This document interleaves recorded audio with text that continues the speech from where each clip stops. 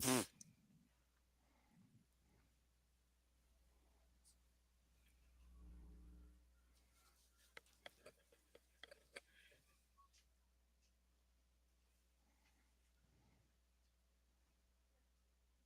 ahead, Noah.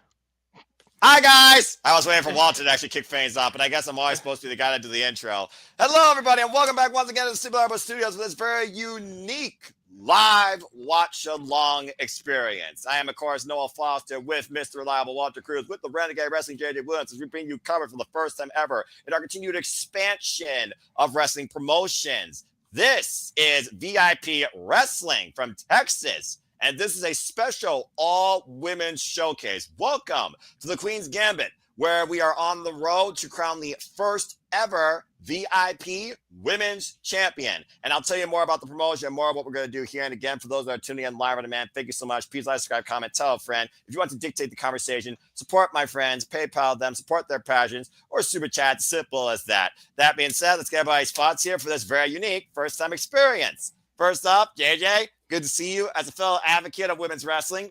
Damn it. This is going to be a lot of fun. Of course, we're coming back to Time Match Network. That's how you can watch the show if you want to with us as well, folks. Since WrestleCade weekend, and we've done a lot of fun stuff with this service. So I'm looking very forward to this. How you feeling about it?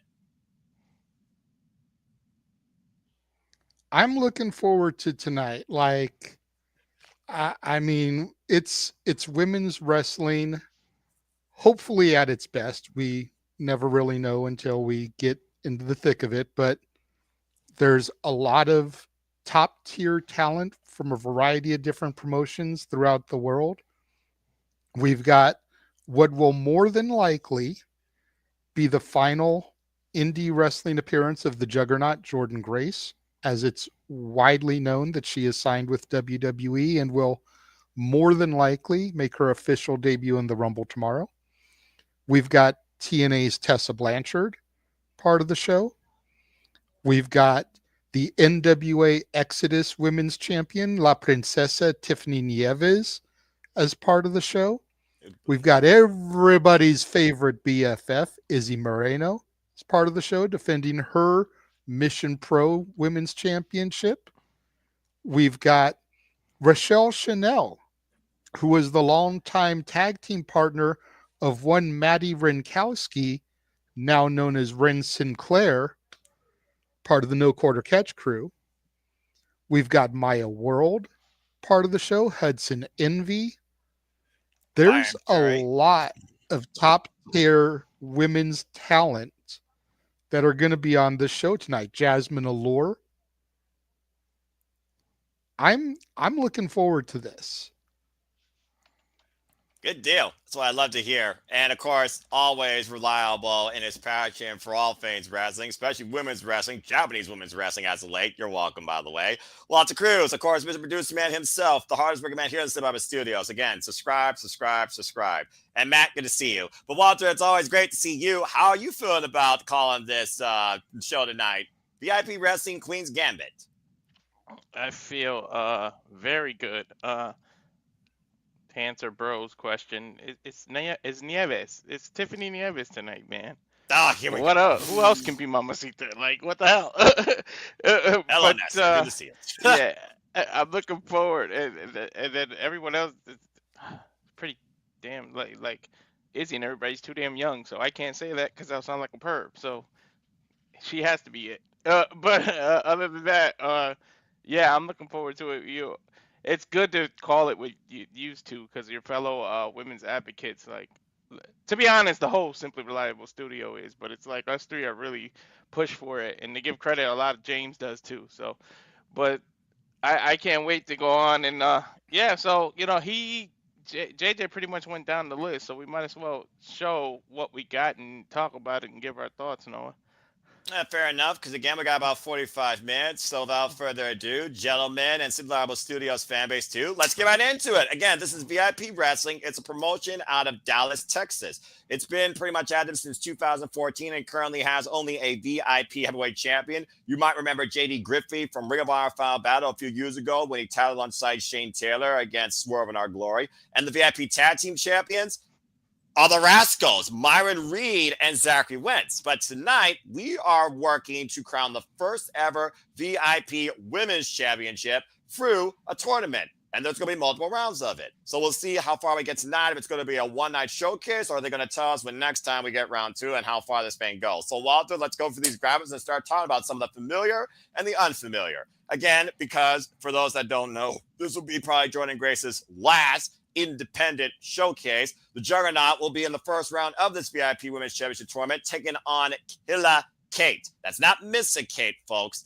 That's Killa Kate. Much to what I believe Walter was saying earlier, a lot of the talent here is young, independent wrestlers, not even 10 or 5 years in their career from various promotions all throughout Texas. We have, of course, Reality Wrestling representative. We have promotions representative throughout Tacoma. Tacoma promotion, out of other parts of the biggest state in the country. Go figure. You have Women of Wrestling represented here as well as people, of course, we've seen across other time match showcases, including Ladies Night in previous years, and Mission Pro. So that first match, you would think it seems like a no-brainer because it's Jordynne Grace, the history maker, the trailblazer, one of the longest and record-setting TNA Knockouts world champions of all time. But again, like you all talked about earlier, this will be literally, I think, her last stop before she is WWE for the longevity. For those that don't know, Killa Kate's been heavily involved in Tacoma Pro Wrestling out of Sherman, Texas. She's also known as BK Ribbon. She is 7 years in her career. She's also been involved in Women of Wrestling. You also find a lot of these wrestlers are only trained out of Reality Wrestling or VIP. They're trained out of a promotion called DFW, All Pro Wrestling Academy, out of the Dallas area. It's one of those things where you look at experience, but you also look at who's staying here. I would call this an upset, but I do think I'm going to go with Killa Kate here because it's one of those things where if Jordynne Grace goes to the next round, who's going to beat her? Are we going to literally recreate Genesis? Although that may not be a bad idea. But yeah, well, now that I think about it, it's a tournament, but it's only one night. I'm going to go with Killa Kate. JD, let's start with you. What's your thoughts on this, considering what you just talked about with Jordynne Grace? Do you think it's one and done?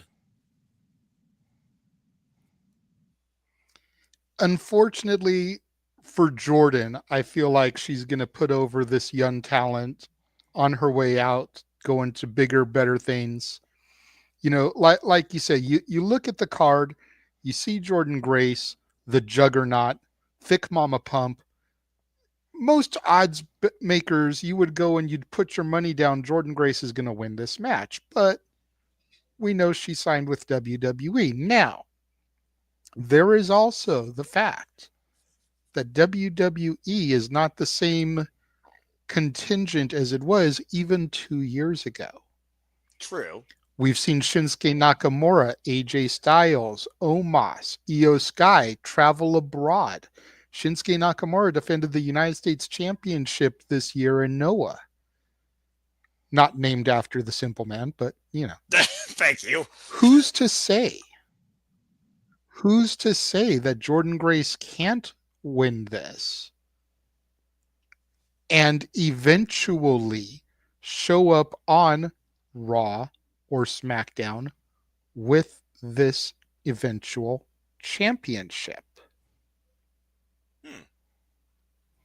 2 years ago, 5 years ago, 25 years ago, we would have said no chance in hell.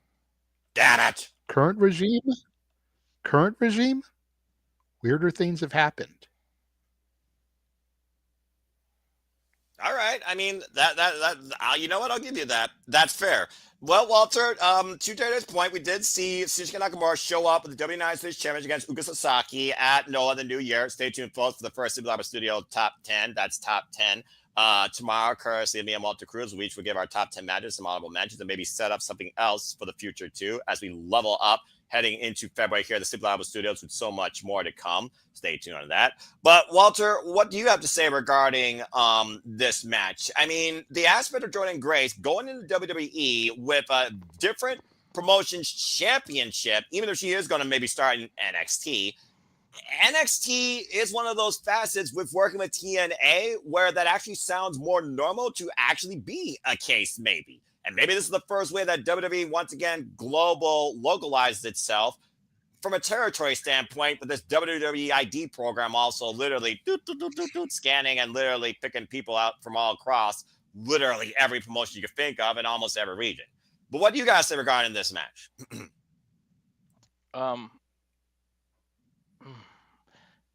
JJ made me second guess because, As he does. all right, if something happened Saturday, what would be interesting is if WWE acknowledges that she was in this tournament. If they say it, if she, says, "Happy birthday, mom! I'm leaving on a jet. I'm out. I'm going to Indianapolis." Because I got somewhere to be besides your birthday here. Because she's just trying to throw us off the center of the trail. But we weren't. Might some of us were born at night, but it wasn't last night, Jordynne. We we This know is where you're also going. accurate. We know where you're gonna be. But if she pops up and they actually mention and put a reference to this tournament, because we've seen Michael Cole do little nuggets and drop little hints, and we've seen them mention it other companies before. So if they can do it, why not have her keep continuing in the rounds and maybe eventually lose in the finals to put someone over so she can just focus on WWE or win? But unfortunately for us, the fans of hers, I think she loses the match, the first round, and Killa gets to make a name for herself off Jordynne Grace's back. And what better name to win? Like somebody who's young in their career gets to actually say, "I beat this juggernaut." Like literally, I know it's a nickname, but she's literally a juggernaut of women's wrestling. And Accurate. you get to say, "I beat her." Like, come on. Like, how many people are gonna get to do that? That's like you're 2, 3 years into your career and you in the '80s and you beat Hulk Hogan. Like seriously, Brother. like it's to that almost. Like nine, and we all know what doesn't work for him, brother. So not too many people get to see that. So I mean, say that. I mean, that's fair. And again, folks, we are focusing on this independent promotion showcase tonight. So if you are watching SmackDown, please remain hashtag spoiler free. And please show decorum in the chat tonight, please. Thank you. Yes, JJ, I see your hand up. And to Walter's point, you don't want Jordynne to look weak in defeat. So let's not forget, and we can run to this match next. Tessa Blanchard is on the card. Yes, Who's to say she that is. Tessa Blanchard doesn't insert herself and cost Jordynne Grace the match? I mean, hey, she's a hothead, and these two, Jordynne Grace and Tessa Blanchard's history, it goes all the way back to Impact Wrestling 2019, and even before then on Independence. But yeah, let's go ahead and talk about that match because, like you said, Tessa Blanchard, she's also involved in this crazy shit as she faces Alejandra Quintanilla one-on-one for the first time ever. And for those that don't know, this is not the first time these two have met in the ring, but it will be a first time ever one-on-one match. They actually met each other previously in a ridiculous 10-woman tag back in the promotion River City Wrestling in San Antonio, Texas. Of course, Tessa Blanchard coming off an incredible win against Jordynne Grace, saying that nobody can touch her on Impact Live. Truth be told, the world is literally hers to claim, and it may be undeniable for this diamond. Yes, Walter, I see your hands. Why don't you go first and give your thought? I just wanted to do this. JJ can go first. I just wanted to do this because the only time I'm getting to do this to Noah. It's Quintanilla. I get to Thank you. correct you on a pronunciation. That's never gonna Well, I happen. may know Japanese I names. can't. I cannot not do it. I may know Japanese names to a degree, but I am not Latino, so gracias, senor. Thank you. And I'm probably going to screw it up again some point tonight. JJ can go. I just had to do that. That's fair enough. And JJ, in case you don't know, Alejandra, she is known as La Leona, or her finisher, of course, is Lion's Prey. She's also known as The Lion, been heavily involved freelancing about the Texas area, and currently is the RCW Women's Champion. So go ahead and give your thoughts towards this match. I was going to do exactly what Walter did. I was going to be like, did he just say Quintanilla? Like, I thought I was white. Even I can get the Quintanilla. I thought I said Nia, but again, bag. Sometimes I can't speak. Midwest accent. What are you going to do? Anyway, Go ahead, talk about this match. It's all good. It's all good. The first thing I thought of when I saw her name was, and I'm assuming it's not her real name, is she playing off of Selena Quintanilla? Mm. You know, is she trying to, considering that she's Texas based and that's where Selena was from, trying to play off of that namesake? Interesting thought. That was the first thing I saw when I saw Alejandra Quintanilla. Was we tried? I would almost be curious to see if her theme music is something Selena, to try to play off of that. You literally were I taking don't the know if we're words out of my actually going to mouth. get to hear entrance musics. I don't know if we're going to get to hear entrance musics, but that's something I'm actually curious to see. That's a good But point, actually. again, much like we said, when it comes to this match, you look at it, and like we said about Jordynne, you would just assume Tessa's going to win this. But Tessa and Jordynne, being the only established, well-known, televised talents in this show, lead me to think that maybe we could have something here that, even if Jordynne and Tessa don't move on in the tournaments, maybe we can get Jordynne back here for whenever the second round is, to have another match with Tessa, because they both end up costing each other in this tournament. Or they both on opposite sides of the bracket, or And somehow that like both draws go people. bracket. Yeah, and that helps to draw fans to the next show, because we're going to get, for the last time on the Indies, Jordynne and Tessa. I mean, that's fair. And again, we don't know the extent of when the next show is going to be. And of course, Alejandra, for those that have been following MLW, she was recently in the ring with Persephone. You might remember her, Walter, from the International Women's Four-Way match with from Athena. Yep.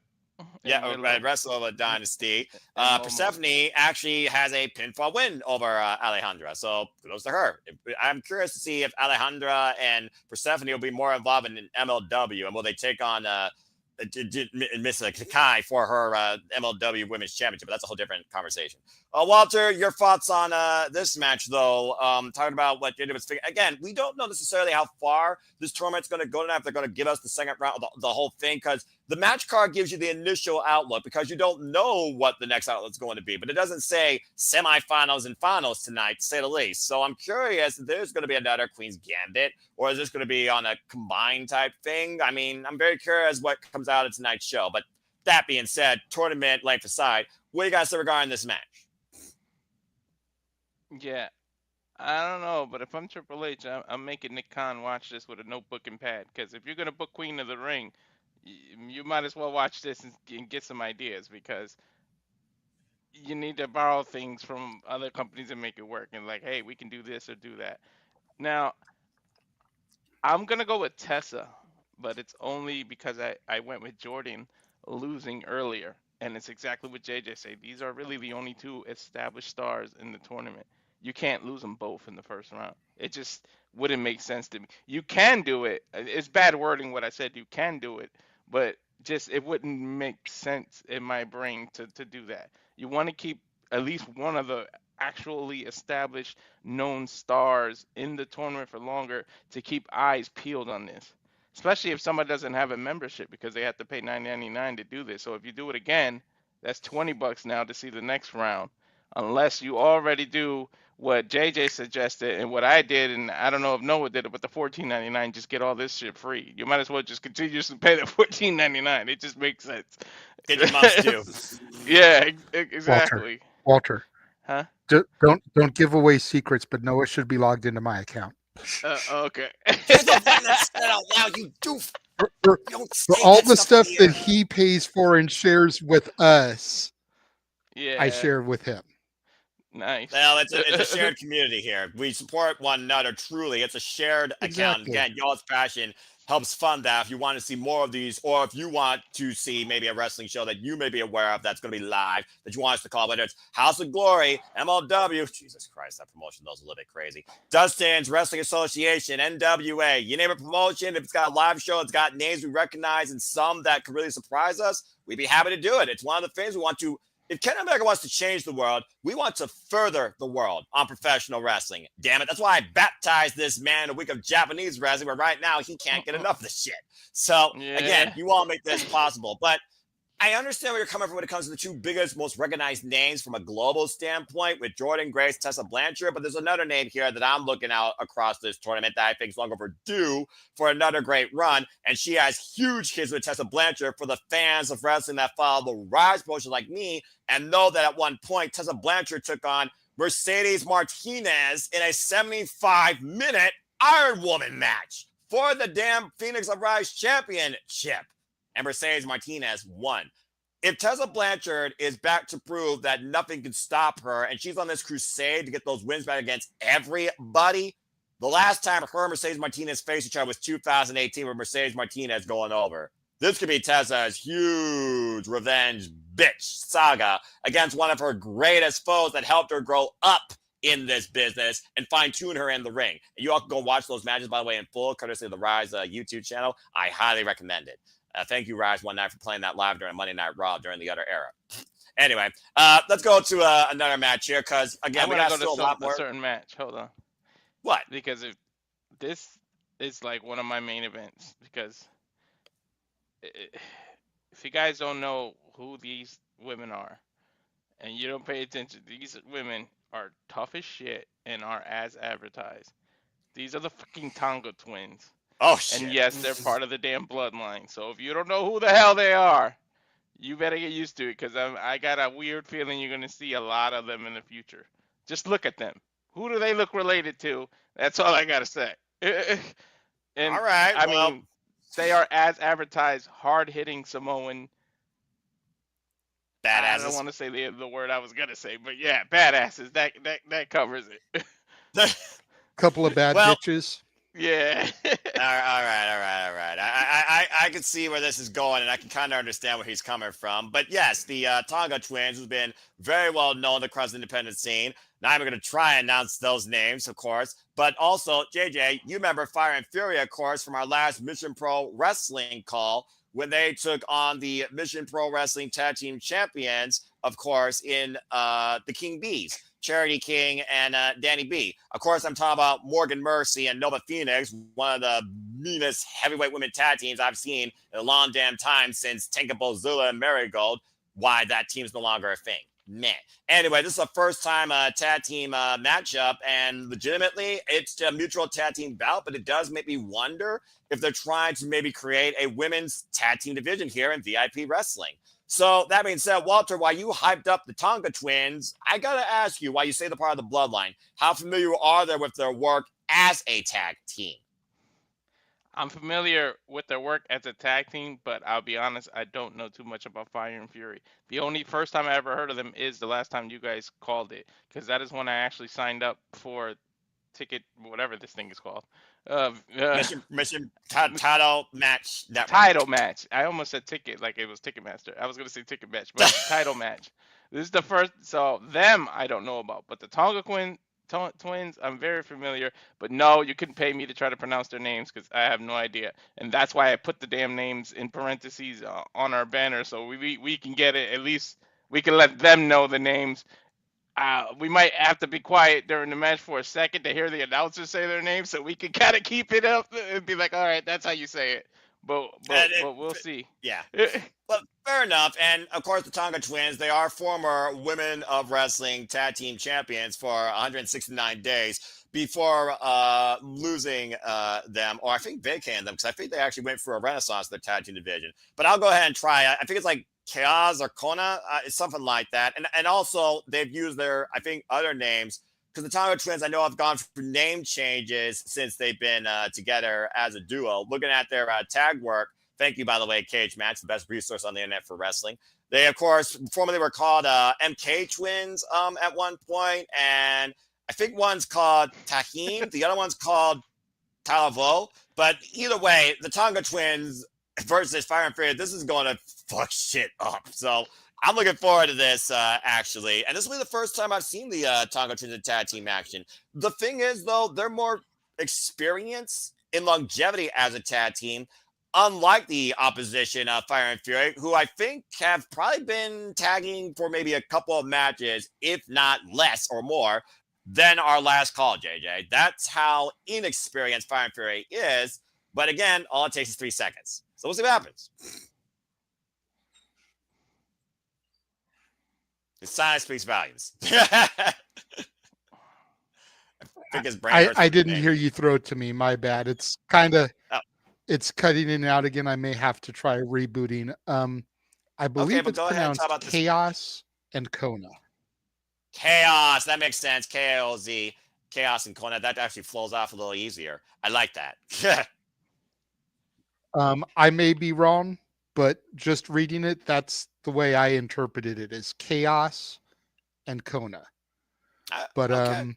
I'm curious to see what these two women bring to the table, because Walter is right. You look at that image and you just look at them and they look like a couple of bad bitches. I watch Chris Van Vliet all the time. Or no, it's not Chris Van Vliet, excuse me. It's the No Contest Wrestling podcast, O'Shea Jackson Jr. and his boy. And they're always talking about, if you're in a bar and you've got 50 people in there that are trying to come at you to start some shit, who's your squad to make sure you get out of there alive? These two women look like two women I would want on my side to start beating some of them chicks up that are going to be standing by their men. I'm just saying. That's you just look at them, and looks can be deceiving, but when it comes to Samoans or Tongans, it usually is not. And Lee, with the comment of the night so far, I don't know anything about him, but I bet you can't headbutt him.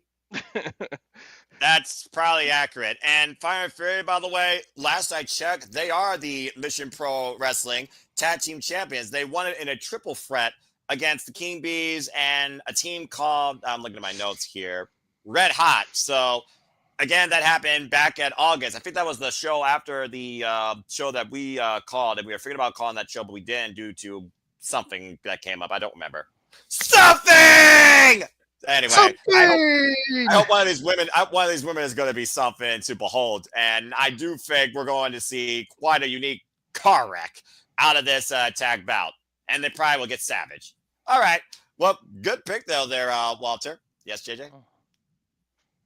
I will be right back. I'm gonna try to reboot again while you guys start talking about the next match. Okay, fair enough. Well, again, we know we got more tournament action. Since I did the last one. Well, fair enough. I mean, we know we got a lot of tournament action. We've already talked about those, but we also have championships. We have 3 championships on the line tonight, including the championship I was talking about for the promotion that many of these women have been trained out of, the DFW women's title. So why don't we go ahead and talk about London Dior. For those that don't know, one time she was on AEW with Mariah May. She's also still very young in her career, but she's going after Hudson Envy, who looks like she may intimidate me. Hudson Envy, by the way, also known as Spike. Look at that. Good God. Talk about Mad Max. Hudson Envy, of course, has been the DFW All-Pro Women's Champion for quite a duration of time, even though it's not fully recognized. But comes in here with 12 years experience. She is a brawler. She is known as the Tattooed Metalhead Pit Bull. How's that for a nickname for you? Why, London Dior, again, we've seen London Dior throughout, if you follow the promotions like I have, not just AEW, but reality of wrestling as well. She's been involved in women's battle to the bell ladder match. She's been involved in women's tag team action against the likes of Maya World. She's also been involved, of course, in that promotion I mentioned earlier, RCW. But this right here feels like, to me, a feeding frenzy for Hudson Envy. I would be very surprised to see London Dior come out as champion. What do you guys say regarding this and that graphic you saw where that person might as well be cast in Mad Max, Walter? I was going to say they might as well cast her in Star Trek or something. Like, the way she looked. Hey, Charles, how are you? But honestly, yes, I need education. I don't know anything thing about these two. I'm not gonna lie. So I really don't know. Like it'll be a pure guess for me, but I think maybe one of these titles change hands, but I think there's a retention here just based on the photo alone. But I honestly, you would have to educate me on who they are, to be honest. Well, I kind of did that. London Dior is super young in her career, less than 1 year of experience in and out of the Texas area, reality of wrestling, RCW. Even had a stint on Collision when they were down in Arlington, Texas against the Glamour. Mariah May, why Hudson Envy, she's been around the business quite a bit, rough around the edges, quite literally. And currently, she has been a champion across two promotions, the Girl Fight Champion and the AWS Women's Champion. And now she's the champion for DFW, All Performance Wrestling, outside Dallas, Texas. She's also been involved in promotions like Shimmer. For those that don't know, Shimmer hosted a lot of women's wrestling back in the early days for many of the great female competitors you know across WWE and TNA.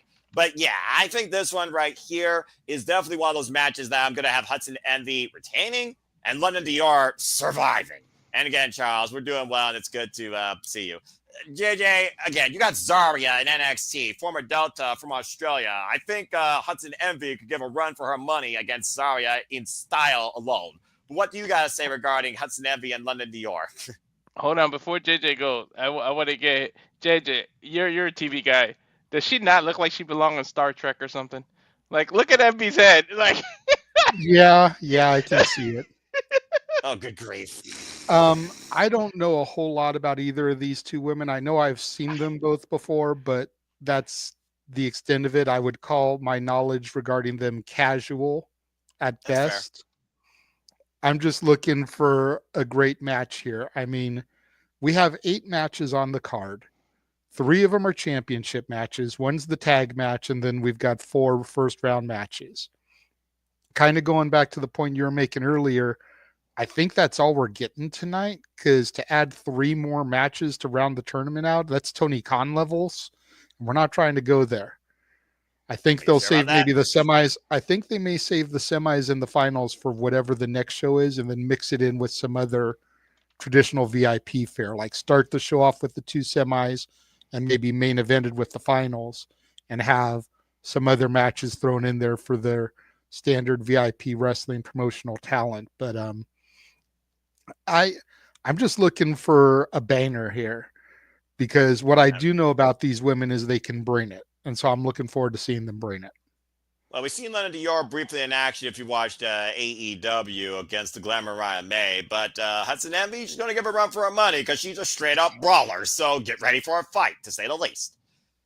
All right. Well, let's go ahead and move on from there. Speaking of brawlers, fighters, survivors, let's go ahead and talk about another title match. Let's go ahead and talk about the Mission Pro title with everyone's favorite buddy BFF, shall we? And I'm sure these two are going to have very interesting conversations considering who one Mamacita is and who's one Buddy is. Let's talk about Izzy Moreno versus Tiffany Nieves for the Mission Pro Championship. We're finally running it back. The one person that probably will never be quote oh, you unquote. forgot something. What? You can't just say Tiffany Nieves. There's another part you got to say with it. La Princesa. La Princesa. Apologies for my insensitive nature on the introduction, if you will. That being said, La Princesa, of course, former Mission Pro champion. Good grief almighty, all this name freaking convention. Not saying La Princesa would be like not saying the Glamour Mariah May. Yeah. Or timeless Tony Storm. That's she a high is bar. La Princesa Tiffany Right. Nieves. Get it? It's like, got it. Bueno. Yeah, if you don't say La Princesa, it's like you're not going the virtuosa. Like you have to do it. Mm-hmm. All right, fine. So apparently she's earned that namesake, so I respect it. But yes, La Princesa, Tiffany Nieves, former Mission Pro Wrestling champion, of course, lost it against Izzy Moreno last year at MPW Summer Lovin', as Izzy Moreno has been the champion since with 2 successful defenses against La Mera, Fonda Rosa, and Carolina Cruz, of course, we called at Ladies Night Out 14. But Tiffany Nieves, of course, who's been tracing her own trail lately across NWA territories, including, as you talked about earlier, the current women's NWA Exodus champion, the territory promotion owned by one EC3. She's come back now for her title. And again, I think this is the one person that will never be Izzy's buddy, quote unquote. It's one of those things with Mission Pro, ever since they went on that indefinite type hiatus, and we have no idea what their next show is going to be. I really don't know how to interpret the Mission Pro championship held by the likes of Holidead and, of course, the killer Kylan King. Kylan King, get well soon. But I love that this is Izzy Moreno's first ever championship while she is still so young in her career. The super fan of Bayley. And it's just one of those things where I do think eventually she's going to go to NXT and we're going to get Bayley versus Izzy Moreno because that has to happen at some point. I'm just saying. But right now, I think she's going to continue this run. She's been taking this title wherever she can. She's been defending it. I'm not going against my BFF right now. I'm going with Izzy Moreno for the win. Now then, Mr. Mamacita, and correcting me about La Princesa. Walter, what you got to say regarding this match? Do you have a title change? Well, lo siento, princesa, but Mario and Luigi sitting at home getting drunk. There's no saving you tonight. Izzy's gonna win. Sorry, princess. It's not Bowser's castle you're stuck in tonight. It's in the ring with a very young, hungry, and motivated fan of Bayley, Izzy. I don't see a title change here. Although I love to see La Princesa. I doubt it. I mean, and Izzy has like my heart. Like when you guys called it, I remember when you guys called it and she actually won that championship. Like in Ric Flair in '92, like a tear came to my eye. Like no lie, like it was just so heartwarming. And I'm personally just not ready for that run to end. No time soon, to be honest. All right, then. Good man. JJ, you, of course, I believe you and Walter and or James called La Princesa Tim Neves taking on Natalia Markova recently in the NWA, and she's been the NWA Exodus Pro Midwest Women's, Jesus, that's the title, Women's Champion now for 161 days. Still probably wants to go after the Burke, I imagine, too, still held by one, Kenzie Page. Leaving NWA still pretty empowered. Kudos to her for holding the Burke strongly and proudly. But what do you got to say regarding this? Do you think Tiffany gets it back, or is it pretty much this is it? See, I find it hilarious that you just assumed out the gate that Izzy is my BFF. And while I am a huge supporter of Izzy Moreno, while I loved and insisted that we call that title match where she won the title, Right. I became a La Princesa fan first. It's one of those areas where me and Walter are on the same page again. La Princesa is the reason why I tuned into the NWA wrestling on a consistent basis. There's a reason why me and James called that match, because he is Team Markova, I am Team Nieves. And as soon as they announced that we're finally getting that cage match, the first ever women's cage match in Alabama history, we will be running it back. All that being said, it's not Izzy's time to lose yet. While I would love to see La Princesa add another championship to her belt collector glory, it ain't time yet. And before we get to Bayley versus Izzy, I feel like there is some unfinished business with Izzy and a certain boss, a certain CEO who represents a company who is going to be having their huge show of the year in Texas this year, about a month or two after Izzy finally hits 18 years old. Oh, shit. And considering the woman responsible for putting that championship on her works for said company, considering the woman who helped train her works for said company, do not count out an Izzy Mercedes match before the end of summer. Okay, then. Come with you, JJ.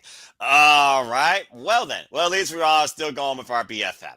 And we'll see what happens in Texas in July soon enough, as well as my friend the King, who will be there. I'm freaking jealous, as well as Sienna Chanel. Hope they have a great, safe time.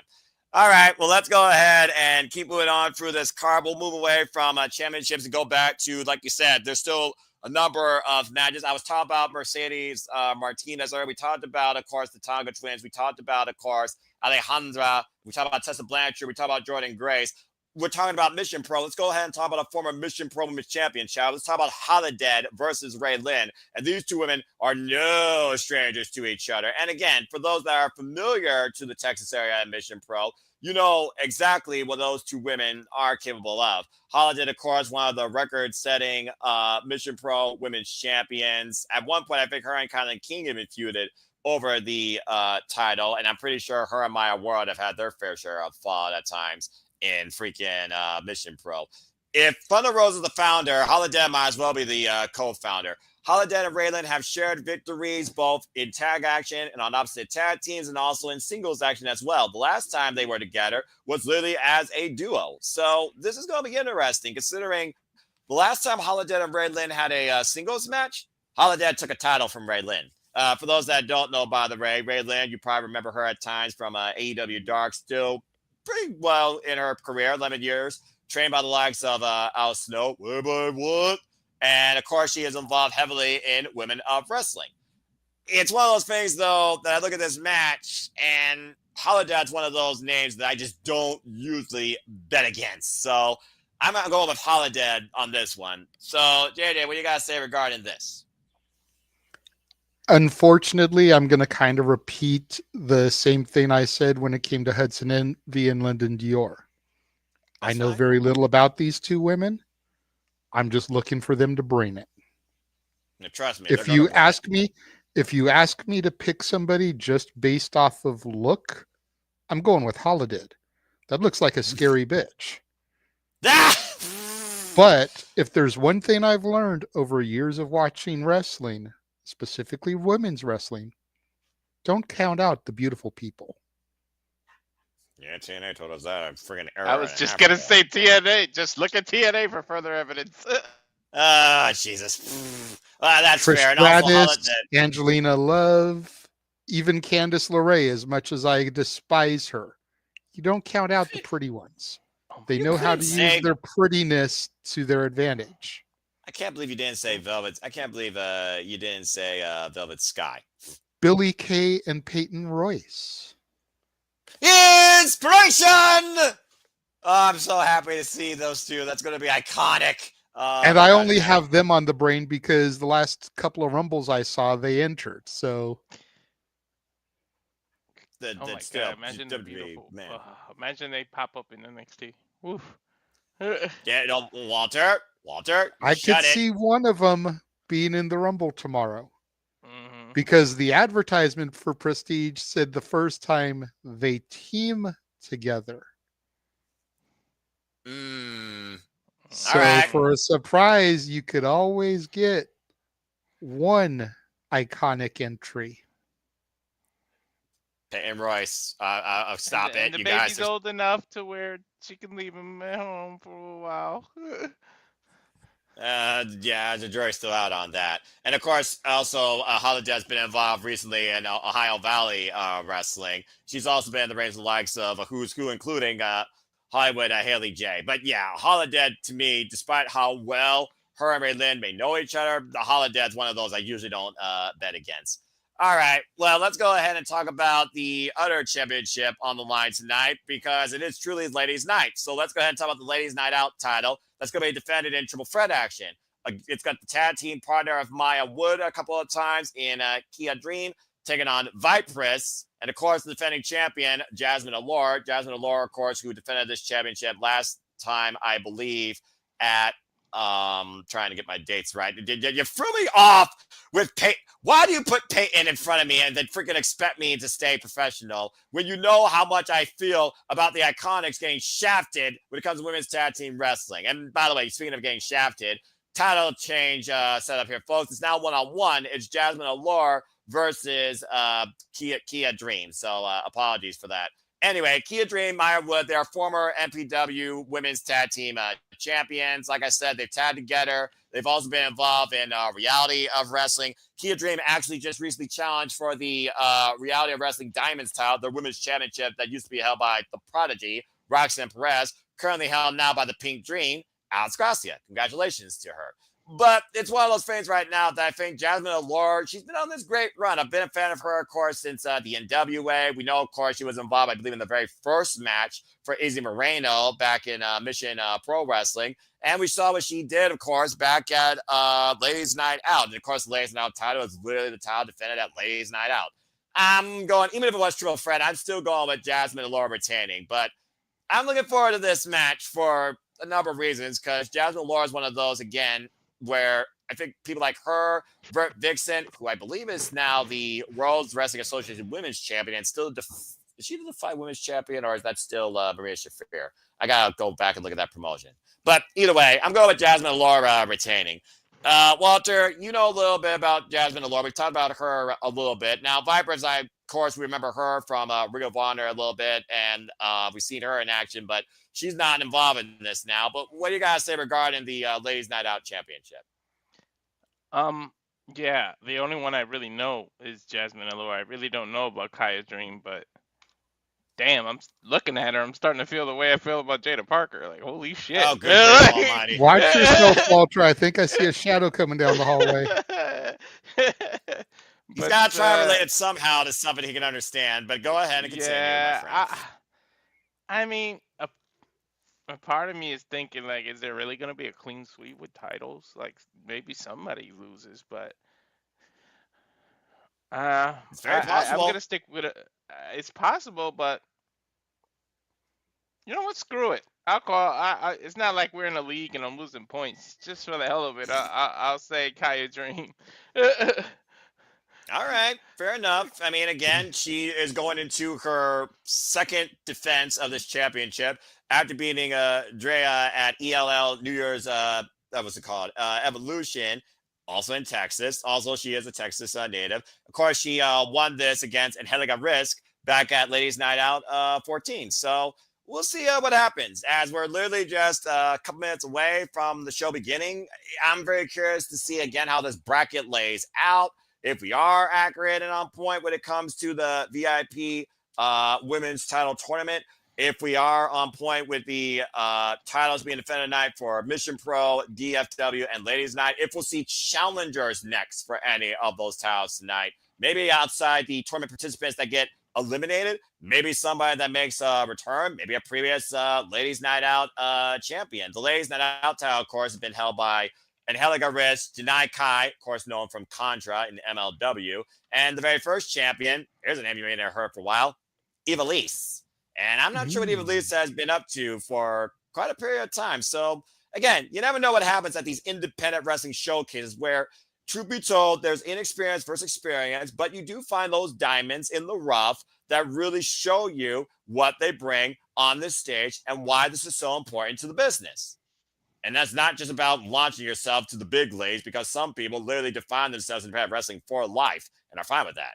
So, again, we'll see what happens here soon enough, as we got 3 minutes left. And I think we basically about covered everything except for Maya World versus I had to actually look up her name because it's actually a shorthand notation. Even though it says, I believe that's Rachelle Chanel, it's actually Rachelle Chanel, and she's been involved. She's also known as a fashionista. Good grief, that sounds bougie enough to me. Let it She's be been involved noted heavily in. I'm threatened in a live stream, so if I suddenly, disappear one of these days, we can use this clip as evidence. Just saying. I mean, the internet. I don't think that's helping your case any, Walter. No, it's not. Honestly, I don't think he's helping himself anymore when the internet's forever. Rachelle, of course, has been involved heavily in Ring of Honor and Reality of Wrestling. She actually was the former Reality of Wrestling Diamonds champion who just lost it to Gracia, the Pink Dream. So, again, I think this is going to be a very even game contest. These two are very familiar with each other. But ever since Maya World went into business for herself back at that Mission Pro show we called JJ, Maya World's been trying to really figure out things to get her career jump started. So we'll see here soon enough as we get ready for Title Match Network's presentation here of the Queen's Gambit, courtesy of VIP Wrestling. Hope you all enjoy the ride, enjoy the conversation, enjoy the reactions, and get something out of all women showcasing that for women's professional wrestling. So let's get ready to go, guys. And unless anyone has any closing thoughts or you want to talk about Maya World a little bit or Rachelle, I think we about covered everything here. So does anyone have anything left to say? We also saw Rachelle defend that title at Mission Pro Wrestling. Again, the show we didn't call. It was literally the following show, Midsummer Blast against Carolina Cruz. Of course, you saw her at Ladies Night Out, of course, taking on Ethan Moreno. So again, there's a lot of intertwined competitors here that face each other on some stage here within the Texas area, whether Mission Pro or whether Ladies Night or right here now, we're going to see them in VIP or Reality of Wrestling or the other promotions that I talked about in out of the Texas area. So this should be fun. And if you haven't figured out by now, simply put, folks, support women's wrestling and support and respect independent wrestling. Let's go ahead and get ready for this. I still see the screenshot of Alejandra and Tessa Blanchard here. I'm not sure if that changes automatically or do I hit a button? Refresh it. I've got the Queen's Gambit logo. Okay, let me try that. There it is. And then play.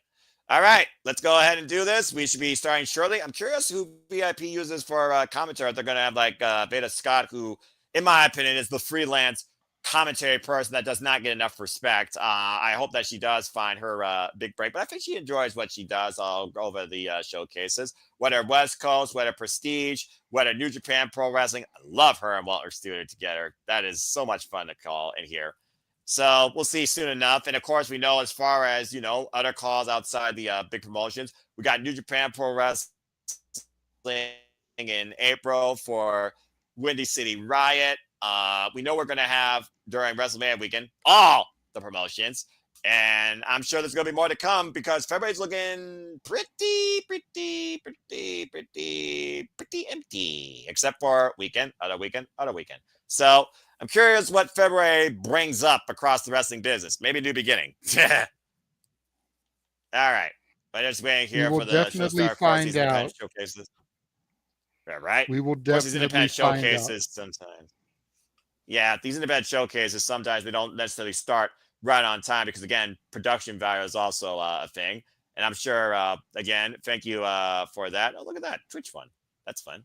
And again, we'll be leveling up soon with gaming content, particularly on the Twitch platform here soon enough, folks. Stay tuned, whether it's podcasts, Let's Plays, Jackbox Party Nights, or co-op Engage. We'll see what happens.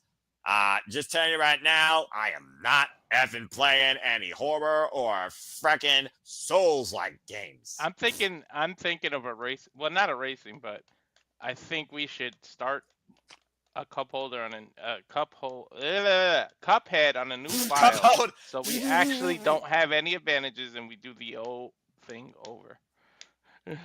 All right, fair enough. I already beat the single player and the DLC because I don't co-op with anybody because I work alone. I'm solo in this world. But all right, I'm up for it. You already got the Cuphead freaking costume, so I went to the pool. I went to the pool and I have over 3,000 deaths. 3,000? You know when you go to the pool and look at your deaths? Yeah. Yes. I don't even have 500. What the hell? Who killed you? Me and my son too playing. I think the deaths add up if you're playing co-op, okay? So maybe they all ain't you. I don't know if each individual character can go to the pool and look at their deaths. I will say this. I've been playing Hades lately, and I equated, I think, close to 3,000 plus foes slain across 35 runs with 2 escapes. So there you go. Again, folks, the teams are things to come when Simply Reliable brings you Level Up gaming content with a gaming podcast retrospective, maybe game hype ups, some solid game reviews, what's on our wish list, and maybe we'll engage other people that are also gamers here in the Super Bible Studios too. Maybe even somebody else outside Super Bible Studios, but a partner and a friend in No DQ. Stay tuned. Again, you never know what the Super Bible Studios will bring you across all forms of entertainment, particularly professional wrestling. Damn it, as we look to further the world on wrestling with these independent showcases. I know Rhodes Wrestling Association by Dustin Rhodes has a tournament coming up. It might be something to check out to see what's going on there. Bert Vixen, I believe, is their women's champion. I forget who the men's is. I have to double check that. And of course, Dustin, Passion Lives here. Always respect to the natural. Shout out to Dustin Rhodes. Go check out Rhodes Wrestling Association. Pro Wrestling Eva, of course, have their next big show coming up where Alex Rinza will finally go one-on-one with Jamie Hayter. Let's freaking go. Jamie Hayter, of course, former member of the Pro Wrestling Eve wrestling roster. Y'all can, of course, find Pro Wrestling Eve on their YouTube channel. I believe that is going to be a YouTube stream as well. I think that's February 7th. I have to double check my timing with that there. At times, MLW, of course, does their shows. We know that now Matt Riddle, is the MLW World Champion. So we'll see what's happening there. I just see logo right now. So we are just playing the 18 game. Here's when your cue cards come into play. I got VIP this wrestling Queen Gambit. Okay, that's what I have too. Yeah. Damn, that's why I'm just hyping up other independent wrestling promotions, because I look at Defy and I think Marina Shafir, the problem, the possessor of the position, the protector. I believe she's still a Defy women's champion. And of course, we'll be talking more about the Death Riders. Stay tuned, folks, in the Saturday shenanigans after our coverage with the Royal Rumble. Speaking of, you can stay tuned with Super Live Studios this weekend, as of course, we have our Super Reliable first ever top 10 matches from up for January with honorable mentions, as we'll segue into a Royal Rumble pre-hype watch-along and live watch-along reactions with stats. Stay tuned for more on that. And then following that, we'll have, of course, Saturday Shenanigans, your weekly dose of moderated madness by the Renegade Wrestling, JJ Williams, 11 p.m. Eastern Standard Time, with a smile on his face. Eagle. I expect all Eagle to face. All right, here we go. You're ahead of me. I ain't even get that yet. The Queen's Gambit. I just got it. All right. Is that Athena? That is Athena. Does look like her. Yeah, that's Athena. Also a Texas native. The fallen goddess. And the current longest reigning and still Ring of Honor Women's World Champion after defending successfully against Thekla in Stardom in Corrigan Hall. I think me and JJ are perfectly in sync. I think you're like a couple seconds ahead, Noah. Well, if Noah's a couple seconds ahead, that's fine because he's the play-by-play guy anyway. So yeah, true. I like that hat. It's kind of cool. Yeah, the LED.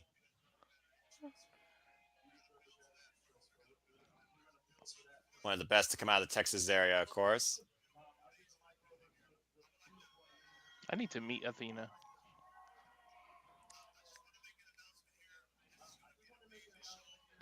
shout out to the former Ember Moon who competed in the Rumble with a jacked up arm.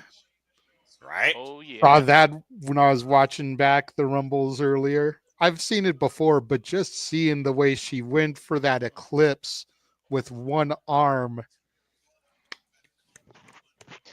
And Chef's kiss. The eclipse is one of the coolest moves right now, too.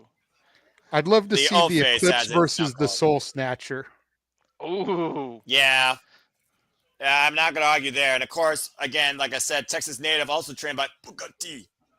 17-year pro of the game, the fallen goddess Athena. By the way, guys, she's been Ring of Honor Women's World Champion now for 784 days. She's on that Roman Reigns run, man. If y'all don't acknowledge her, y'all screwed up. 26 title defenses underneath her reign. Best matches of her Women's career, wrestling too. champs. I was just going to say crowd chanting women's wrestling. They haven't even rang a bell yet. I'm here for that shit. Right? Damn right.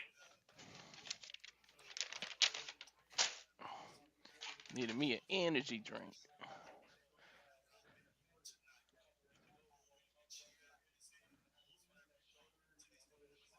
You can say almost anything you want.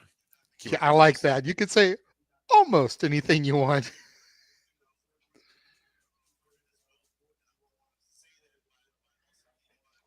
I'm curious who So the guy is. Is he just like the ring announcer? Is he the owner of the company? Because he sounds like he's speaking from like a management position, you know? yeah, I Yeah. wonder if that's the owner of the company or not. don't make it about you. Speaking truth. Maybe it's just the ring announcer because I've heard ring announcers say stuff like that too, you know, bring the energy, bring the passion. The legendary in Southern California, Johnny, and may he rest in peace, Yeah. was all about that as well. Bring the energy, bring the passion. A ring announcer, owned his own wrestling promotion out here, Mach 1 Pro Wrestling. Jeff and I were frequent visitors to that. He also was the voice of PWG amongst many other SoCal feds. But yeah.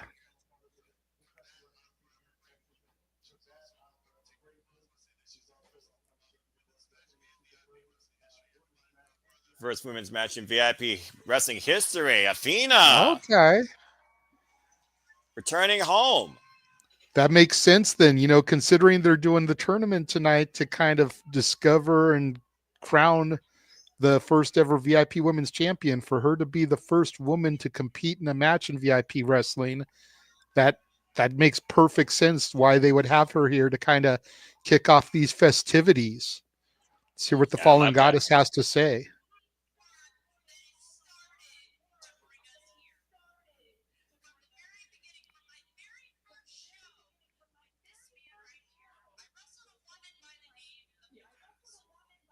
Hey, I remember Nicole Savoy. I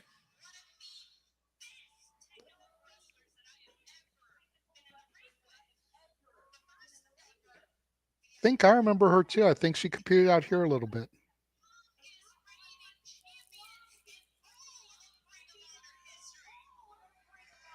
Shout out to Nicole Savoy.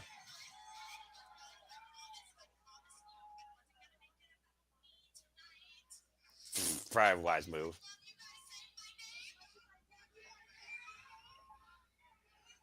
Everyone loves Athena.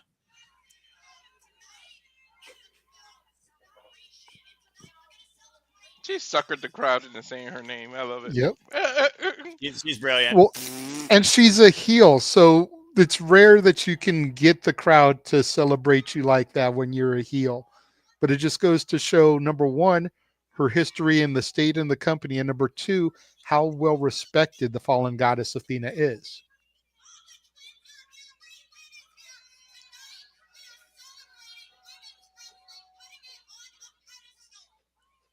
Celebrating with wrestling put on a pedestal. Preach. Fuck yes.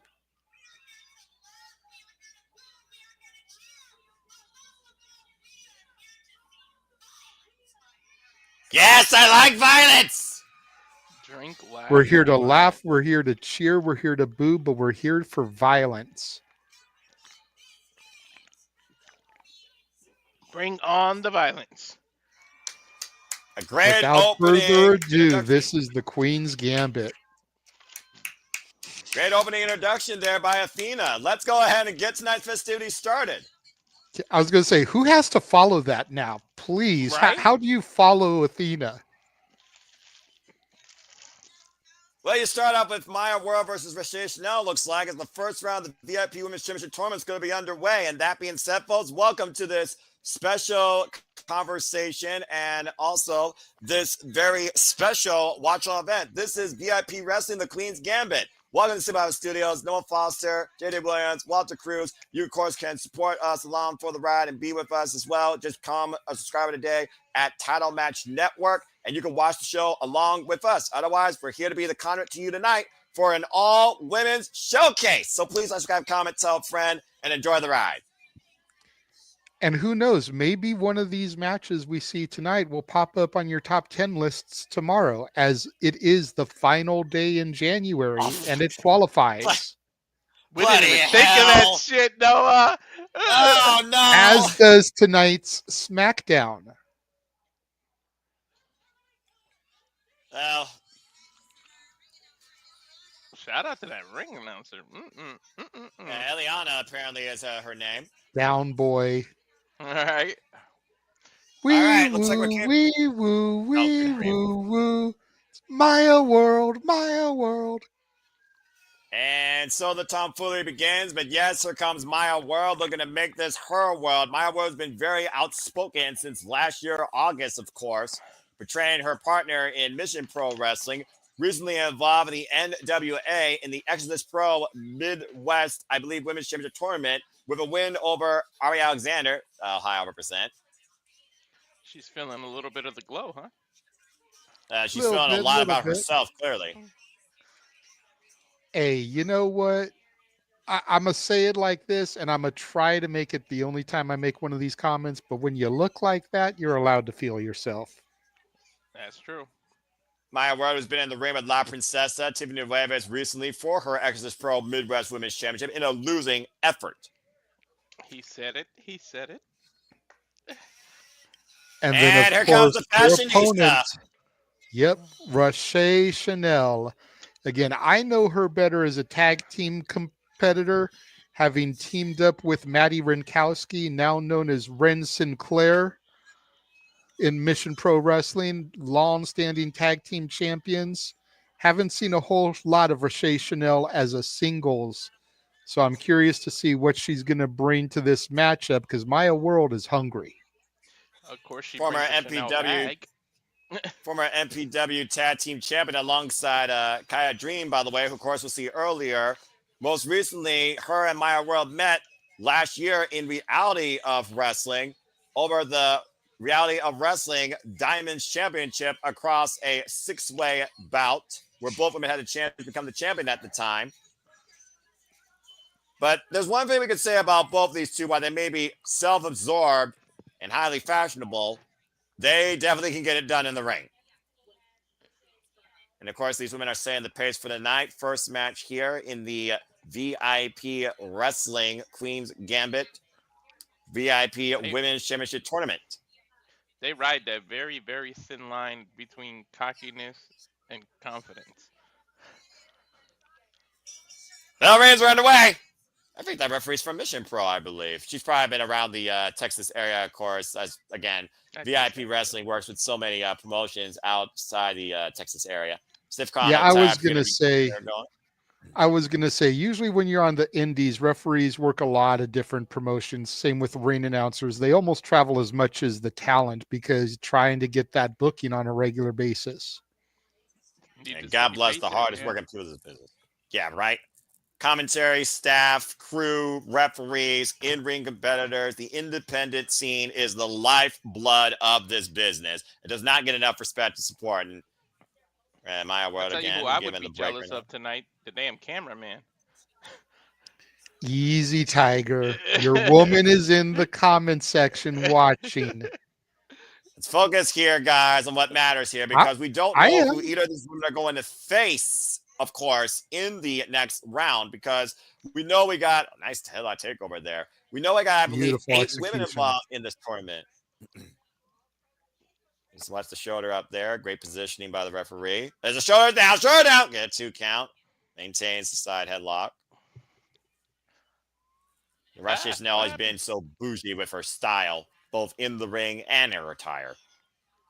Maya World looks like she's got a little bit of a size difference on Rachelle Chanel there, which may be why she was able to counter that headlock into a brief 2 count. And again, the sass off the escape by Maya World. You mean height-wise or like muscle-wise? Width-wise. Okay. You never want to call a woman big, but Maya World looks like she's got a few extra pounds on Rachelle Chanel. I know. A little bit more thickness, if you will. Extra girth helped definitely right there with that shoulder block. And there's the drop down in Maya World. Cartwheel.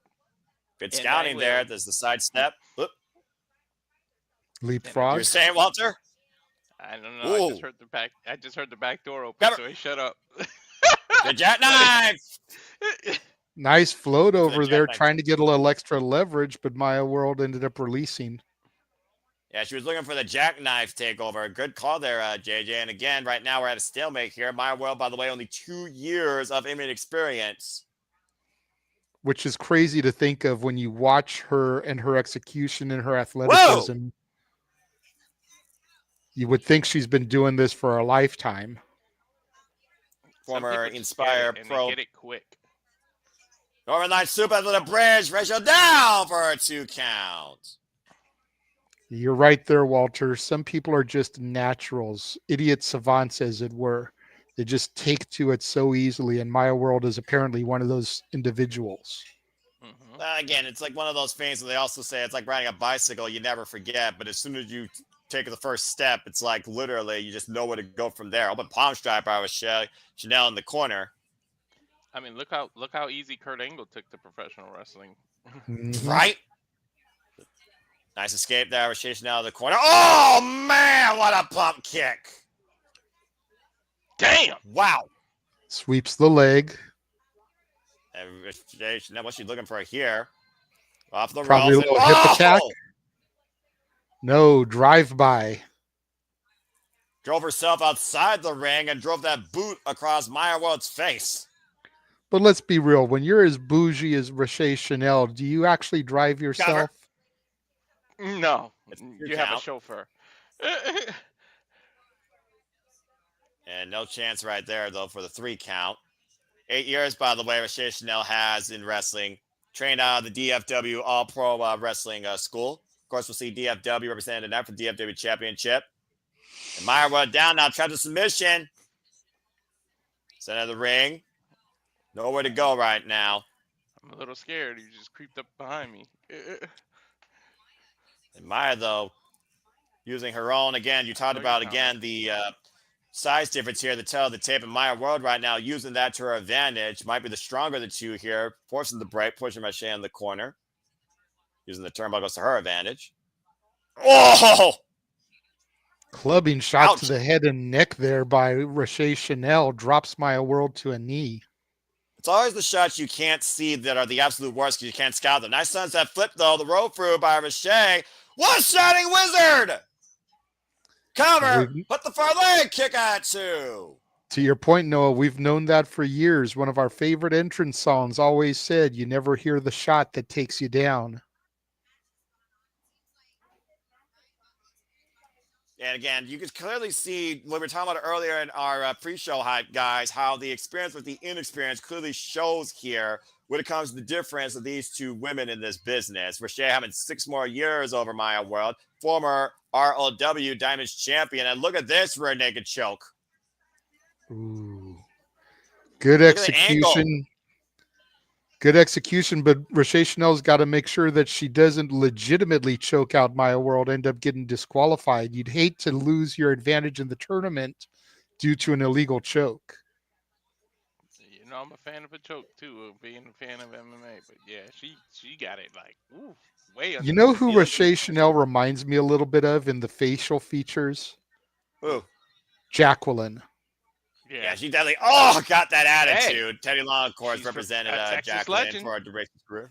Exactly. We're talking about all the great Texans out here, not just the men, but of course the women of wrestling. We just saw Athena. Oh, and Maya catches Rachelle with a super kick.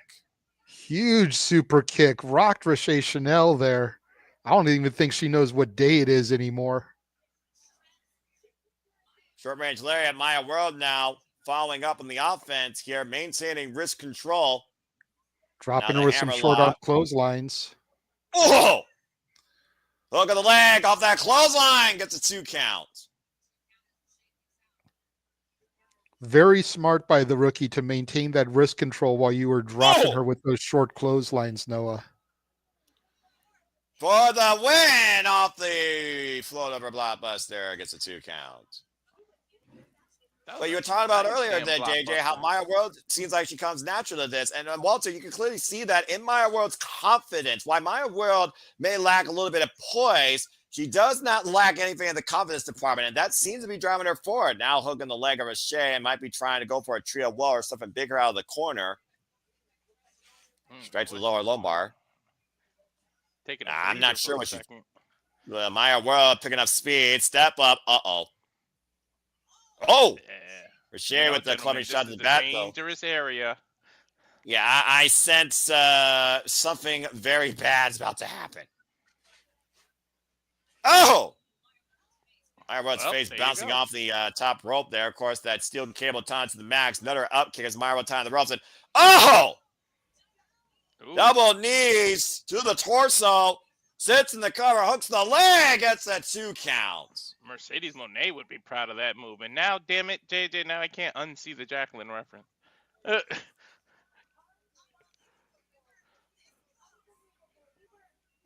There's Chanel, of course, and Maya World. First ones out of this tournament, fighting for a chance to be in the second round to crown the VIP Women's Champion. The first ever VIP Women's Champion. Why, of course, women have competed here in VIP Wrestling. They're crowning the first ever VIP Women's Champion in VIP Wrestling history here. And neither of these women giving up any stretch of the imagination. Standing waist lock exchange here. Now hooking the arm. Nice takeover there by Rachelle Chanel. What is this? Oh, look at this trap pin. Hook up both legs. Oh, wow. Whoa! Hold up. You can almost argue that was a 3. 2 9/10. Uh-oh. Got too Got the cocky. clothesline. And look at this trap pin. Trap pin. Maya got her. Inside leg capture. I'm telling you right now, it was that size, that extra little bit of thickness at this point in the match, 15, 20 minutes in, was able to do it. Rachelle Chanel was too battered, too beaten, too exhausted. Yep, that extra weight in the thigh area held her down with the pin. Yeah, similar to how the Glamour Mariah May fought her way through the Owen Hart Foundation tournament, that inside leg captured cradle. Rachelle had no escape. I wouldn't be shocked if Athena just inserted herself in the finals. Like, now you got to beat me before you can be the VIP champion. I mean, Maya World and Athena, I mean, there's definitely a similar attitude with these two. But if I was Maya World, I'd be very cautious with the fallen goddess on the scene. But you probably want to be cautious as well with these two women in the ring, as Holidead and Lynn are about to meet one-on-one once again for the first time in VIP wrestling. This is not going to be a friendly contest. This is going to be violent. Well, I mean, again, that's one of the things about independent wrestling showcases. We talked about this before verbatim. Let's go down to our ring announcer. If looks could kill, I'm a little scared of Holidead just looking at that damn picture. Right? One fall. I like how she involves the crowd to do that. Hey, everyone knows the one fall thing. Come on, even you know that. But what I'm saying is, like, no one does that. So if anybody starts doing that, they definitely stole it from her.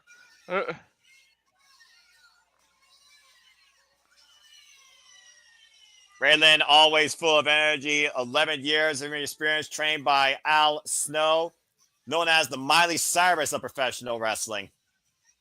Is that because she comes in like a wrecking ball? Does she have hips like, yeah? Dude, she's kind of small. Does she go for the climb? The puns. Dude, Does she give you the best of both worlds, Noah? Right. Anyway, okay, I'll stop there. Her way through the tournament. Okay. Climb her way Can through she this buy herself tournament. Flowers? I was just thinking that. You read my mind. Over 2-time. Damn it, JJ. Dude, IWC Women's Champion. The only person smaller than her is probably Rojo. Oh, Riho? Riho, yeah. Rojo. But you might want to say, what-oh, because here comes Holidead. Oh, yeah. I'm scared of her. We always talk about our schedules and how we's going to die. I think she's going to die. Right? Well, I mean, Holidead and Lynn, they are no strangers to each other. Previously fought in tag bouts, trios bouts, and even one-on-one contests. They have not gone one-on-one since 2023 for the IWC Women's Championship, and Holidead won that night, taking the title from Lynn. But if you don't know who Holidead is, she is one of the meanest, sadistic bitches you will be in the ring with. unleashes She's her like own inner carnage with 11 years of experience, but is also she's a like well-defined technician and a former Mission Pro Women's Champion. she in the Kiss fan club or something. Former Mission Pro Champion, by the way, for 329 days. Look at the This is going difference, to be a good dude. match. How did they look like she could eat Raylan for breakfast? But again, don't count the pretty people out. They No, know Rays were how to use underway. that to their advantage, help add to their psychological game, Walter. It's true. It's also one of those things of how to don't win here. You wonder if she will have eyes on maybe Jazmin Allure's Ladies Night Out Championship be defended later tonight, where she literally beat Jazmin Allure for the Mission Pro Championship back in 2021. Nice waist lock here by Lynn. Standing switch here by Holidead.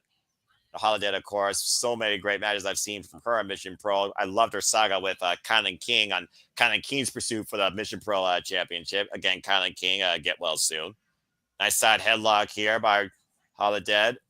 Keep it Great Lynn fundamentals close. here in the early going.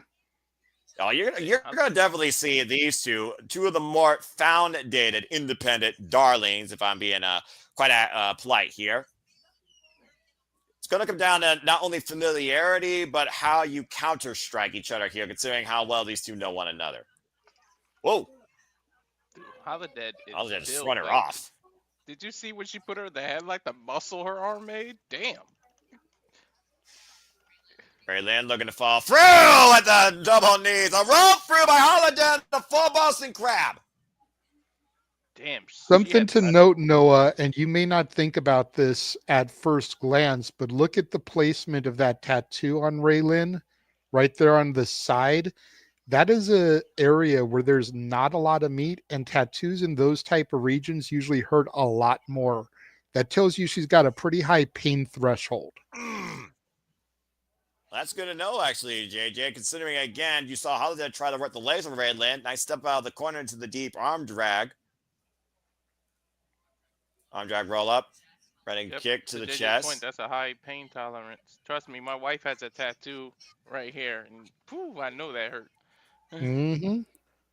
Well, I mean, again, the biggest organ on the human body is the skin. I would also say it's the most sensitive and vulnerable, as Holidead just literally knocked the wind out of Lynn. But Lynn set to the outside. Uh-oh. But the areas of the body where there's a little bit more meat tend to hurt a little bit less because you've got that extra fat and thickness to help absorb the pain. Ooh. Women are smaller creatures in general, so they're already going to have a little bit more of a pain threshold for stuff like that. But then you look at that area of the body, and that's like right where the ribs are. Not a whole lot of room for fat and extra meat. Well, it's one of those things you got to lean your body. Nice drop kick in between the ropes. And, of course, the discipline of professional wrestling is, of course, mental and physical conditioning. Lynn in control of Holidead. We've got action here on the outside for the first time here.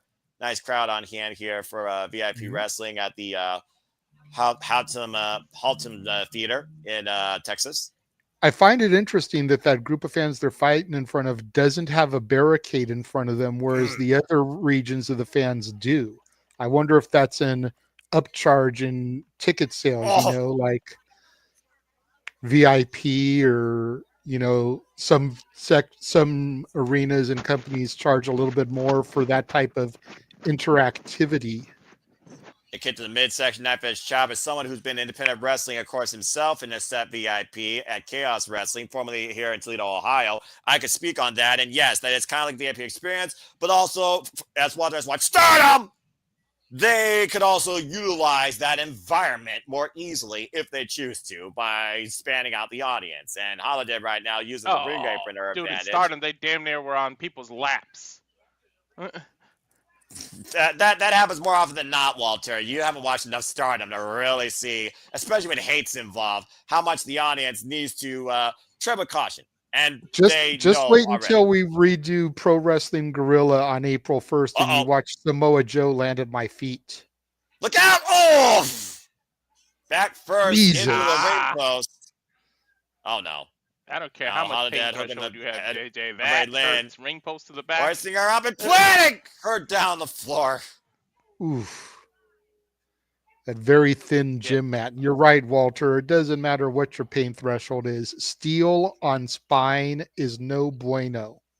And Mm-hmm. Steel wins Steel every over the time as ring. Holidead sits up like the undead. Think about how smart that was too. Not she ran her right into the ring post and then immediately suplexed on the thin mat, like double spine damage.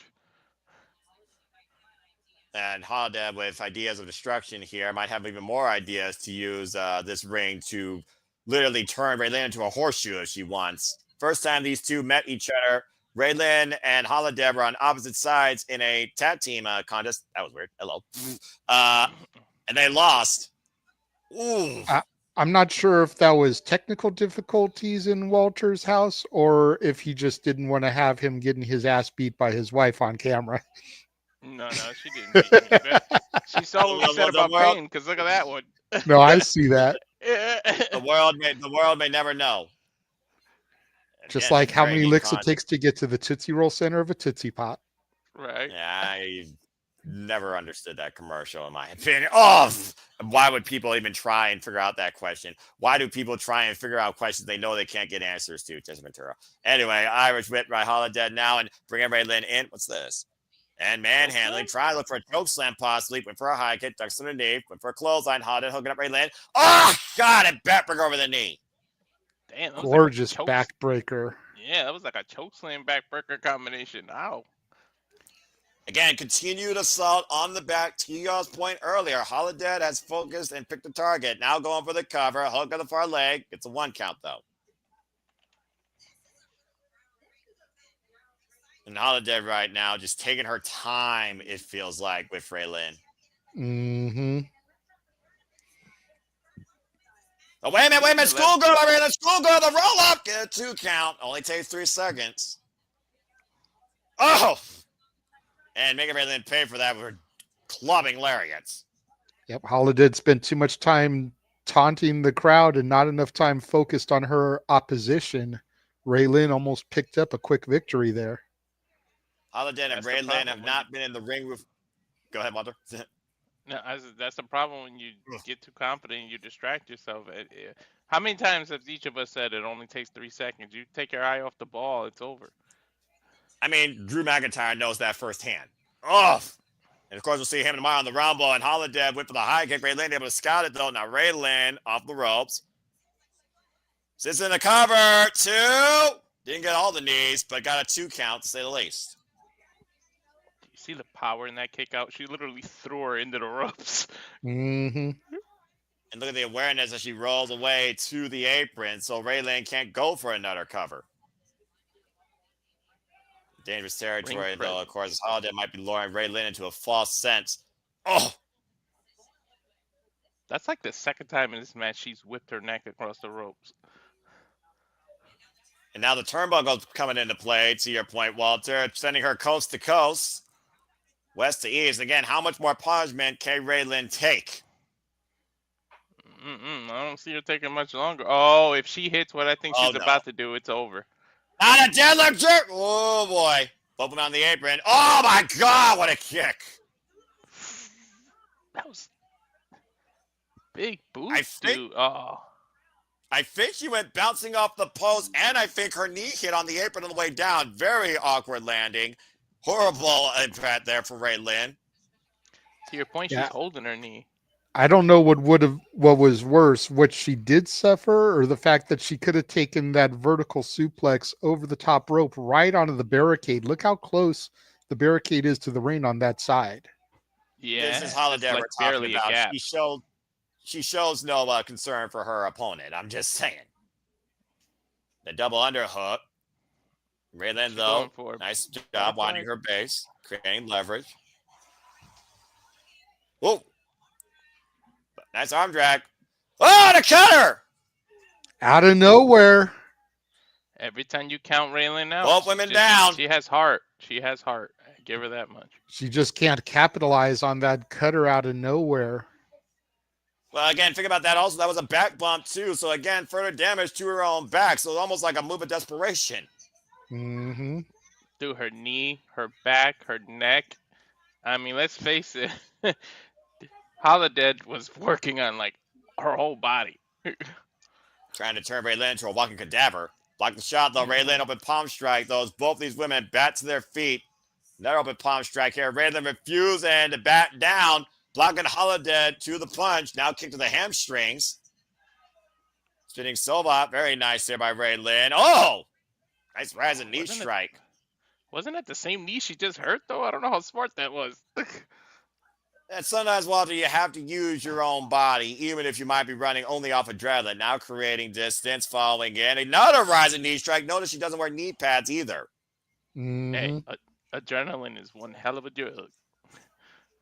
Especially in the wrestling business. And this match right now has turned in favor of Ray Lynn. Looking to fly off the top of the crossbody. Is it enough here to advance? Gets a 2 count. Look like it'll take a whole lot more than that to keep Holidead down. I think it was a lot to do with body weight distribution there. You can clearly see the tail of the tape that Holidead has more muscle mass than Ray Lynn. Wait for the high kick again. Caught with a question mark kick almost. And looking to hook her up. Maybe a fisherman, but Holidead, though. Both these women jockeying for position here. Uh-oh. And Holidead sends Ray Lynn off. With the fireman's kick and a Samoan drop. I've had this set up the whole time and didn't do it. Cover. Hook the near leg. Gets a 2 count. These kicks by Lynn, man. I think the kicks are the strongest strength to Ray Lynn. But again, the power of Holidead right now is the counter offense that Ray Lynn needs to figure out how to neutralize. And again, look for the double underhook. Back to her knees. Ray Lynn still has a little bit of fight left, able to escape once again. That's like the second time she's tried to do that move. Whatever butterfly hook she was trying to do. And Holidead with the roll up here, shoulders down. Did not have both legs over the shoulders though. Now looking for a mighty strong cradle, hook the near leg, and still at 2 counts. Smart though, just keep going with these quick pins. You make her expend energy. Code breaker connects. I think she only connected with one knee though. One knee's all it takes to drop her. Hey, Holidead back up to her feet. Oh gosh! Haluva kick. 1 foot is all it takes too. Yeah, big boot to the side of the head. What wins? Uh-oh. Both these women out of the corner now, up in the turnbuckles, jogging for a position. Ray Lynn and Holidead both fighting back. I knew this match was going to be as competitive as I thought it would be, considering these two's history since 2018. And this is only the second match of the card, Noah. Yeah, but it's one of those things where I know the level of experience with these two and history, which already told me the tail of the tape right there. Another crossbody caught out of midair, planted with a spine buster. Match book cover. Holidead advances. Oh, she wrote. Correct me if I'm wrong, but I think this match lasted longer than the opener. Oh, it damn sure I think they did. went about the same. I think they went about the same because you forget we had the whole Athena intro that killed more time than you thought it did. Oh, yeah, that's true. I personally think this one was much more aggressive and competitive, though, than the other one. Again, I think this comes down to level of experience with these two.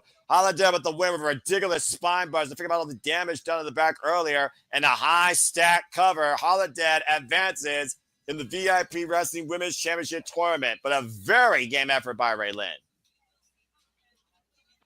Wait, so does that mean that Holidead and Maya World meet next? We don't know. We don't know how the brackets are going to face out, but one would assume that.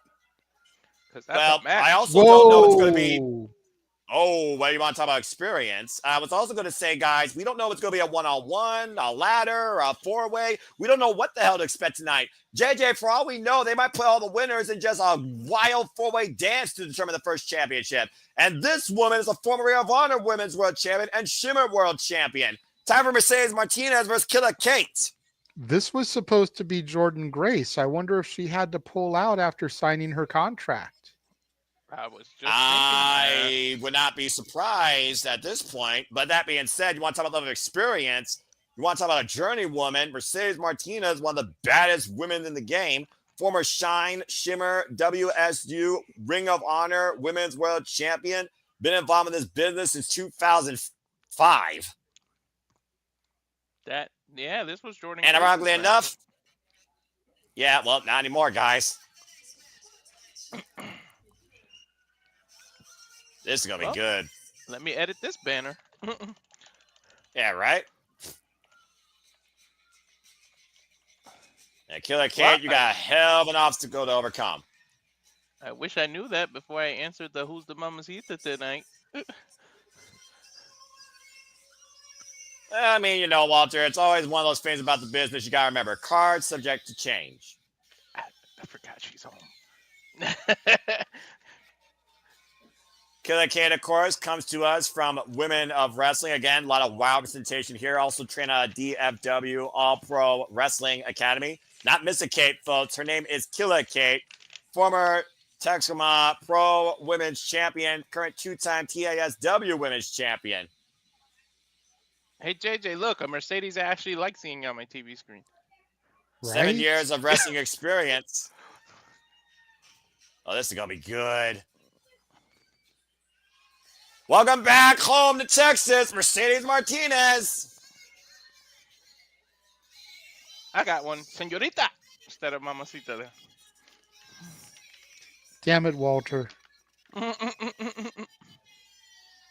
And Mercedes Martinez and Killer Kate have never met each other one-on-one at all in the ring. And of course, like I said, Mercedes Martinez, a journeywoman of this business, 24 years of experience, now coming out, of course, the Connecticut area. And of course, her move is the Fisherman Buster.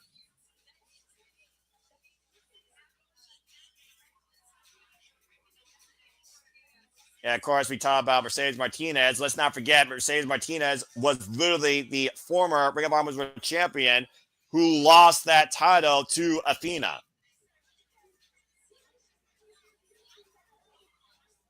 Who we saw earlier tonight.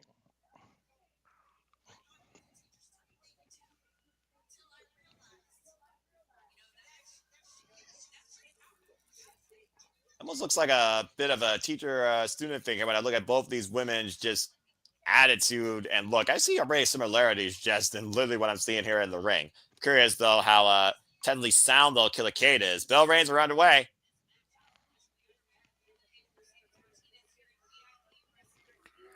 Yeah.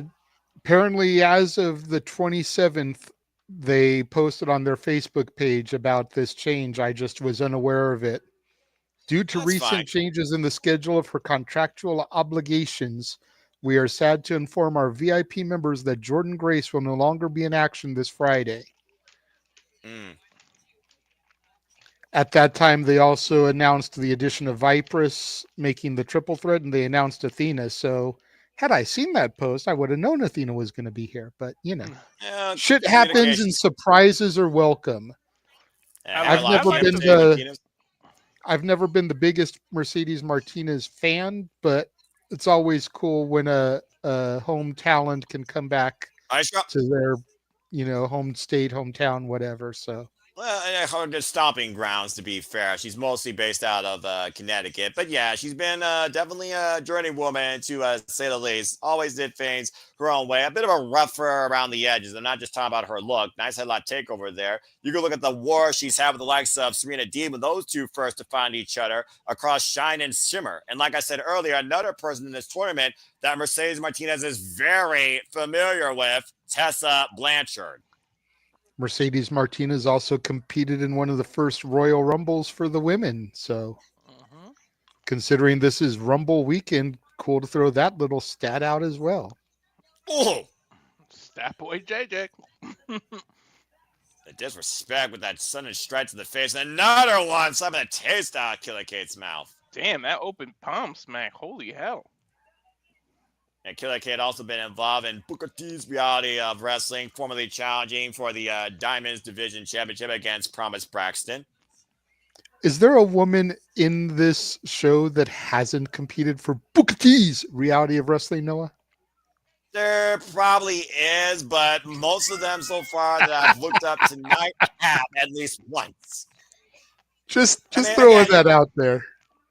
Well, again, we talked about before Texas, and again, you think about Texas, you think about independent wrestling, you think about reality wrestling first and foremost because of the recognition name of Booker T.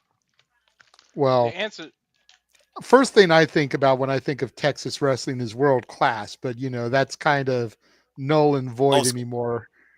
Yeah, about to say that's old school.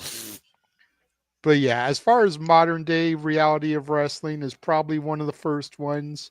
Maybe I only think of Mission Pro first because of our coverage of it, but fair shout, fair shout.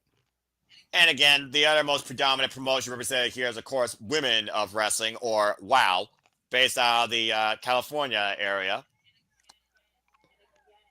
And again, Mercedes Martinez just teeing off against Killa Kate in the corner.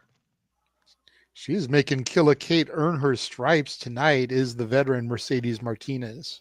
Well, when you face Mercedes Martinez, you're going to earn the win or you're going to earn the scars from the battle to remember. Let me shot to the back, though, scouting Killa Kate out of the corner, looking for a German suplex. And, of course, Mercedes Martinez loves to employ that spider-type suplex out of the corner if need be. The reach right now out of range for Mercedes Martinez for Killa Kate here, but Mercedes Martinez still getting the better of Kate. Fellas, Look at her Mercedes hooker. has to Ah! be careful because she almost seems like she's playing with her food. And like I said earlier, once you get cocky like that, that's when you Mhm. can lose. Fair She shout almost, there, Walter. She does look like she's toying with her Oof. prey, yeah, it's like like a she's fly taking. caught in a spider's web, to the analogy that Noah made a moment ago with her spider suplex. Yeah, Cover, lateral press, gets a 2 count. I think she's taking her lightly, and that's the thing not to do. Anyone can beat anyone on any given day. Yep. Oh, yeah, absolutely. Again, all it takes is 3 seconds. Sometimes 3 seconds feels like an eternity, but you'd be surprised when those 3 seconds can come out of nowhere. If you don't believe me, just remember, Ron the Truth Killings is a former NWA champion. As Two much as I we, times. still, yeah, we I clown him still now, but can't just remember. believe that. I still can't believe that's a freaking stat. and one and in one of those titles reigns, I'm just saying he beat Kenny Oh, Omega. Just Yeah. saying. And another stat, Noah, that you can't believe is a stat is Eric Young is half the Knockouts tag team champions. we're not talking about that bygone era, thank Christ, that's currently led now by Spitfire, although the inspiration coming back to TNA would make my day. Meanwhile, Mercedes Martinez looking to be the end of Killa Kate's day. Oh, wait, was that a Hey, tap? I thought that was a tap out Noah, there for a moment. that was that bad area, but mess around and be careful because you might see Santina Morella and his daughter become knockout champions. I don't know. I think You Santina never Morella know. has enough. I think Santina Morella has enough integrity for women's wrestling nowadays to know that that was a stupid idea from bad creative. A Santina Morella was in a women's Royal Rumble match. And I'm And not she got talking about fired the at the Miss WrestleMania Battle Royal. She got I'm talking a fired and legitimate deported. match. She got fired and deported by Donald Trump, and rightfully so. All right, can we move on?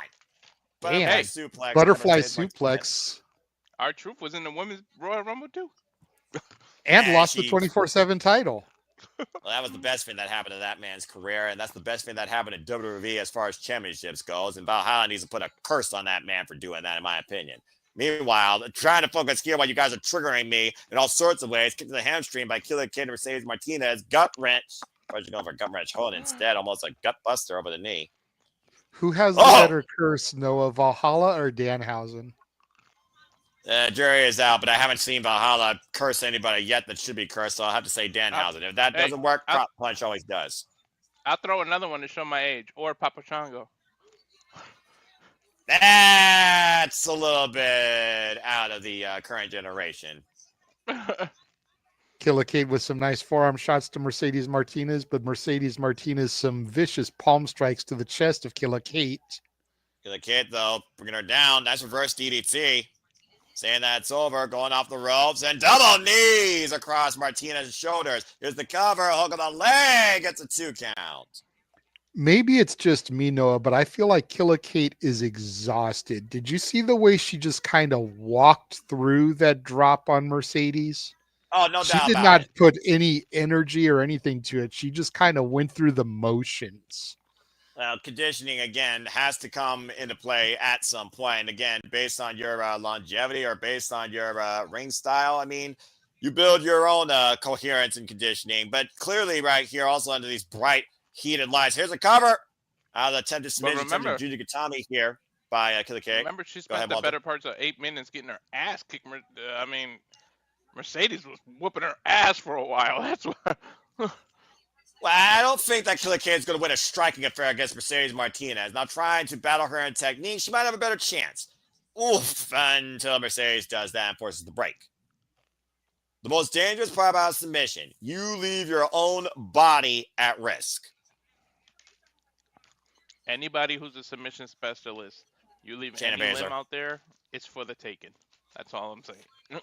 Yeah, just go watch Shayna Baszler's YouTube channel to really learn the techniques in and out about that. And why she hasn't been treated better is a whole different conversation. Now, Killa K marks Mercedes them on the top. Martinez Oh! looked like she was going for the three amigos here in Texas, but instead Cover. she went that rolling suplex. Got a 2 count out of it. If you want to see an example of what I mean, go watch UFC 117, Chael Sonnen versus Silva. He got his ass whooped the whole fight. 1 minute left, Chael leaves an arm out there, and it turns into a triangle arm bar, and he has to tap out. I give Killa K credit though for again enduring every Mercedes Martinez is bringing her. Sometimes endurance is all you need for a victory. Find an opening, find a moment. Up in the fireman's carry, Killa K able to escape. Now for the waist slap, back elbow, jacks Killa's jaw though, grabs the tights, brings her in, elbow to lower lumbar. Both these women right now just literally pulling everything out. Kate with her own, Miss No Good Driver almost, or Falcon Arrow for a 2 count. Didn't drop her high on the head and shoulders, almost more of a Falcon Arrow. Either way, great scoop slam, great positioning for a 2 count.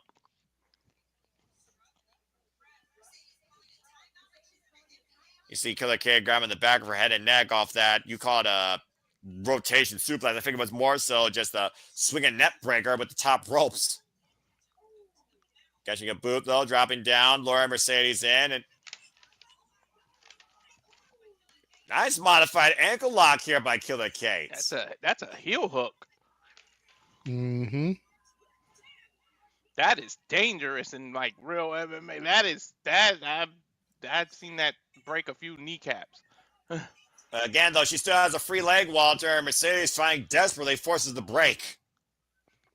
That was desperate times call for desperate measures, Noah. You were literally just watching a UWF match earlier where a woman won with Achilles heel hook. Mm-hmm. Oh, God! Cover! She 2 count. JJ, she pretty much just ran over her. Like, I don't Yeah, even know she if that did. was a move. I mean, sometimes people just like to stay in oncoming traffic, I guess. I don't know. Or maybe you don't know where you are. You talked about before how the wind's been knocked out of her, how she seems exhausted. They stomp to the torso is not going to help matters either. Yeah, I was just gonna say those boots to the midsection are not gonna do her any favors. No, not at all. I mean, maybe she'll develop a little bit of Linda Miles' permanent swelling in that region, but that's about all the favors it'll do her. Killa needs to Go learn. breaker When though to the the truck chin. runs at you, you move. Bat drop Side suplex belly by to Killa back. K. Another bat drop. Where is Killa K getting this from? I don't know, but JJ's point, she's not really capitalizing it. Look how exhausted she is after every move. Oh! Look, she literally just tossed her. She didn't Get really her. do the butterfly suplex. Shoots the half, brings her in closer, hook of the no. Poor positioning. Way too close to the rope. That's it. If I Killa like the fact K she had the tried- experience or the strength, she would have got Mercedes away from those ropes. Yeah, I like the fact she tried to hook the arm and the leg, only hooked the arm though, and that leg was clearly on the rope before she even could trap it. That's lack of ring awareness. Yeah, dude, sometimes just in the moment. Nasty I don't know, low but range yeah. suplex on the floor. Dude, I think the mats at my gym during high school were thicker than these mats outside this ring. I'm just saying. Right? They can't though, Looks wasting a lot about of as time bringing it thick back as the inside the table ring. covers you can buy at Dollar Tree. Right? Everything on the line here tonight for both these women to become the first ever VIP Wrestling Women's Champion. And Killa K right now, slow to capitalize, probably planning her next move, but you can't waste time with someone like Mercedes Martinez. But the fireman's And carry, And again, if you're just tuning in, this is why we say card subject to change. Buff! Blanchard with a spine buster. She going for an STF? Uh-oh. No. No, she's looking for that dragon Bow and sleeper. arrow. I know exactly. Uh-oh. Bow and arrow, excuse me. There's a Eddie Guerrero used to love this. And Hooker head dragon sleeper in. Nowhere to go. There's the tap. Mercedes advances. Damn, guys, she tapped immediately. There was like no fight. Well, figure out the torque. Figure out the torque again on the head, on the neck. Figure out the work done this entire match. That dragon sleeper is devastating on that. And she was wrenching back as hard as she could while trapping the legs. Technique personified. Mercedes Martinez forces Killa to tap out.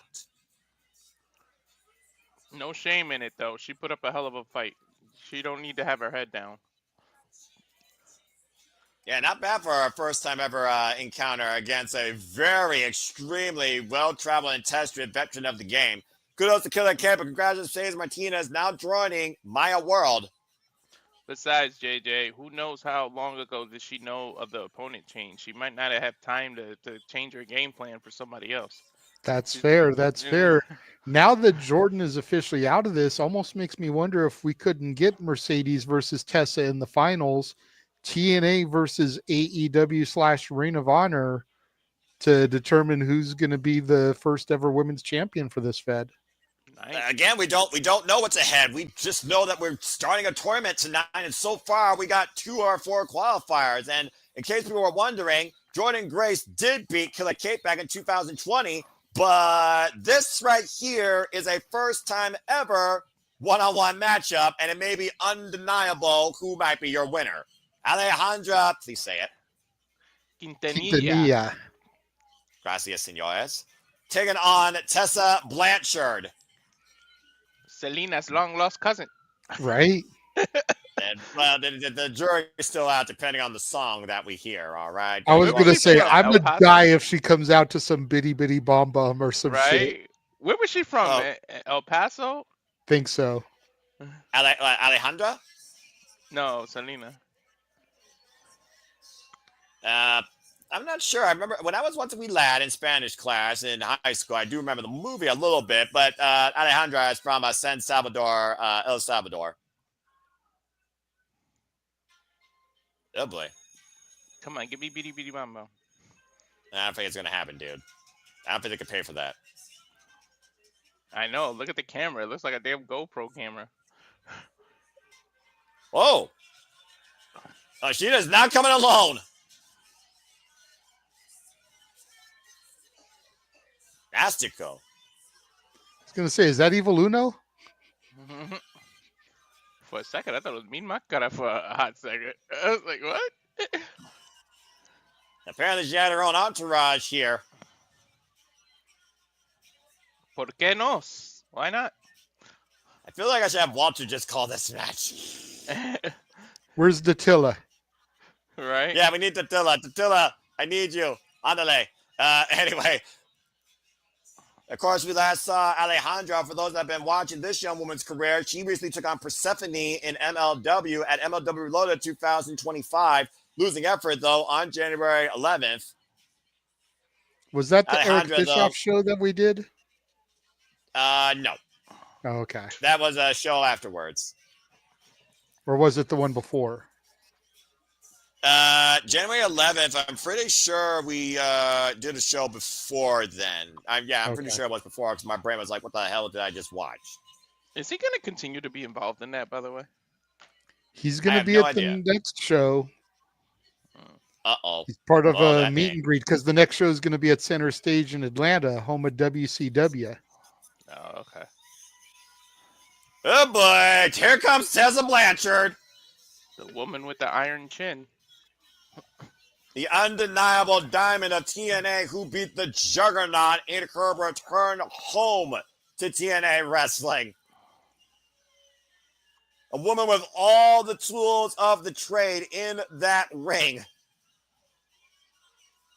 One of the baddest women also, dude, by the way, that owns her born attitude. with the tools. But I mean, again, sometimes you're just born in this business. But to your point, literally second generation, of course. The daughter of Daughter Tully of course. Blanchard. Thank you Dude, very much, JJ. when she was born, she had the umbilical cord in the figure four. Okay. Right? Again, When she was Alejandra and born, Tessa she wrapped Blanchard. the umbilical cord around her fist like a set of brass knucks. Right. Yeah, easy for JJ to say. Alejandra and Tessa Blanchard have only met one other time in 10 women action in RCW last year. It was Tessa's side, though, that won, but neither women were involved in the decision. RCW, another promotion that Title Match Network covers, so it's always something we could look into down the road. The reigns were underway. Tessa Blanchard, former TNA Knockouts World, TNA World Champion, AAA Reina Doranda's Champion, Glam Champion, Warrior Wrestling Women's Champion, WSU Women's World Champion, and CMLL World Women's Tag Team Champion. Just to name some of her accolades. Nestor and Lee in the chat room with the comments of the night here. I love when we get shit going. You all are crazy buffoons, but I still deal with you for it. I was going to say, you love it though, Noah. You love the chaos almost as much as you love violence in wrestling. There's a difference between violence in wrestling and chaos in the internet. One is far more a love for me versus the other, especially when it comes to crazy madness in women in wrestling, which is why I can't wait for Saya Kamatani versus Crazy Girl Suzuki for the World of Stardom Championship, literally February 2nd. The definition of who's the strongest and the craziest. But in the meantime, we'll see who deserves to win here. Nice positioning there by Alejandra going to the ropes. Tessa is showing her quickness. I didn't even know she could move that fast. Well, again, how long has it been since we've seen Tessa Blanchard in the ring, considering the last stint she has since 2020? Heavily been involved only in Mexico. By the way, you idiots that like call her racist, you do realize her husband's Mexican, right? Like, I'm just saying. That may be him under the mask right there. You never know. You're right. Nice waistlock here by Alejandra, trying to trap Tessa Blanchard. Of course, Tessa Blanchard loves to implement the Magnum and the Buzzsaw DDT. Nice takedown there in the front face Gorgeous lock. takedown. Good transition by Alejandra into the hammerlock, though. Ooh, both women are fat. They're like picking up the speed in this match here. Great awareness, though. Alejandra immediately going to the ropes as Tessa was hooking the arm. They're almost turning this speed match contest here. They're sort of turning it into a lucha style. I will say this. One of the things I've enjoyed so far about all these matches has been the obvious show of fundamentals in the early goings. Like, a lot of people that undersell women's wrestling don't think women know the fundamentals. They just think that they know the seductive moves, the ones that make them look sexier in the ring. And these women are showing they've been trained the right way and they know the basics. Mm-hmm. You're not wrong, especially with this era of women's wrestling, but that's more personified, even if sometimes the only thing that matters for some people is being more of an actress, an actual competitor. Nice side headlock here by Alejandra. Tessa Blanchard fighting back those shots in the midsection. Of course, Tessa Blanchard again has made it be known that she literally nobody can touch her. That better not be a shot at the timeless one, Noah. Yeah, I'll let you be the judge. Up and over, Tessa Blanchard out of the corner, create separation. I'm focusing on actual women's wrestling versus something that'll make me go into a rant if I get paid to do it. But I don't rant for free. To your point, both these women right now just out position. We've come a long way in women's wrestling, like from women being told, "Don't do what the men do," to what we see now. Like, imagine 619 missed its mark.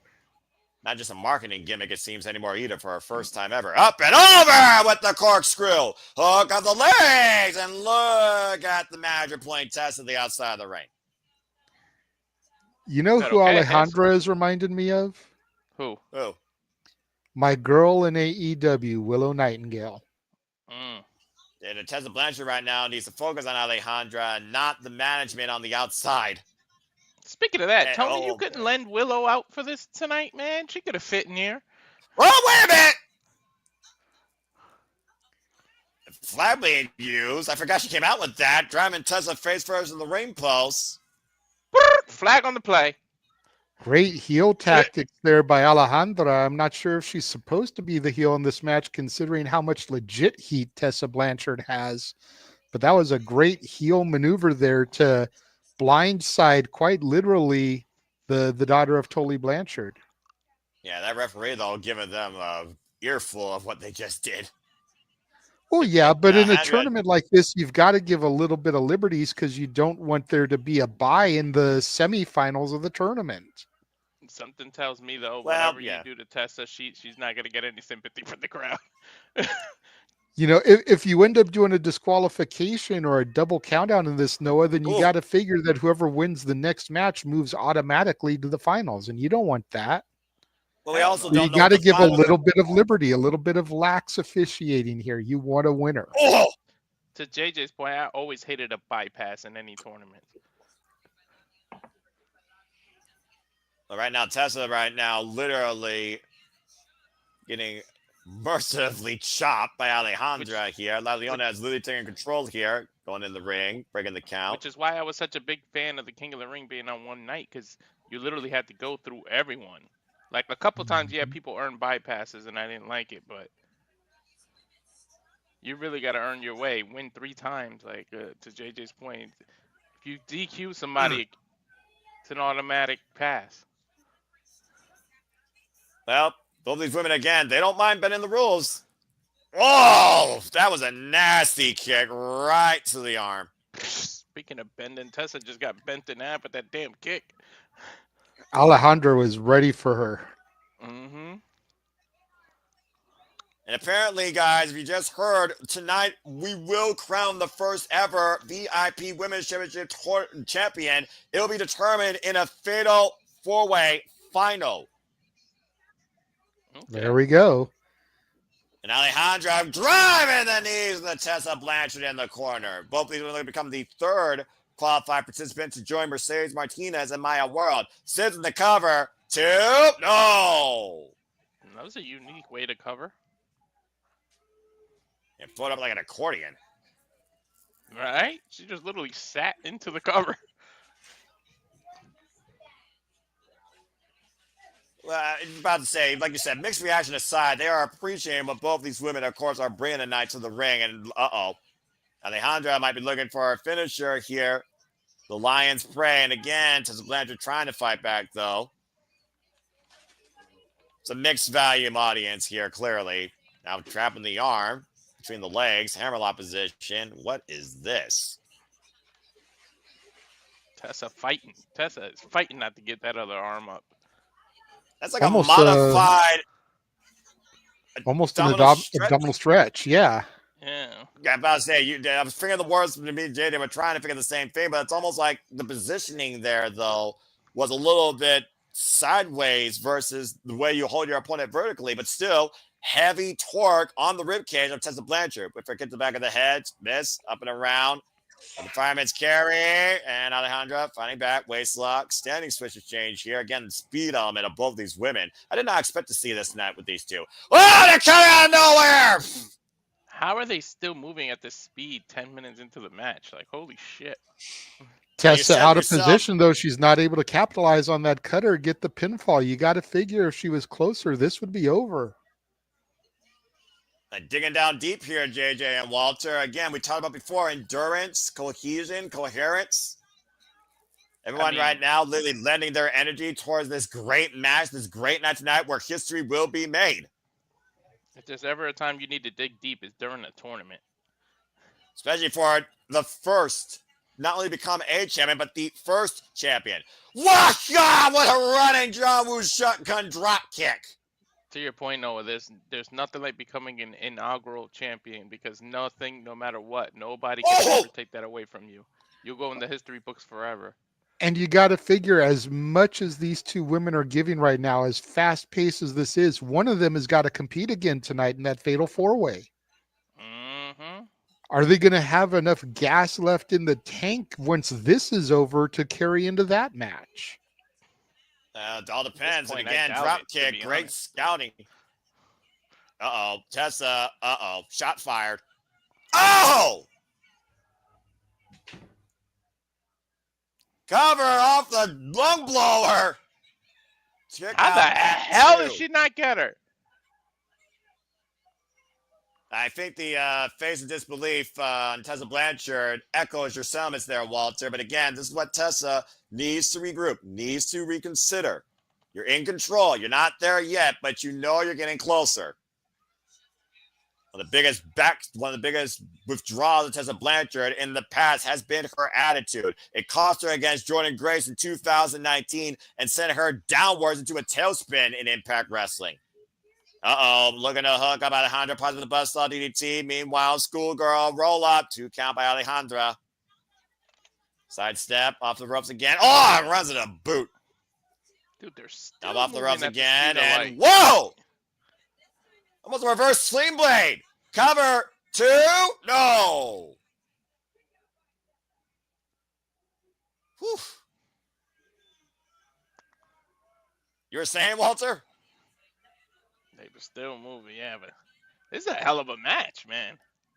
I'm about to say your silence spoke volumes as you went for the second cover. You stopped yourself in your own rebuttal. I knew Tessa Blanchard had a temper. I had no idea about Alejandra. Hey, man, she's Latina. They all got tempers. I was going to say that's about all that you really needed to know, bro. I'll take your word for it. And Alejandra, again, though, slow to follow up here. Tessa Blanchard right now, literally worse for wear. Might be dead weight at this point. Ay, what a rake.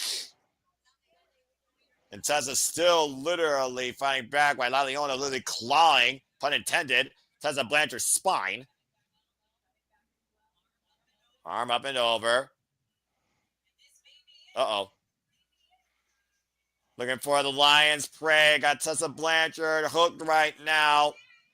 I thought she The was gonna reverse do a Russian leg cravat. sweep. Tessa able to unlock it, though. Trying to fight free. Blocks the leg. Blocks the rising knee strike. Elbows to the midsection. And by Tessa right now. Whoop. Up and over. Wait a minute. Oh, Counter. I think she spiked her, Noah. Guys. I think you're right. Tiger Driver. Cover. 2, 10. No. I'm glad. You know what? I'm glad she kicked out, gentlemen, because the way she landed on her neck, I thought for a second she was kind of out of it. It almost looked like she was looking for that Cobra clutch net breaker of sorts. But now you got to wonder, what is it going to take to put Quintanilla away? If she didn't go down with that, what's it going to take for Tessa to get the victory here? Might take a submission earlier, hold. JJ, whoever advances here is at a disadvantage in the Fatal 4-Way because they're going all out in this match alone. Schoolgirl, roll up. It's on. Oh, runs a super kick. But it goes to show, guys, how far they're willing to fight for this first, to be the first VIP Wrestling Women's Champion. And the fireman's carried now by, wait a minute, Tessa, able to try and escape. But sit down, the hook of the leg. She's got the ropes. Oh, referee caught. Tramposo. Cheater. Good scouting, great positioning by the referee there. Again, heelish tactics from Alejandra Quintanilla, which makes you think that Tessa Blanchard's the baby face here. It's weird to see it. Oh! Destroyer. Mexican Destroyer. And I can say that because Tessa literally been fighting down Mexico. Cover. Put the leg. Couldn't believe it. Got 2.5. Bullshit. Walter, don't call bullshit. The Destroyer is like a blue thunder bomb. It never gets a pinfall victory anymore. JJ? Whoa! Corkscrew plunger, wiping out the manager and Alejandra on the outside. To JJ's point, Tessa is acting like a face, and when the hell would you ever think you say that? Well, I mean, again, it depends on where you are. This isn't TNA. This is VIP wrestling. And Tessa Blanchard, again, has earned her pedigree in this business. Now looking for another big move. And again, the management getting involved, picking the ankle here. Able to cover! I Dude, think this that is was soul literally a food, almost handicap like eat match the for feet. Tessa. Knee to the neck. Here's the cover. Hook the leg. Alejandra advances. Wow. Se acabó. It's over. That reverse cravat codebreaker, Lion's Prey, claims another prey. Alejandra is in the finals. Tessa's been eliminated. One thing, remember, fella, Fatal 4-Way has no rules, so this guy can interfere literally no matter how much he wants it. The ref can't do crap in the finals. To that same statement, you know Tessa Blanchard is not one to take a loss lying down without giving somebody a receipt. Mm-hmm. Little interesting tidbit, gentlemen. If you look at the graphics for the matches we've had, all of the individuals that were in the screen left, Alejandra, Holidead, Mercedes, and Maya, all qualified for the match. None of the people screen right won for these tournament matches. Go back and look at the images again. Yeah, you know what? While you talk, I'll show them. Well, So obviously, that Jordynne. was supposed to be Yeah. Mercedes, where Jordynne is, Holidead, Maya, and Alejandra. Wait, where is it? Oh, there we go. But still, a spectacular match by Tessa Blanchard against Alejandra. I'm not sure what she said there. Well, you know what? I'm pretty sure. Oh boy, go ahead. I was gonna say, let's remind people who's on the left, just so that we can get JJ's point on this match. But they showed the graphic on the screen too. I think the graphic tells the story better than the statistic. Star Trek over here.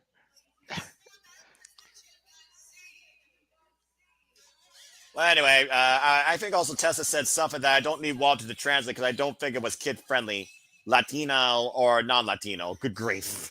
And they're making the announcement one more time that the winners of those 4 matches we just saw are advancing to the main event tonight to see who will be the inaugural VIP Wrestling Women's Champion.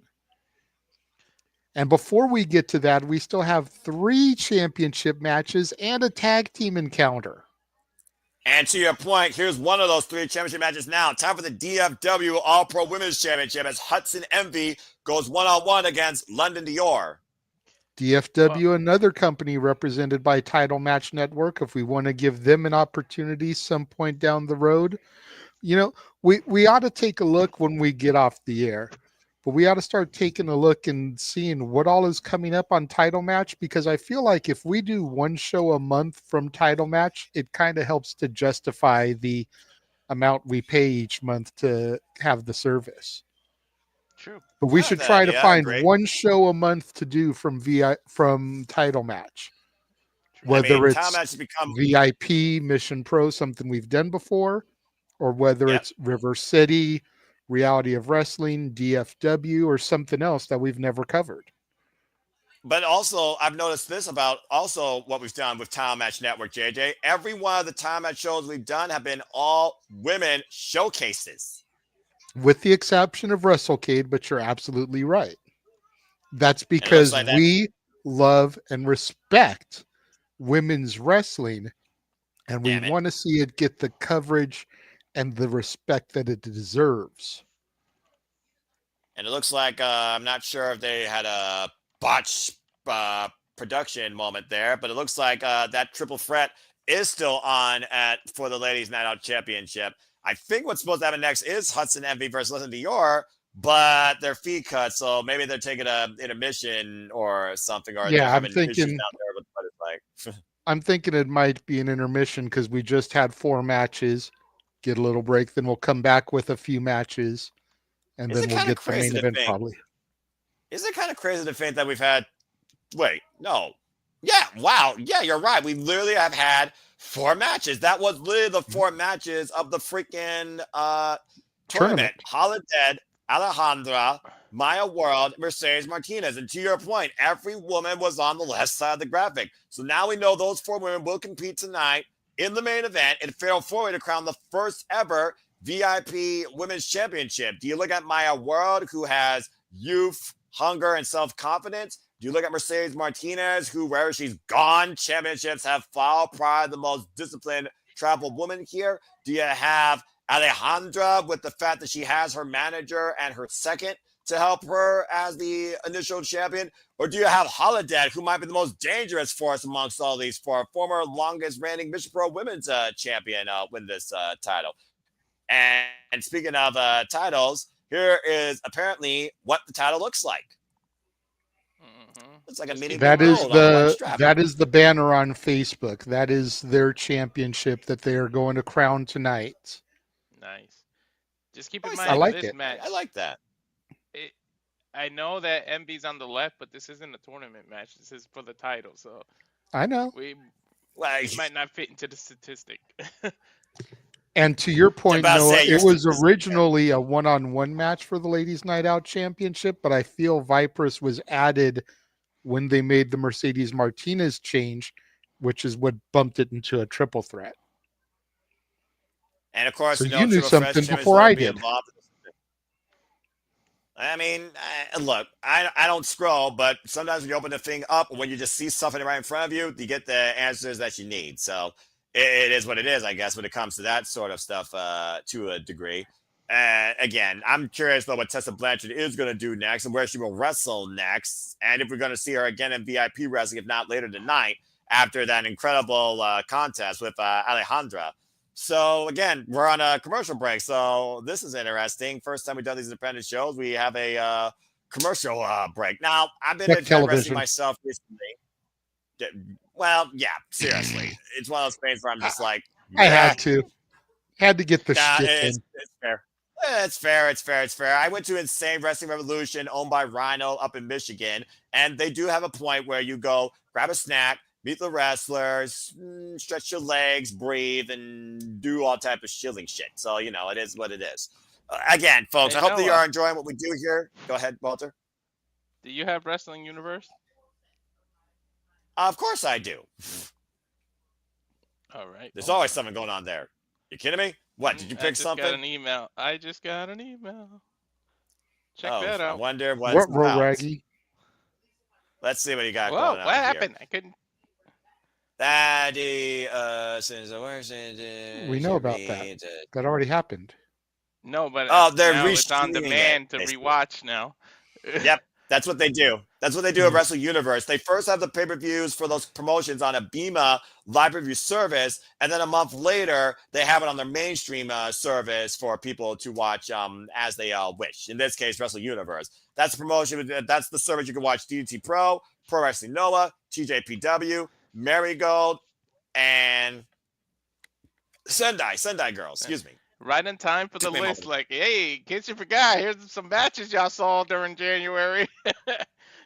And all right, of course, we'll be doing that tomorrow. Our first simulable top 10 ahead of our hype and coverage of the Royal Rumble. Well, of course, it'll be me, JJ, and Walter, the man with the stats. It's going to be a hell of a night. I cannot wait, no doubt about it. And then, of course, we have the weekly moderated night of conversation madness that are the Saturday Shenanigans, hosted by Ray Wrestling, JJ Williams, as the weekend pans out and we breathe. As he got a smile on his face. Smile for me! Smile for me! Good They did this in grief Japan almighty. too. As This, literally little tomorrow, intermission, though. we're in February. Can you believe that? Can you guys believe that already? No. It's fucking crazy. Well, I mean, you know, everybody's got to get paid. Even the independent wrestling promotions got to get paid. Again, you think about every independent wrestling promotion, there's always some sort of little tiny ring announcer call or little advert. I mean, I looked at Rhodes Wrestling Academy and their showcases, of course. I've looked at Pro Wrestling Eve. You can find them on YouTube. Spinebuster TV. It's just one of those things where, again, you got to have something, I guess, to literally keep your feed going. And Title Match Network, I think, is self-sustained mostly to a degree by the actual independent wrestling promotions. I don't know if it's to the extent of independent wrestling TV, but it's probably similar if I had to guess. Either way. Yeah, we're on an intermission. So what do we want to talk about? It's a good question. Do, Do you do, have do. the latest trailer there?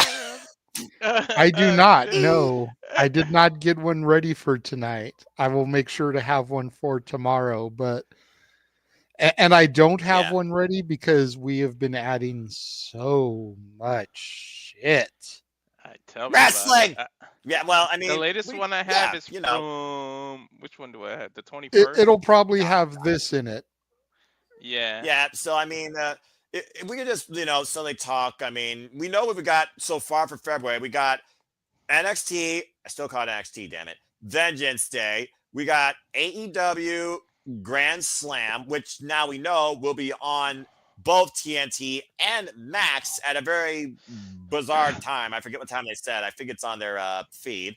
And then we got the live Full Sail University TNA Impact show. And there's something else I think in February that I'm missing, but I can't figure of it right now. I think February. Yeah, I think February's pretty much open. Yeah, but who knows Yeah, what TNA unlike adds on April, there? Huh? Yeah, April's unlike Well, killing it. that's April. April, bring Talk more that about up, that later. Walter. Bring up April? Oh, No, Sure. yeah, bring up the calendar I shared. share Show the people calendar, how and crazy April is looking for us. that's not that crazy. It's Again, just you WrestleMania. love Pete. putting your foot in your mouth, Noah. Look at the 7th, 8th, 9th, and 10th. There's nothing. Look at the 14th and 15th. Noah. There's nothing. Look at Noah, what? where are you going to schedule Simply Predicting with all that? Don't Go do ahead. Tuesday the I'll wait. 15th. That's my wife's birthday. We have to simply predict 2 nights of WrestleMania and stand and deliver. Where are you going to put that? Dates from last year. I just look at the dates from last year and just do the same thing. I expect I'm Look going at to do the look- same look- thing. Look at our calendar. We did not have it this crazy last year. Come Where on. do you put that? I'll figure it out. I'm flexible like rubber. I'll figure it out. I'm Mr. Fantastic. All right, I got this. I got this. Freaking George Lopez. I got this. All right. It's not that difficult. You make it sound like a difficult thing. It's not that difficult.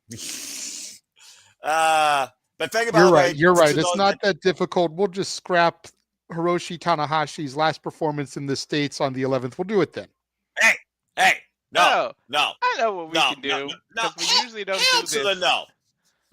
At the end of specials, we don't usually give our plugs. So while we're in a break, why don't we tell people where they can find us? Yeah, there you That go. way we don't have to worry about it at Self-advertising. the end again. Yeah, then we can just cut off immediately. Self-advertising. So for those that are tuning in to Subaru Studios, continuing for the first time, thank you. Please follow us. I will now give it to the men to shield because I don't do that. Go find the Renegade Wrestling at the following. Go ahead, JJ. You can find me on Instagram, the Renegade JJ Williams, X and Blue Sky, ROWJJ Williams, and on YouTube at Casa D18 Studios. There we go. And Hit Noah. Nope. You can keep reading Noah. no, 'cause we that's got Big G, friends. but shout out to the Big Yeah. Baller. Please follow him as well. He's always happy to be here. Great friend, great supporter. Although he did This get is rid of the ridiculous. TikTok, so you can ignore the TikTok. I need him to update that. Yeah, fade to black, and that way you can get rid of it. Also, just go ahead. All the shells, quick shells, all Go the ahead. shells. Keep reading. We got friends, man. Yeah, of course we do. We got friends that do really cool and dumb things on the internet.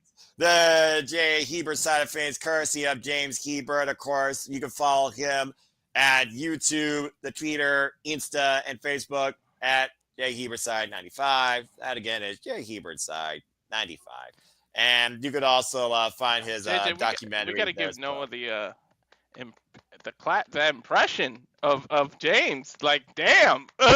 Right? That was a solid impersonation of James. I'm not going to lie. Yeah. I mean, we'll let I thought JJ I read was this because, of course, this is his brother. God bless you. I You hope he's can feeling follow better, good too. old JM on the socials. Jeff Meacham on Twitter, Blue Sky, YouTube, and Facebook _ Jeff Meacham on the Instagram. There we go. Noah, I know you don't like to self-promote, but you got to. No, I don't, because it's not about me. It's not about me. It's about wrestling. But if people wish to engage with me, they're more than welcome to try to. You can find me primarily, very rarely, I say that in the same sentence, on the Twitter and on YouTube. And Foster in 1916. Again, shout out to W fam because we just are about all things wrestling. Go check out the last impromptu. Come be part of the prediction leagues that, of course, continue to host, score, and simply predict as the WWE League is officially underway. Where I'm performers on my social media and on my YouTube channel. As long as I continue to wish, remind, and encourage you, there are no winners, losers, and betters. Just enjoy life and enjoy wrestling too. As simple as that. Not going to go into that long spiel tonight because by now we should be back to some wrestling here at VIP Wrestling Queen's Gambit. Damn it. No. So, again, we're just waiting it on. out. But again, we got Walter's graphics still, and subscribe. Yeah, You need but oblivious, let me look at the graphic. hallway first. Shit. You need he needs an oblivious graphic where it just says subscribe once in a while, just flashes on the screen. Go ahead, Walter. Of course, the Twitch, the newest one, at SRS 1983, Blue Sky and Twitch at Walter Alex Cruz, Instagram Walter.Cruz.940, and the bread and butter, as I call it, the Rage of Wrestling YouTube channel. Please check that out tomorrow. Our top 10 wrestling matches of the year, not the year, the month, January 2025. And we're still chilling, man. And you know what Gambit is doing right now? 2 hours later. Did you find any more of those graphics, by the way? No. I bet you there's a YouTube video that has probably them all together that's like, eventually. And then the one that shout out Bat Ash said during her time here at the Saturday Night. I look forward to her being part of the madness once again. So, yeah, folks. But again, what's up? Who's the TNA World Champion? Oh, that's easy, dude. Come on. That's 250 pounds of primo elevation. The answer to all those questions. Please don't show up, though, in that match on Saturday. I'm just saying. But, of course, he is the one that we always believed in. We believed. And that, of course, is Joe Hendry! Wait, why you ask? Name and he appears. I believe in Joe Hendry. How did you walk right into it? Damn it! Every fucking time, you always get me with that. Every time. I feel like how did you not know that he was setting you up? Man, Ray Charles saw that coming a mile away, and he's freaking dead and blind. I keep forgetting he's got it in the brand. I think it's in a different brand, like my freaking ATW one that pisses Kings off. I forgot y'all had in the damn brand. Damn it. Ah, that's annoying. All right. Well, anyway. What's not annoying is what's going to be what's not annoying is what's going to be, again, another fun, incredible weekend. We got top 10 matches. We got World Rumble. We got Saturday Shenanigans. We got the start of February. We're leveling up with gaming content. Whether we start with the podcast, the Cuphead playthrough, or the something else you might decide to. Who knows? We got Vengeance Day. And there's always going to be something. Something! Damn it. I can sum up how you feel. Something you ought to think about for the gaming content, and this is, I know you're not in it to make money, but I know you probably wouldn't mind generating a few extra bucks. Figure out if there's a game out there that you guys own and other people in the chat do too, that you can co-op and invite people that for a $5 donation, $10 donation, y'all can co-op one day and broadcast that on the Twitch or whatever. Like, it would be cool for the interactivity. Especially like something like Ninja Turtles. Ninja Turtles like 6 players, dude. Or like Mario Kart. Yeah. Everybody and their mama's got a Mario Kart. Like, seriously. That fucking blue shell, though, is the bane of my existence, and so is the lightning. But again, you also need to find a capture tool for that as well. And for the Switch, the Switch is the pain in the butt to broadcast. But by the way, WWE 2K24 or 25 or whatever the last one is that you bought, I'm sure you've got access to it. But do a WWE play along, you know? We did talk about, we did promise that we were going to do a MyGM mode, and with the new one having online MyGM, that literally might be the one we do it in, Walter. Just saying, again, this guy's got to assign the budget and the brands. I fear which brand he gives me. So I'm sure it'll be interesting, but yes, I promise you folks, again, that is what's to come. So stay tuned. And also continue shenanigans, karaoke, expensive identity as always. Damn it. and We other stuff too. Noah, Here at the Skip Live Studios. we have What's to up? we have to involve JJ in that because look, I can do Raw, you can do SmackDown, and we can give NXT to JJ, and we all do I our suppose own that's GM true. things. Yeah, I suppose that's true. And if he has issues, he We're could always back. ask that. All right. I'm not back yet. Come on. All right. Here we go. Different ring announcer. This is for the DFW championship. So go ahead and bring that one back up. The Star Trek participant, as you called her. Oh, good grief. She really does look like she belongs to that. I forget what those people are. Was called she a now. Klingon? Yeah. I'm just gonna leave that. I'm just gonna leave that alone. Now, is that because you disagree, or is that because you don't know what a Klingon is because you don't watch television? I'm not. Or when gonna- you were once a wee lad, you actually saw an episode of Star Trek, whether it was the OG, the Next Generation, Deep Space Nine, one of the other 1500 series or a movie, and you actually know what a Klingon is. I know more about Hudson Envy than I will disclose about anything else not professional wrestling. And Hudson Envy, again, is a powerhouse brawler who previously has been involved in the ring with the likes of Nicole Savoy and Alejandra Leon that we saw earlier, and also Holidead. Currently coming in again as the good grief almighty, my brain, DFW All-Pro Women's Champion. Does that say legend on the back of her trunk? She's been involved for 12 years, so she might be her own self-proclaimed legend in the making. 34 years of age, 150 pounds, stands 5'5", 12 years in the game, known as the tattooed metalhead pitbull, calls herself the future of women's wrestling. Who the hell is Jay Sharp? I'm Manager, guessing- probably. Yeah, I think JJ. Huh. Yeah.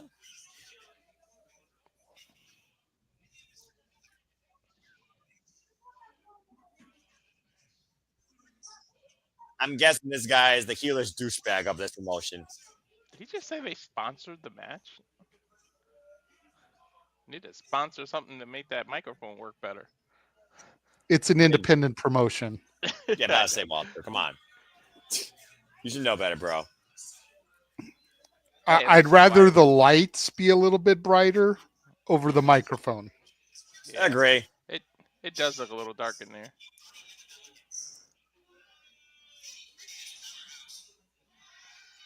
There's the what? Some things never change. What? What are you talking about? Yeet has taken over what? Yeet is 2025's version of what? Agreed. That- Well, I think that only matters if Agreed. Jay Uso's in the ring, like when LA Knight, is in the ring. What still personifies the business? It's like saying woo with a flare. All right, Whoa, so, somebody afforded Beyonce? I mean, they did call her the prettiest, the most elegant. Here comes Lynn Dior. She may not be as pretty, though, as she comes into this match afterwards, though, after Hudson Envy gets done with her. Well, JJ, maybe that's why the lights aren't as bright. They put all the half of the budget went to this Beyonce song. You got to figure independent wrestling doesn't pay for song rights That's true. because they're not shown on legitimate television. Mhm. If this was being broadcast on Spike TV, USA Network, any of those type of things, you wouldn't get to see it because of the rights. They also probably do not feature this if they sell DVDs. They probably cut the entrances because then they'd be making money off the song. Mhm. Yeah, about I to know say, 'cause- PWG does that. yeah, When you music would go to rights are- PWG, you would hear the final countdown. But when Bryan Danielson wrestled, if you watch the DVD, they would already be in the ring. Right.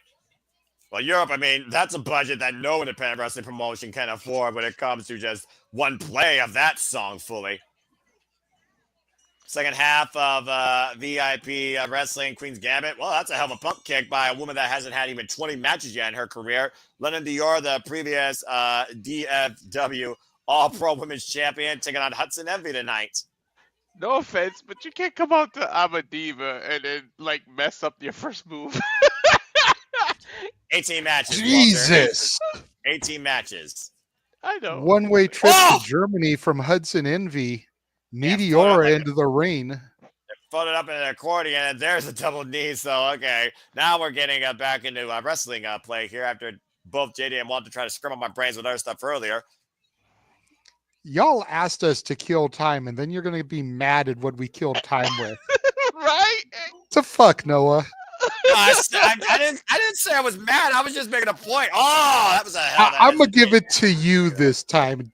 Damn it, Noah, you freaking idiot. If I'm an idiot, I'm the smartest idiot here in the Super Liable Studios. That's fair. No one By will the way, dispute that. Irish Rip Reversal is Hunt and Envy. We have lost our damn fucking minds. Thanks, Intermission VIP Wrestling. Did Miss Oh! break into like Hulk Hogan's closet or something? Right? The Just red saying. and yellow.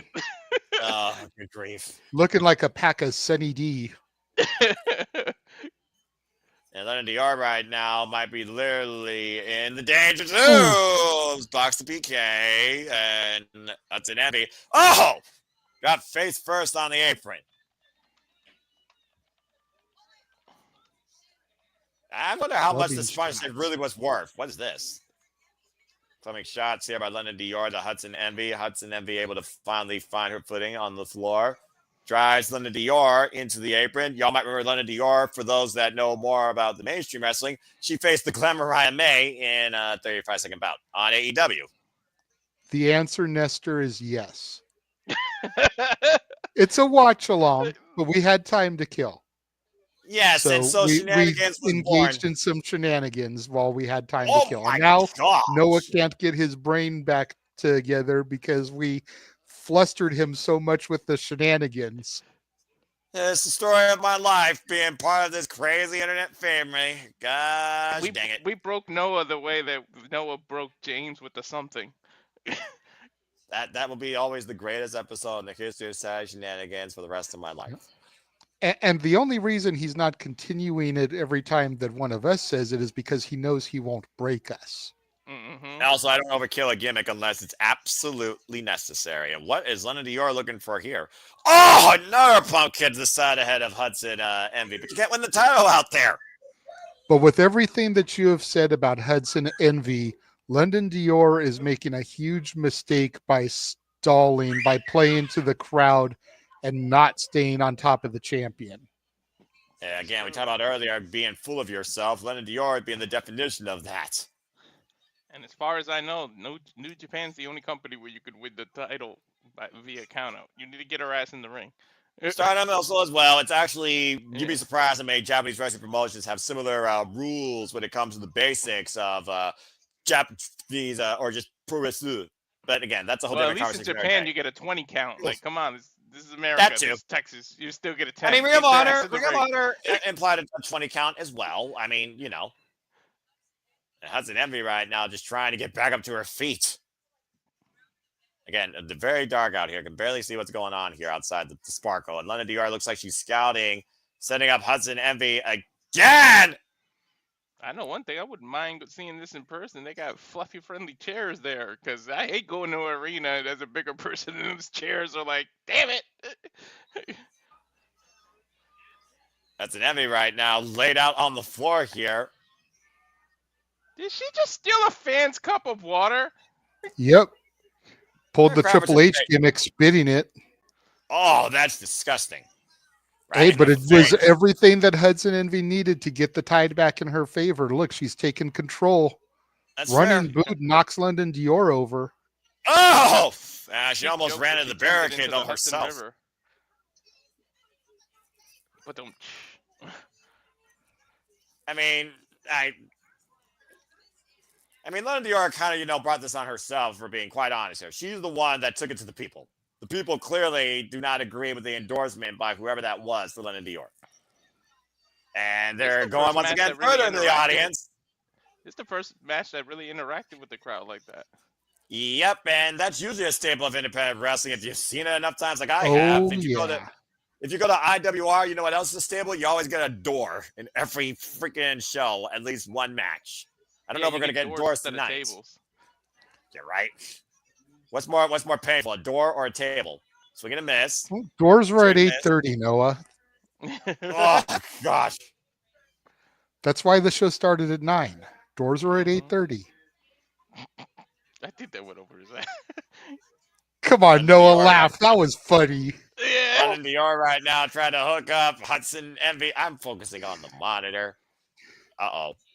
Dude, As a championship. And a grass scraping DDT to the floor. I don't know if she's sweating her ass off, but that's that water in her face. I think it's a little bit of sweat and a little bit of glitter. She looks like she probably had some glitter on her body. Mm. I never will understand people and the use of glitter. Just saying. Oh my god. That never gets hate when my kids come home from school if they did some kind of art project with glitter. That shit just never gets off. That's a lot of dead weight to lift for London Dior now, as Hudson Envy literally seems lifeless. I don't get it either, Noah, but some women like wearing it like they do makeup, just to add a little bit of accentuation to their... Well, she has a diva gimmick, so... Cover 2. There's also a thing of having too much of it. Cover 2. Count only. Second kick out. Frustration being brought out of this Banshee. Good grief. Okay, London's showing her lack of experience because she keeps worrying about the crowd. She keeps worrying about the referee. Stay on your opponent, to JJ's point earlier. Again, I already told you a difference of experience, though. We talked about youth versus established. But if you're going to be a heel, if you're going to work as the heel of the match, it shouldn't matter your experience. This is heel 101. No way. Is she trying to literally do a double underhook suplex? At a standstill right now as Hudson Envy fights back with a headbutt. That always works. Good grief. Oh! Nice That's rolling straight kick. Up strength, dude. Yeah, straight up brutality now being brought out here and up on the shoulders. Looks like she's looking for some white noise there. It looked like she was trying to adjust position, though, but might be struggling a little bit there. You see London Dior still fighting back. Or maybe trying to hold her for a submission. Oh! Referee got bumped into the corner, though. Hudson Envy not able to capitalize after that devastating maneuver. And now these yahoos are back on the Tron. I think somebody pushed the cameraman. Like the whole camera shifted. Anyway, the referee's been indisposed. London Dior, though, is a nice. And look where the title is, guys. Look where the title is. Wait, what? Face first on the championship goes Hudson you gotta Envy. be kidding me. London Dior gets rid of the smoking gun, grabs the referee. Some title come on. No way. Choose the half. London Dior, you've got to be kidding me. Hook on the legs, stack her up. I don't fucking believe it. I told you guys some title's going to have to change hands. Congratulations to London Dior, your new DFW All-Pro Women's Champion. Wait a minute. Didn't I call that? Didn't I said London was winning the title? You did. Confetti is falling in the arena. Better than glitter. Confetti. That just looks like a bunch of cut-up Post-it notes. Be nice, Walter. Expenses. That's true. Yeah, about to say her entourage that funded her clearly had a very minimal budget here, but London Dior. Because the rest of the money was spent for Tessa Blanchard.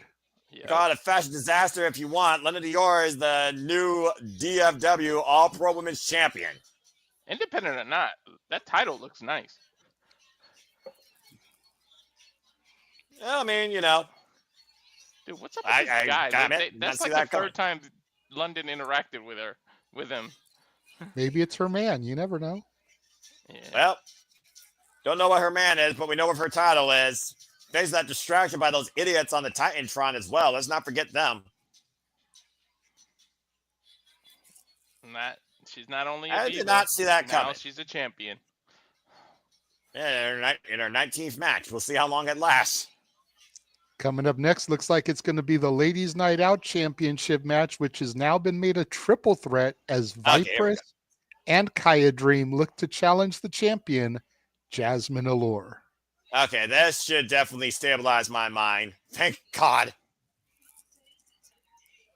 I don't know a lot about Vipress, but I've seen both Jazmin Allure and Kiah Dream quite a bit.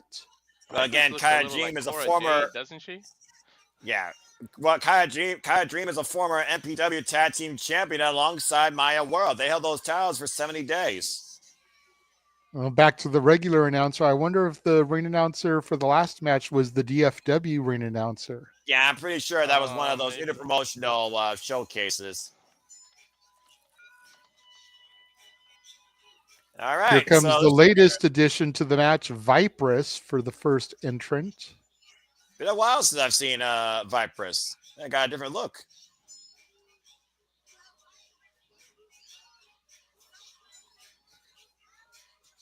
I think the last time I saw Vipress was ROH, if I remember correctly.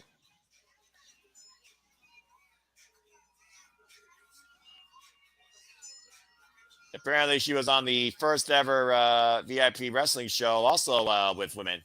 Again, to your point, JJ, title can only change hands via pinfall or submission inside the ring. There are no disqualifications, though, because it's triple threat, and champion does not have to be involved in the decision. Speaking of those that could take advantage of opportunity, Kiah Dream, like I said, former Reality of Wrestling Diamonds champion before she lost it to the Pink Dream, Alex Garcia, excuse me.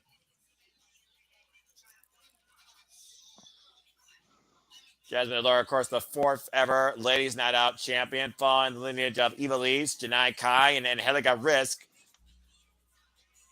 Beating Angelica Risk, of course, back at Ladies Night Out 14. Going into her second defense tonight. All right, girl's got some flexibility, but we'll see how far that takes her in this bout. The fact that you noticed that, huh, Nella? Well, I mean, again, Him, I'm sure I have not seen Kiah Dream in action, so with that type of pop circumstance, I wonder if she has a striking background or a high kick like Aya Sakura, for example. Saying, you're starting to notice women's flexibility. I think me and JJ are corrupted. Flexibility and gymnastics goes a long way in your offense in the ring. Soruka, of course, demonstration of that. And personally, I would not mind seeing Soruka in the Royal Rumble tomorrow night. Give me a very unique, what's the word I'm looking for? Soul Snatcher elimination? Yeah, that, thank you. The Revolution Cutter. Daggum. Dude, with Yeah, the and Allure, of athleticism course. of the NXT women's roster, the way to survive a Rumble now is going to be crazy. Like, there's going to be new ways and new things that we've never seen. Well, considering most of these women were never even wrestlers, they were gymnasts and tournament and friggin' volleyball players. Mm-hmm.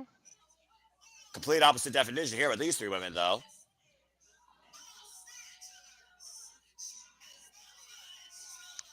The hoodest chola you've ever seen. The hoodest chola. Okay, that's the thing. I don't know. I grew up around a lot of hood cholas. I'm just saying. Last time that Jazmin Allure and Vipers were in the ring were back in 2023. Is she from LA? Because that's where a lot of hood cholas are from. Yeah, she said the west of Los Angeles. Okay, yeah. And then the Queen of the South, Kiah Dream. When that's any safer than South Central LA.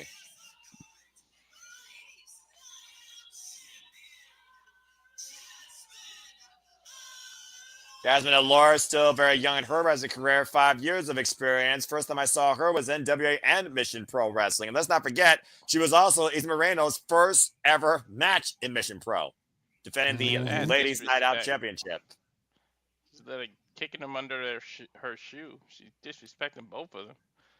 Well, I mean, when you come in as a double champion, you got that sort of ego to back up with. Let's not forget, JJ, she was in a Champion for Champion match at Ladies Night Out, where she won this title and the Hurricane Pro Women's Championship, which she still holds.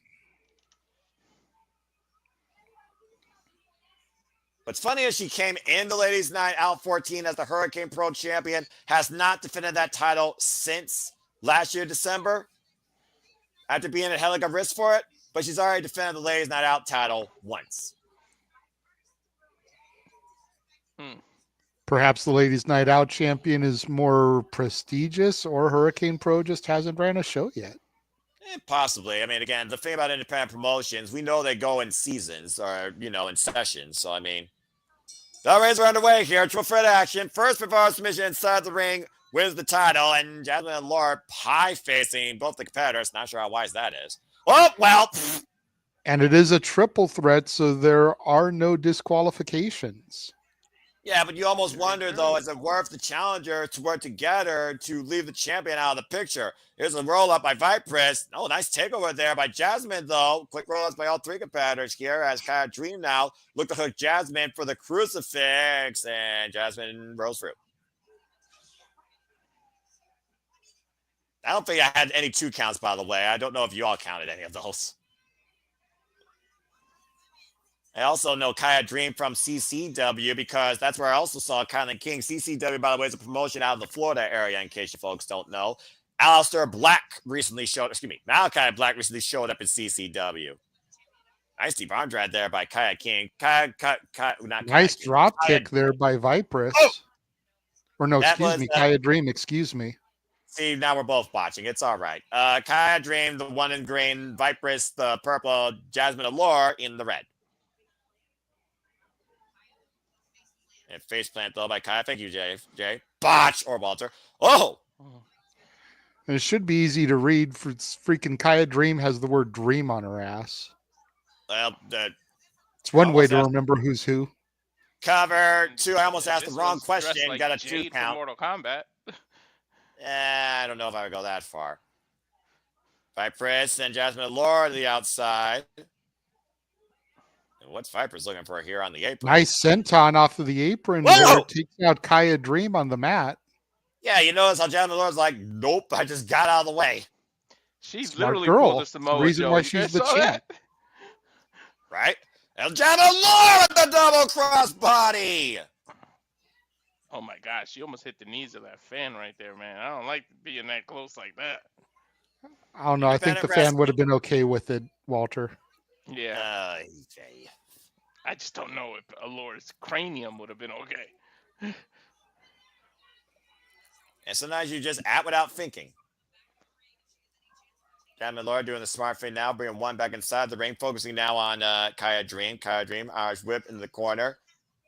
Oof, right in the elbow.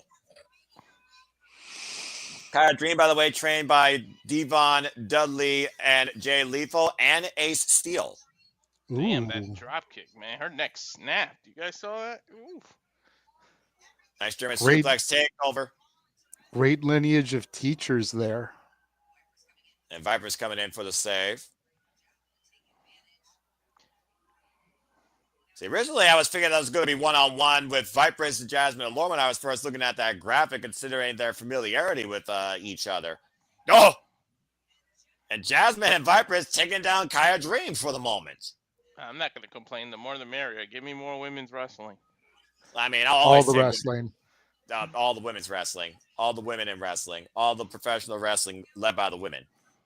That sometimes know how to wrestle better than men. But anyway, Viper's right now with Kiah Dream. And I said what I said. Face first. Some men act. And right now, Jazmin Allure and Viper's double teaming Kiah Dream here in the corner. Great camera shot there. Yeah, literally being choked out, the boot wrenched across the throat. Oh! Reversal with the jawbreaker. Jazmin Allure right now. Kiah Dream up and over. Catching Jazmin Allure coming in, clubbing shots in the back. Here's the schoolgirl. There's the roll up. New champ denied by Vipress. Now Vipress teeing off against Kiah Dream here. I don't. What's her new name? Because she was once called the Serpent of Evil. What's Viper's now known as? Oh, the Hoodist Chola. Yeah, that sounds like something you would create out of a Saints Row video game. Determined suplexes there to Kiah Dream by both Vipers and Jazmin Allure. And clearly, Vipers and Jazmin Allure are targeting. All right, well, that's a moment. Targeting Kiah Dream here. But it's not elimination. It is one fall to a finish. Well, again, I do wonder, though, if Vipers and Jazmin Allure rather have had this been a one-on-one. And Kiah Dream, though, gets the boot up. Slash Jazmin Allure coming in. Back elbow strike by Kiah to Vipress. Irish whip falls up the forearm. And Kiah right now taking advantage of both Jazmin and Vipress in respective corners. Oh, good shoulder block to the midsection there. Kiah right now to choose Vipress. Might be looking up. What is this? Oh! DDT with the backstabber, Chain Fury, 2 count for Jazmin Allure there. Nearly retained her title. That was really smart.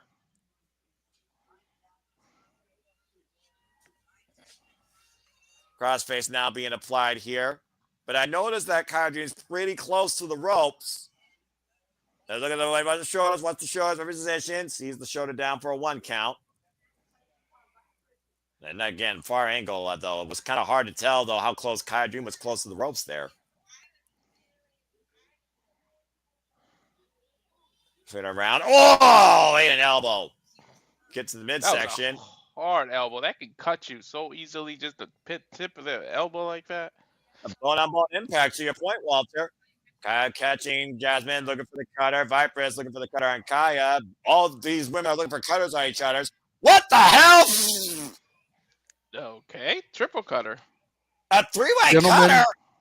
Gentlemen, mark my words. If not by the end of this year, then by the end of next year, Jazmin Allure will be in NXT.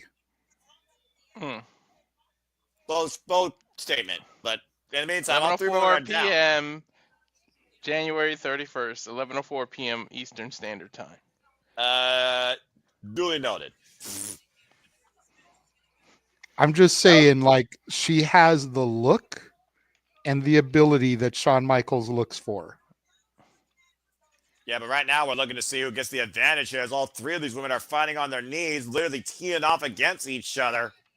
Forearms, I'm a huge chops, HBK slaps. fan, but damn, I didn't know him and I have the same taste. I'm just saying. Almighty. And right now, Jazmin, what is this? Huge spike DDT from Kiah Dream. Ow! Plants the champ. And Kiah going to the cover. To break it up. Yeah. Dude, she spiked the hell out of her. Damn. Oh! Bio driver by Vipress to Kiah. Here's the cover, and Jazmin comes in to break it up. Speaking of spike, then she followed her up with the damn power driver. What the hell? I mean, we went from a 3-way cutter to a pile driver frenzy, then a big boot right to Vipress' face by Jazmin Allure. Jazmin in control, now looking to hook up Vipress. Going in for the kill with a lightning spiral as Kiah breaks it up. I thought she had it there. Now Kiah, what is this? She looked like she was setting her up for the Sister Abigail. Schoolgirl, deep roll up, roll through, now into the crossface again, and look at Jazmin in between Kiah and the ropes. And it looks like she's got it. Looks like she's got it in deep. That's it. That's it. And look at Jazmin not letting go, though. Well, vicious submission. Good grief, leg over neck. Wow. Good match. Self-acclaimed Queen of the South, still the queen of Ladies Night Out. Jazmin Allure with the win over Kiah Dream and Vipress in this triple threat bout. 2 successful defenses now of the Ladies Night Out Championship.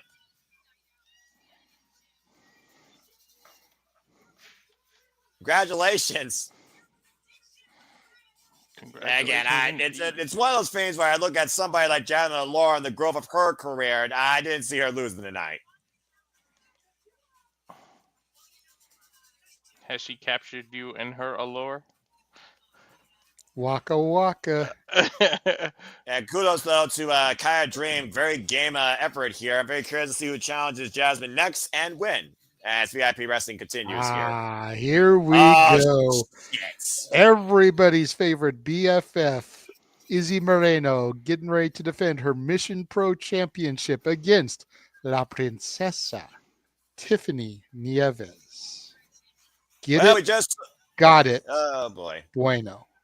Yeah, I remember that general manager put Tiffany Nieves in her place, and rightfully so, which of course led to Izzy Moreno achieving a childhood dream. Still not fully grown. God bless her. Yes, young 17-year-old Izzy Moreno defends the Mission Pro Championship now at VIP Wrestling Queen's Gambit. Let's freaking go.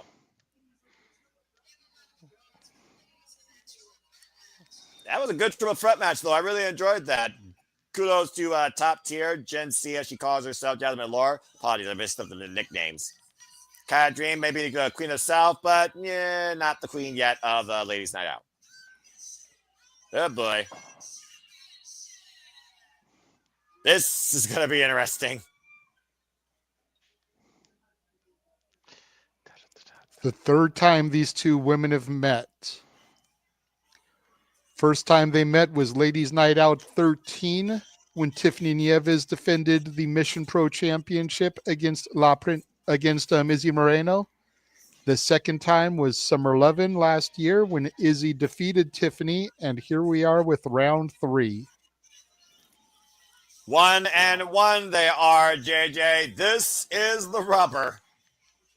La Princesa, though, Tiffany Nieves has been very busy, though, in and out of Mission Pro Wrestling ever since its hiatus, including, of course, the NWA, the current NWA Exodus Pro Midwest Women's Champion for the territory ran by EC3, the inaugural Exodus Pro Midwest Women's Champion now at 161 days, and she is currently with 4 defenses in her reign against the likes of Denise Day, Maya World, and Kylie Page.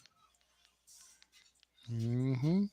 Beating Kelsey Heather and Kylie Page and Maya World in fatal 4-way action last year in August, shortly after losing the Mission Pro Championship to Izzy Moreno. Proud to your princess. She definitely has a presence to herself to call herself that. But everyone loves this BFF in their presence.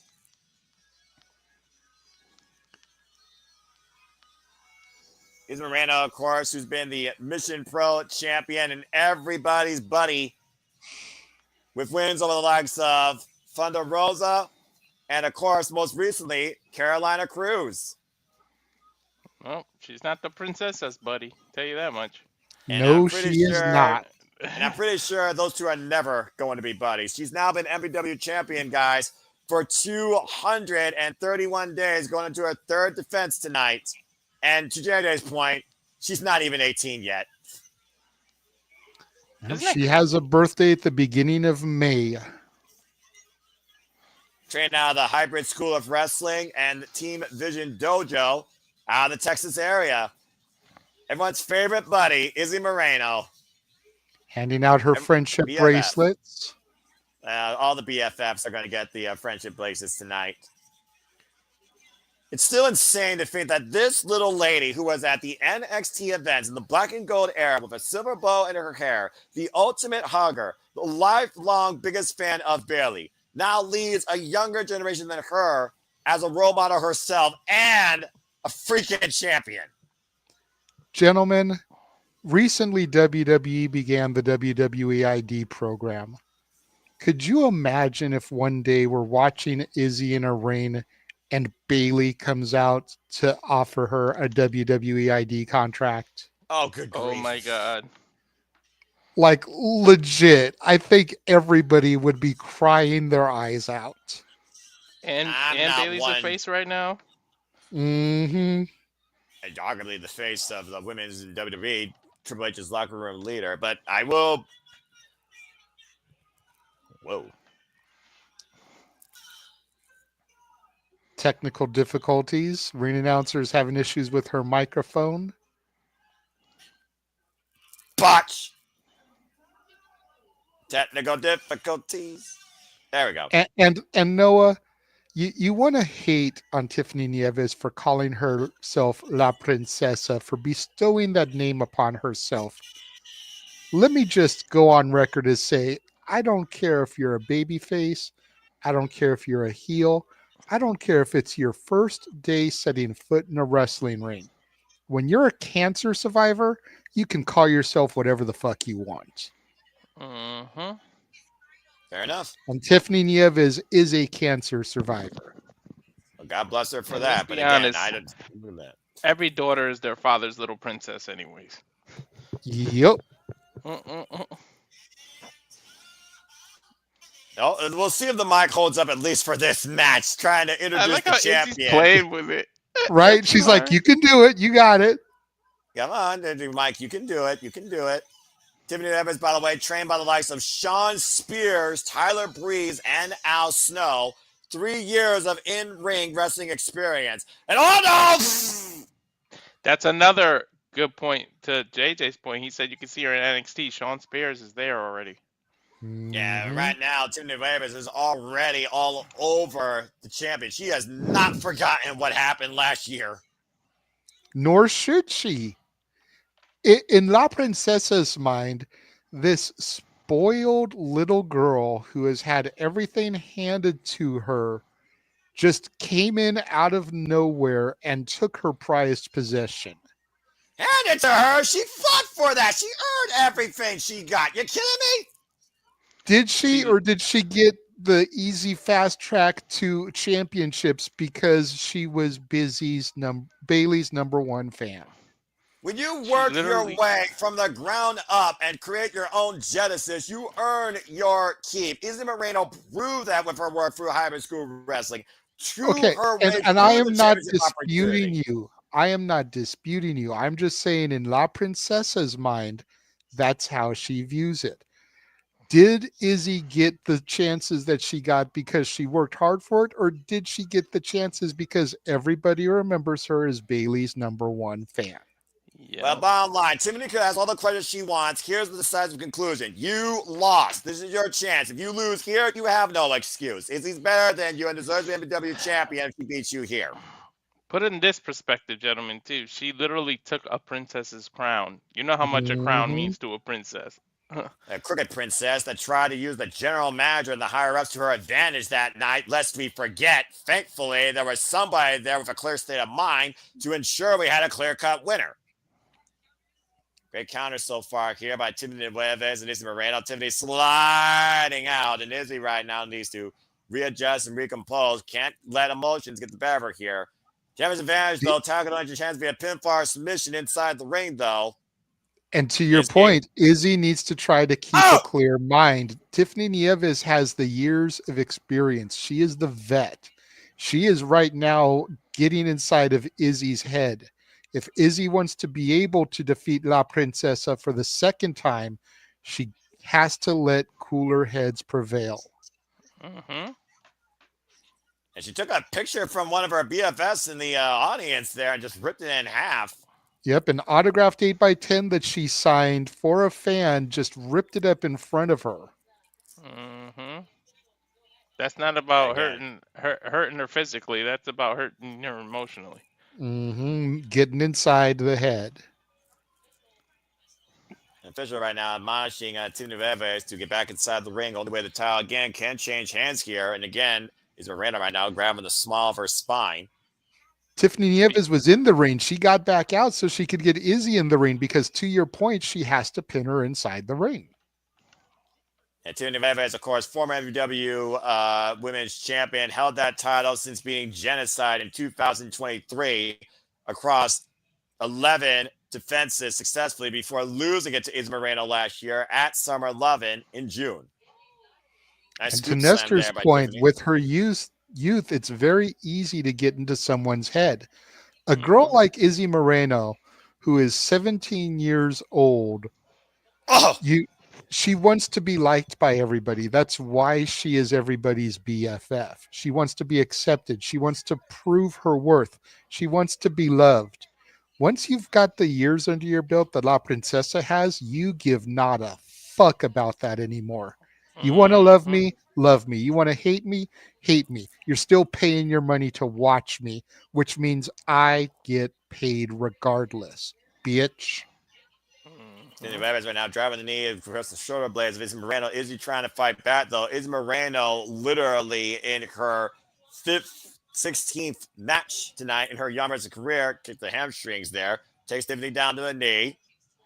Gets to the legs. Take her up and over. Jijiga Tommy cross armbar. Attempting play. But shoulders down. And force the break. Does Tiffany. Tiffany The Nieves kick out had it though. scouted. She remembered that from their last encounter. That's how she beat her. She forced Tiffany to tap out. A clubbing elbow to the back of the head, dropping the elbow across the chest of Tiffany. And Izzy once again trying to keep control here.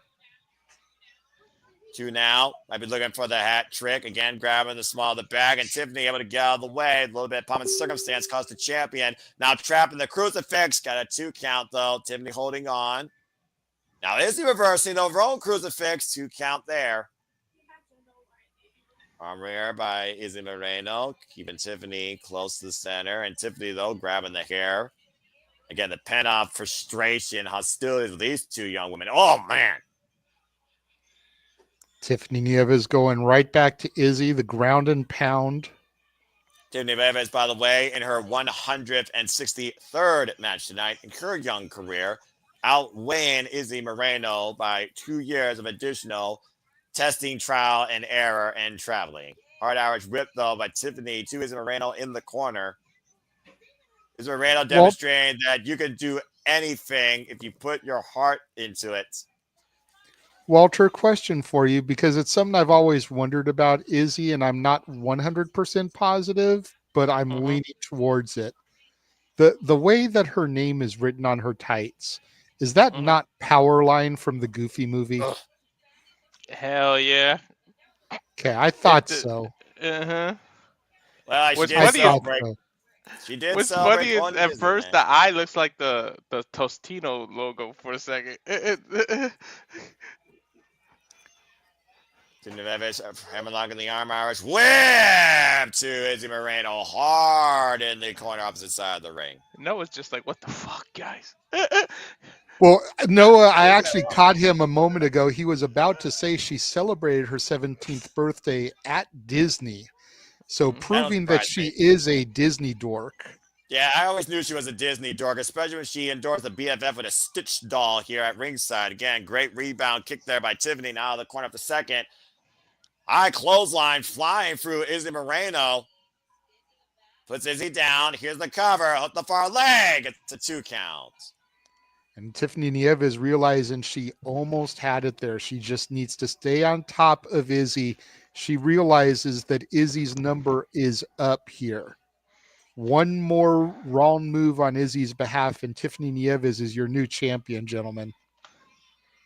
Yeah, but also we Well, talked about before, if Tiffany gets too full of herself and tries to make this more personal than focusing on how to win this professionally, Izzy can literally get the better of her. You said yourself, only takes 3 seconds.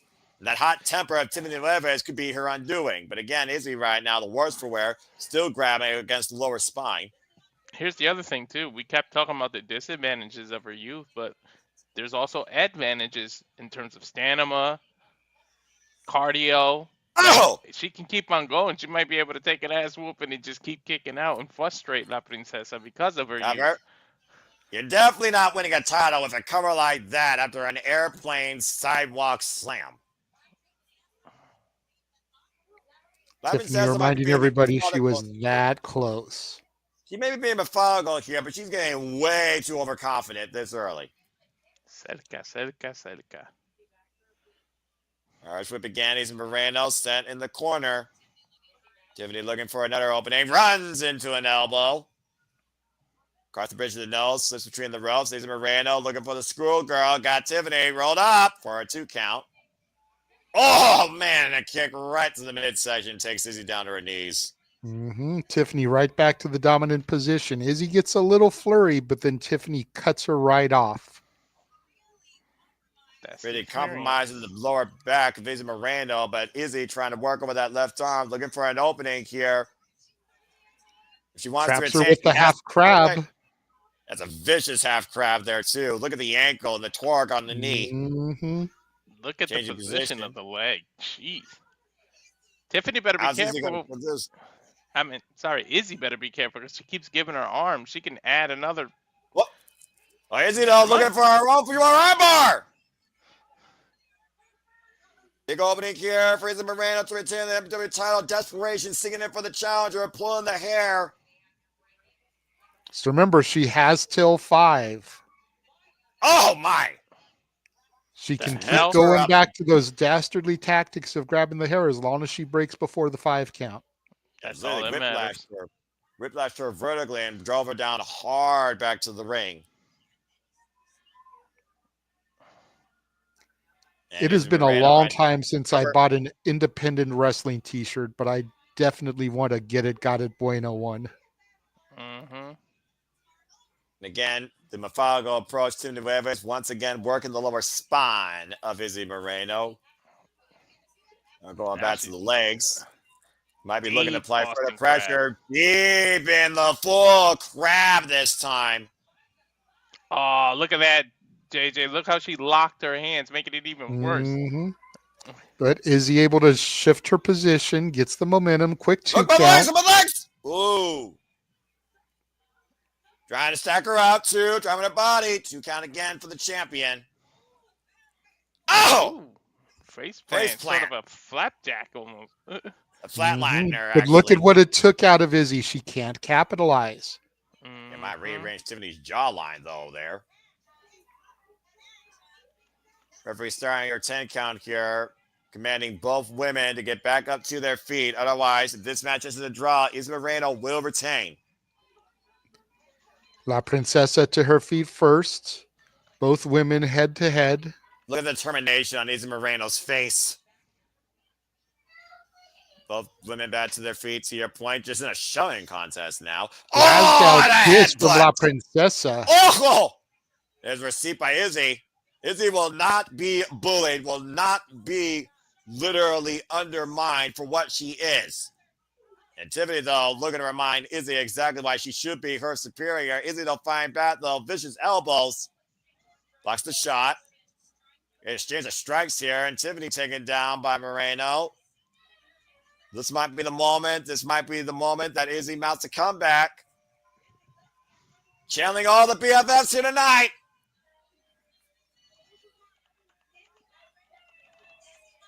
Izzy right now running into the torso of Tiffany Neves.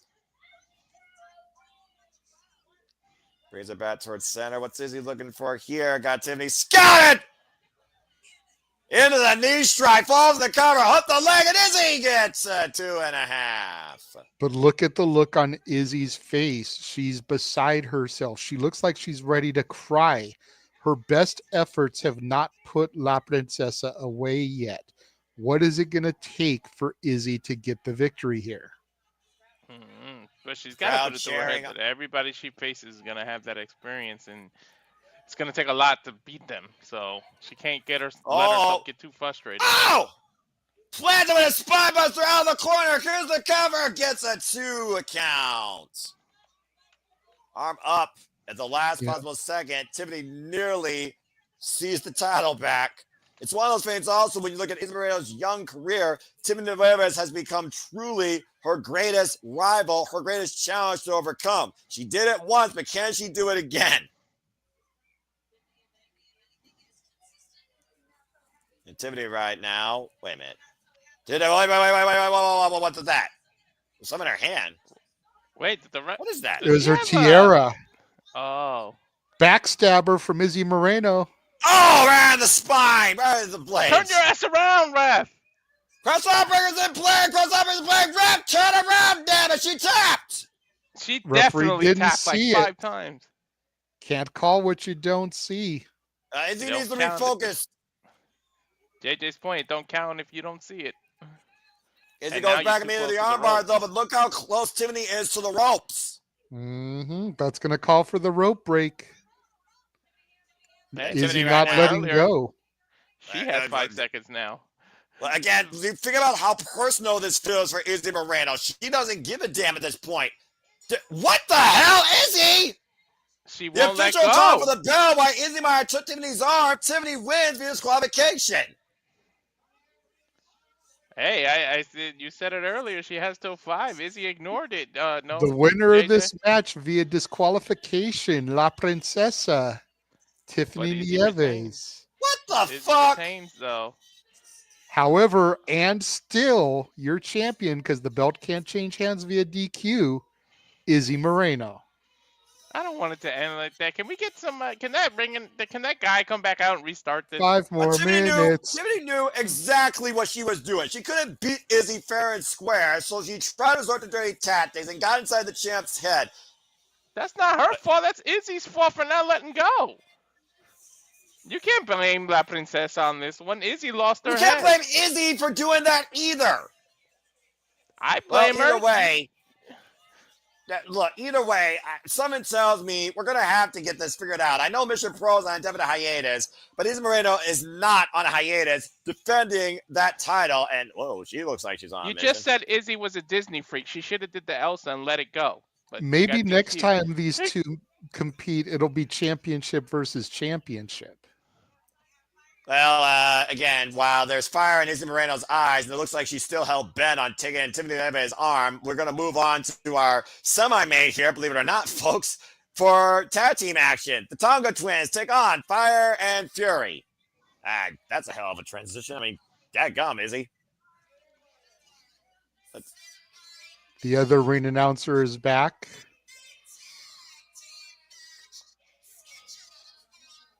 One fall. Nova Phoenix and Morgan Mercy representing Fire and Fury. We haven't seen these two since Mission Pro Wrestling. Of course, again, we covered that show at Summer Lovin', but the following show that we didn't cover, Midsummer Blast, they became the new Mission Pro Wrestling Tag Team Champions.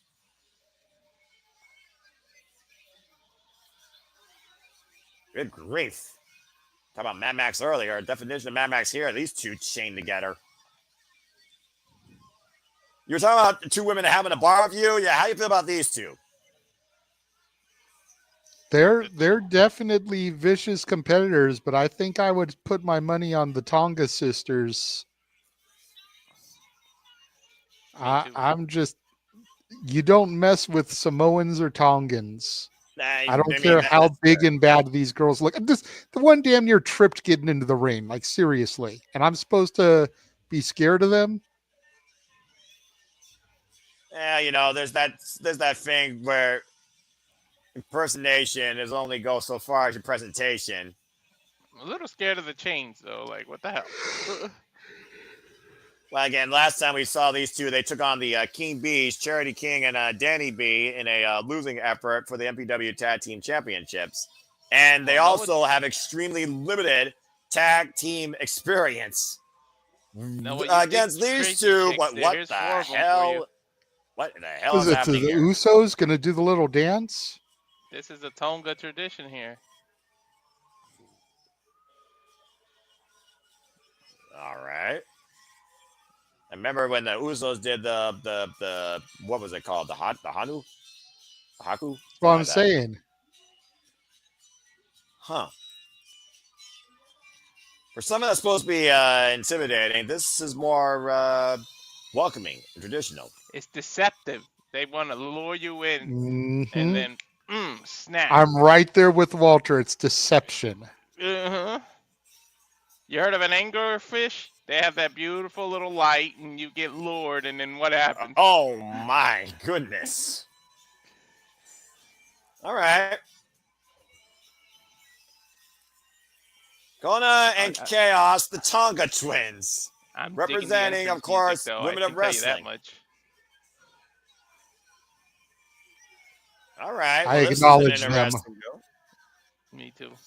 Former women of wrestling tag team champions, by the way. You, of course, can watch that promotion, I believe, folks, out of the LA area on CBS and other services. They held those titles back in 2023 for 169 days. And these two young ladies have only wrestled for literally 40 matches together. Put them with Nia Jax. Oh, no! Well, turn your back on your opponent and this is what happens to you. Fire and Fury right now, the front toward enemy offense in the early going here, driving the Tonga Twins face first. You might remember these two at one point. They were in AEW against Big Swole, Red Velvet, and Counting King, formerly Ashley MK and Steph MK, the MK Twins. Of course, came into Women of Wrestling back in 2022. And they also were previously involved here in VIP Wrestling, taking on Bougie Reality, Wynn Sinclair, and Rachelle Chanel twice in tag team outings. I'm not sure which one's which, though. Big hip checks here. Mitchell trying to get control here. It's supposed to be a tag team contest. Now, I don't know who's legal. Okay, well, the bell rung. There's the double chop there to Nova Phoenix. Here's the cover, a hook of the leg. There's a 2 count. Damn, Nia down in NXT. Oof. Huge headbutt. Oof. Hey, we said you can't headbutt them. We didn't say anything about them headbutting you.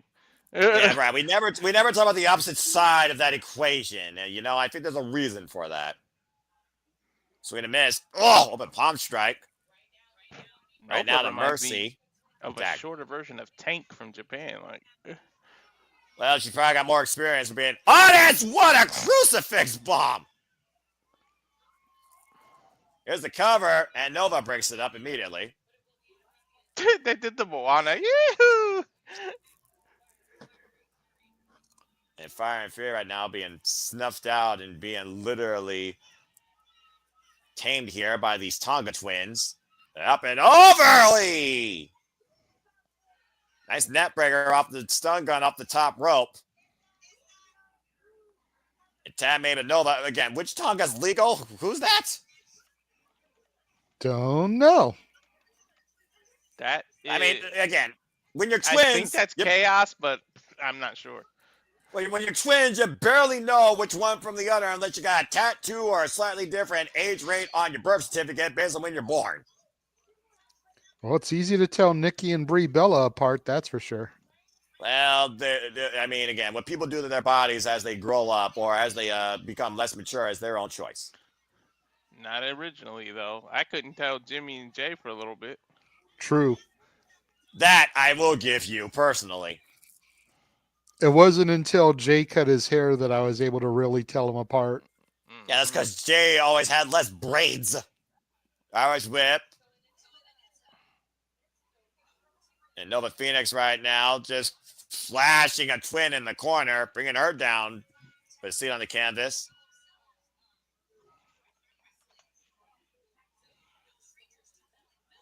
And of course, like I said, former Women of Wrestling tag team champions in their very young careers. The promotion that I believe was managed and produced for a little while by one AJ Lee.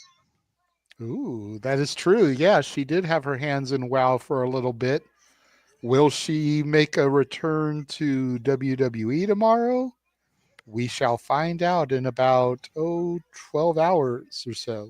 16 hours. Light it up. And Noah Phoenix right now, tag. Well, I'm letting it up Mercy. either way. What is on the line here? Oy vey, face first. Come on, JJ. That was a damn it, Walter moment. Huge step up, senton. Shoots the half. Here's the cover up the far leg. Gets a 2 count. So I think this Walter. is Morgan, Mercy, and Kona right now. Yeah, I know that's Morgan Mercy. Yeah, thank you for that. Yeah. That's her first name. But yeah, as far as the Tongan, I'm just going to go along with it. Okay, now that was just insult. I'm trying to instigate. The Tonga Twins, by the way, part of a group called the Island Dynasty with Kiki Kimura, excuse me, at Women of Wrestling. A lot of trios, actually, in Women of Wrestling. And look at that stretch of the leg underneath the throat by Mercy. And to your point, JJ, she knows she has 5. By the way, Nice folks, snap there by Morgan Mercy there to one of the Tonga twins. It's our semi-main event, by the way. Spinal tap kick to the Tonga. After this, all that's left is crowning our first ever VIP Wrestling Women's Champion in that Fatal 4-Way.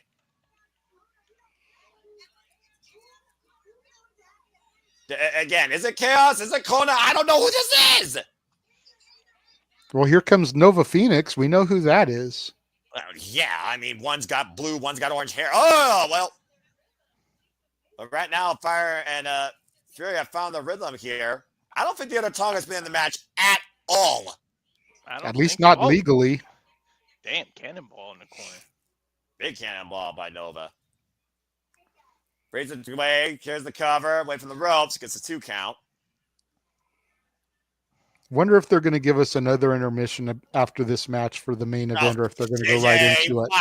You're evil. Why would you put that out there in the ether? I'm just saying, because they did 4 matches, took an intermission, 4 matches.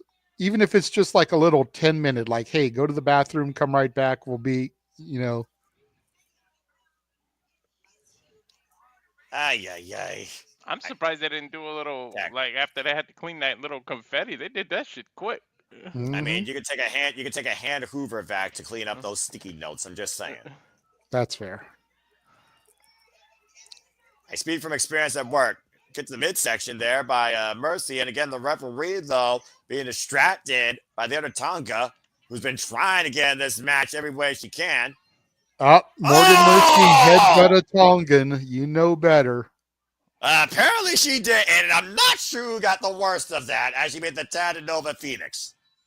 Damn it, Mercer, you fucking idiot. That might be the most accurate statement of the night. And one from Nova Phoenix barely phases the Tongan. Uh-oh. You done pissed her off. That's a big right hand. It'll block the shot, though, by Nova. It's a big woman, both of them. I think Kona might be the one, literally, that's been in this match this entire time.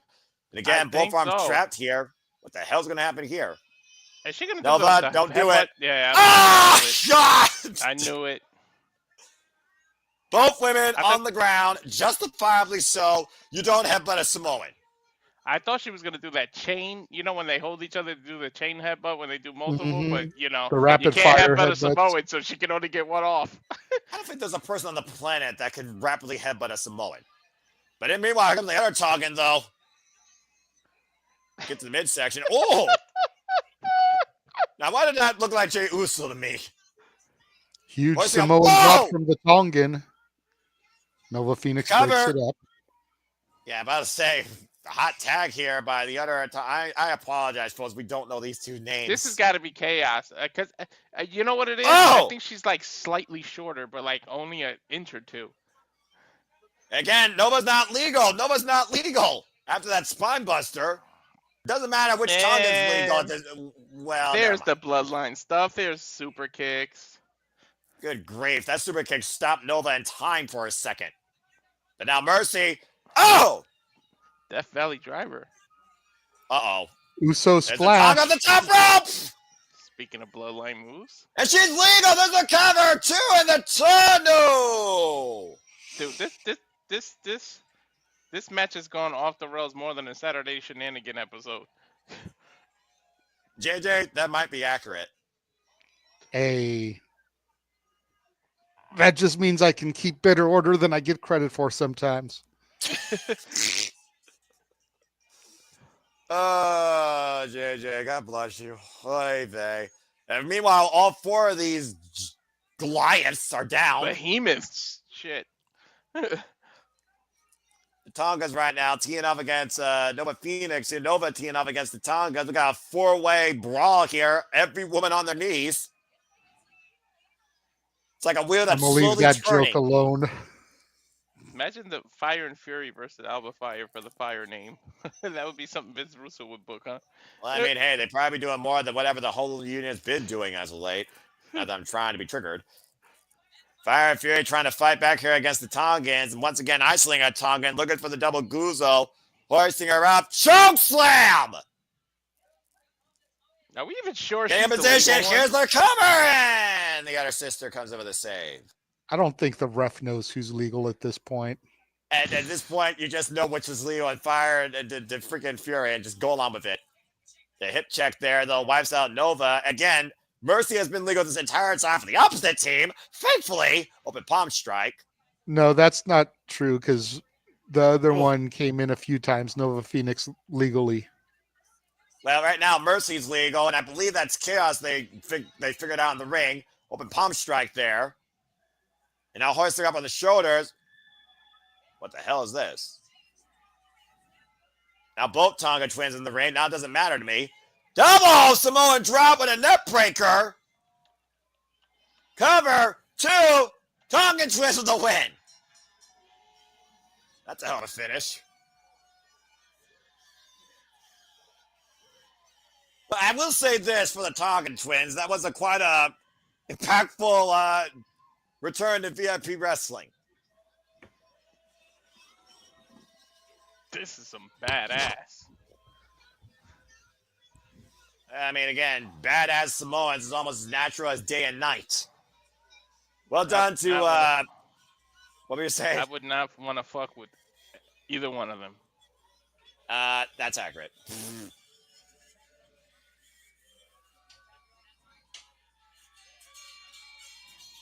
Wait, why am I looking at this in the chat? What's manifest gotta mean? Anyway, well, congratulations to the Tonga twins, He and wanted I'm to sure manifest, Roman Reigns' FCW name. Oh, good grief! Congratulations to the Tonga twins here tonight at VIP Wrestling. Wait, why are they giving the fans handshakes and stuff? I thought they were heels. I'm pretty sure in that match, dude, the Tonga twins were the baby faces. I don't know. Hey, look who called it! Fucking hell, JJ, you freaking idiot! Ah, that's annoying. All right, well, damn it. Okay, why don't we go ahead and He said it was quick. on a night where we figured out the fatal four-way to be determined for the first ever VIP Wrestling Women's Championship, where Izzy Moreno was suddenly able to retain her title but got disqualified trying to take La Princesa to New Jimenez's arm. Damn it, Noah. What? I don't have that banner. I totally forgot they added that. We don't have a graphic for it either. You can just type it at the bottom if you want while they're literally doing the introductions, because here we go, Walter. And thank you to those that have been tuning in. Please like, comment, tell a friend. And again, if you've enjoyed this, we'll do this more often over a monthly period. Who knows what promotion we'll cover next. And again, please support my friends, support their PayPal, support their passions. And if you want to take the conversation, super chat as simple as that. At this time, gentlemen, this is why we're here tonight. It is time to crown the first ever VIP Wrestling Women's Champion. And the first one to qualify was, of course, Maya World. Wee woo, wee woo, wee woo, woo. Maya World. You went back to watch FCW? You heard, JJ? Huh? You went to go watch FCW? Yep. And you were right, by the way. You manifested it. They gave like a little 30-second intermission. About to say. So the question is, we all know the 4 women that are in this match now. Maya Who's World. your picks to take the title? No, I'm going to go to you first. You're on the spot. I mean, again, I look at Maya World. She's got the inexperience. I look at Holidead. To me, she has the most determination. I look at Mercedes Martinez. She's the most championship accoladed and disciplined. And then you have Alejandra, who, of course, has that entourage in her corner with that manager. But I look at the fact we're in Texas. I look at Holidead's resume, and I think, honestly, this is Holidead's night. I think Holidead becomes the first VIP Women's Champion. Walter? I think I tend to agree. It's either that or Maya, but I'm going to go with Holidead because I feel like Mercedes is going to go back to Ring of Honor. So I don't think they'll let her be this champion. But Tony has done weird shit, so we don't know. But yeah, I think Holidead has it. Yeah, I definitely am eliminating Mercedes Martinez just because of the fact that you got to think about what her fee is for these shows. And can they afford to pay her on a consistent basis to defend the championship? That's the reality of the situation. I wouldn't So mind that leaves me with Holidead. That leaves me with Maya. and that leaves me with Alejandra Quintanilla. Correct. And I am unlike you guys. I don't think it's going to be Holidead. I'm leaning towards either Alejandra or Maya. Well, I'm going to go with time to find out. Alejandra. You're gonna go with Alejandra? Okay. I'm going Alejandra. Well, it's interesting you go with Alejandra because, again, Alejandra was previously involved here in VIP Wrestling. Of course, was the DFW All-Pro Women's Champion. And guess who beat her that night for the title? Holidead. Holidead and Alejandra have very rich violent history back in 2021 here in VIP Wrestling. On the other side of that note, though, Mercedes Martinez has previously faced Holidead twice and beaten her. So how poetic would it be, Noah, if Alejandra pins Holidead to win the championship here tonight?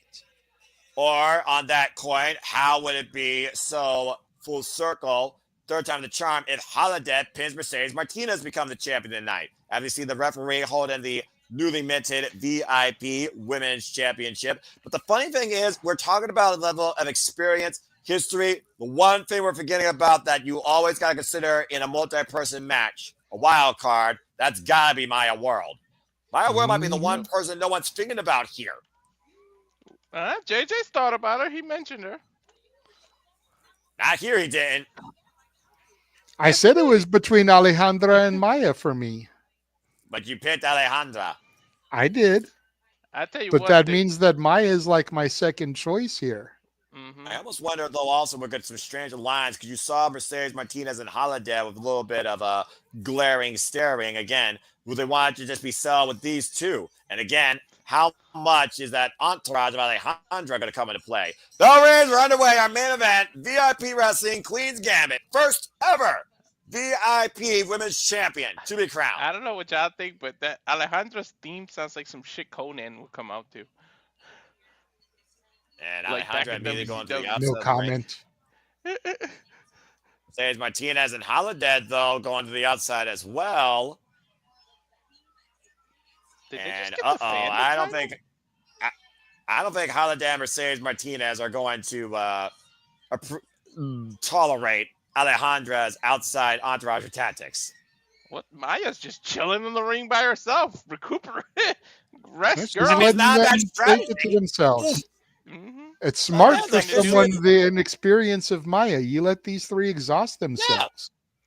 The Smartest thing to do history in a is fatal with four-way. these. The history is with these three women. We literally said that. Whoa! And Maya did not want to be left out of this picture.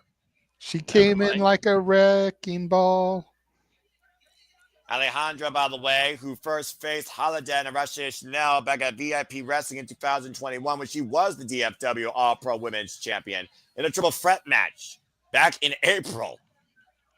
All right, so we have it now. Alejandra isolated with Maya World. Maya World up and over out of the corner. Looks for the clothesline, hooks the arm, swings her around, front face lock. Nice German suplex. Looking for a rollover. There's a second, and you were calling for this earlier, JJ. Yep, she What's just up, landed Brett? the three amigos, the trifecta of vertical suplexes, Noah. Meanwhile, Holiday and Mercedes Martinez are fighting on the outside, though. And again, you got to worry about Alejandra's manager at ringside. See, now if I said that, I would have got hit, but you get to say it. And Holiday right now with Mercedes Martinez in the ring for the moment.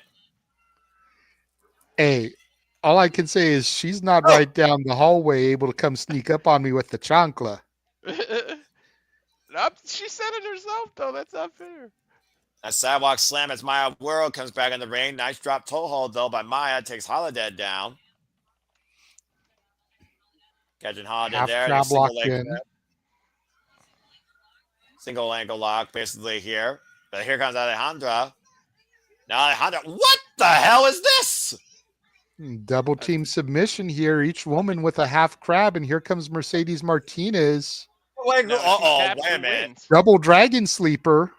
Okay, well, I would consider Mercedes would be the one that would win because she's in the most top position here and also has her own stereo submission. You got to consider the one in the most dominant position would be considered the winner, right? But how long you hold that as all four women explode and Holiday might have a messed up leg after that, if not both. The schoolgirl, though, Alejandra gets a 2 count on Mercedes Martinez. Now Maya will try to take advantage.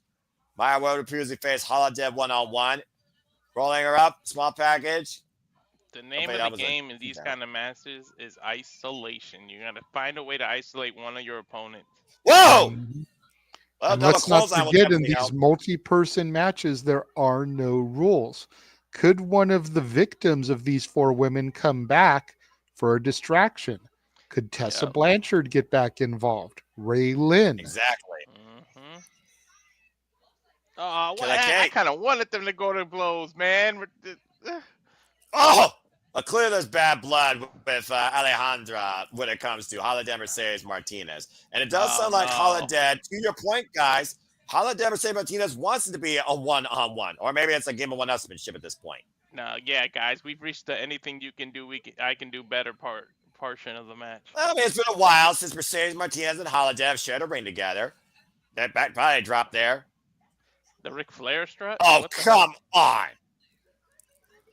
A little bit of flair by Mercedes Martinez. A sign of things to come at the Royal Rumble. They are built very similar. Like, look at their builds. Last call for alcohol from Holidead to Maya World. A With a little faraway Fargo slam. strut. Oh, geez, that's not great. What the hell is happening here? One-upmanship.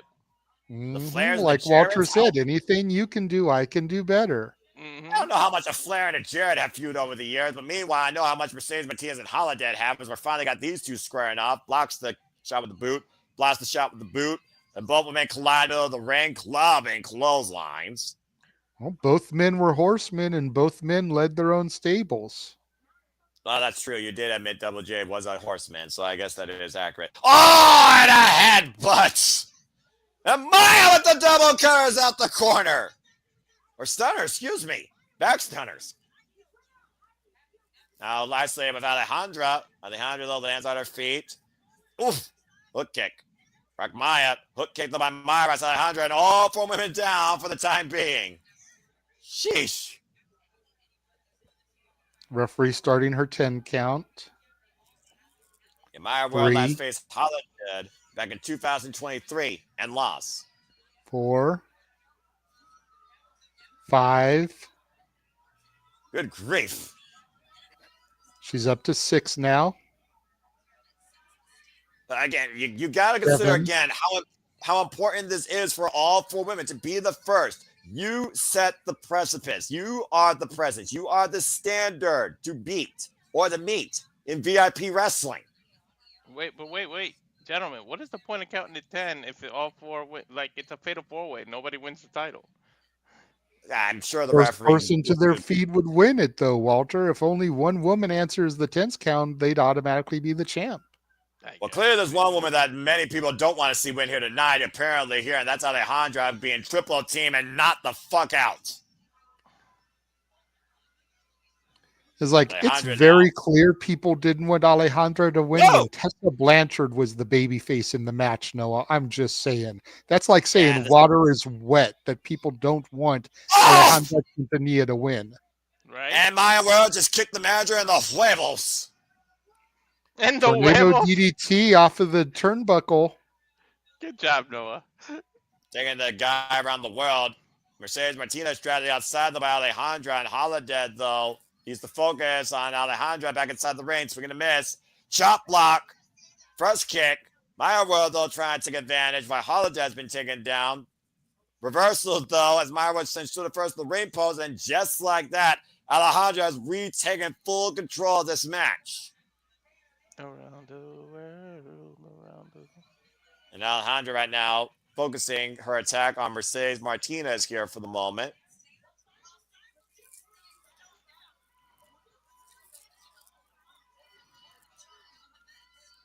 And Mercedes Martinez here squaring up against Alejandra. Holidead and Maya World are down for the moment. Hoist her up. Guzo planted! Good grief! So here Mercedes. comes Maya World trying to No take one really has the advantage. momentum now. And again, every time Backstabber you to take someone's Mercedes. control, every time you make someone's control, there's a reset point. You saw Mercedes curve off that. Went for the clothesline. Schoolgirl. Leg capture, pin, and capture. Oh, that is exactly how she beat Rachelle Chanel to get to this match here. Uh-oh. Oh! I was supposed to go for a black hole slam. Instead, turn into a flatliner. Maya World taken out again.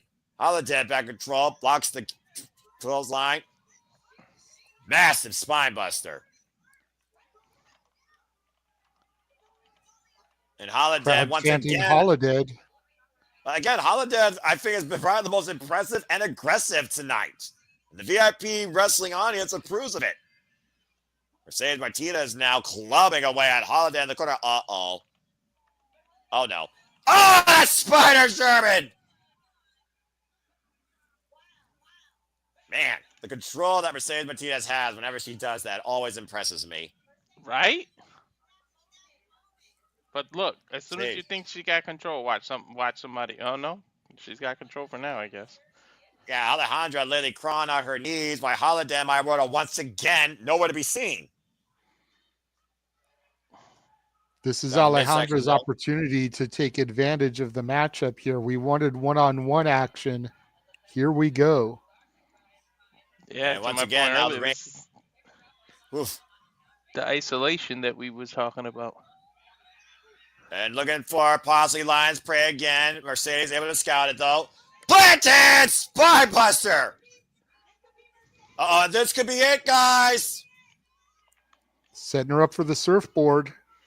Got the arms, can pull her up, pull her back. And there's the Dragon Sleeper! There it is, that's it, she tapped! Mercedes Martinez wins! The one we really doubted, all three of us doubted that one.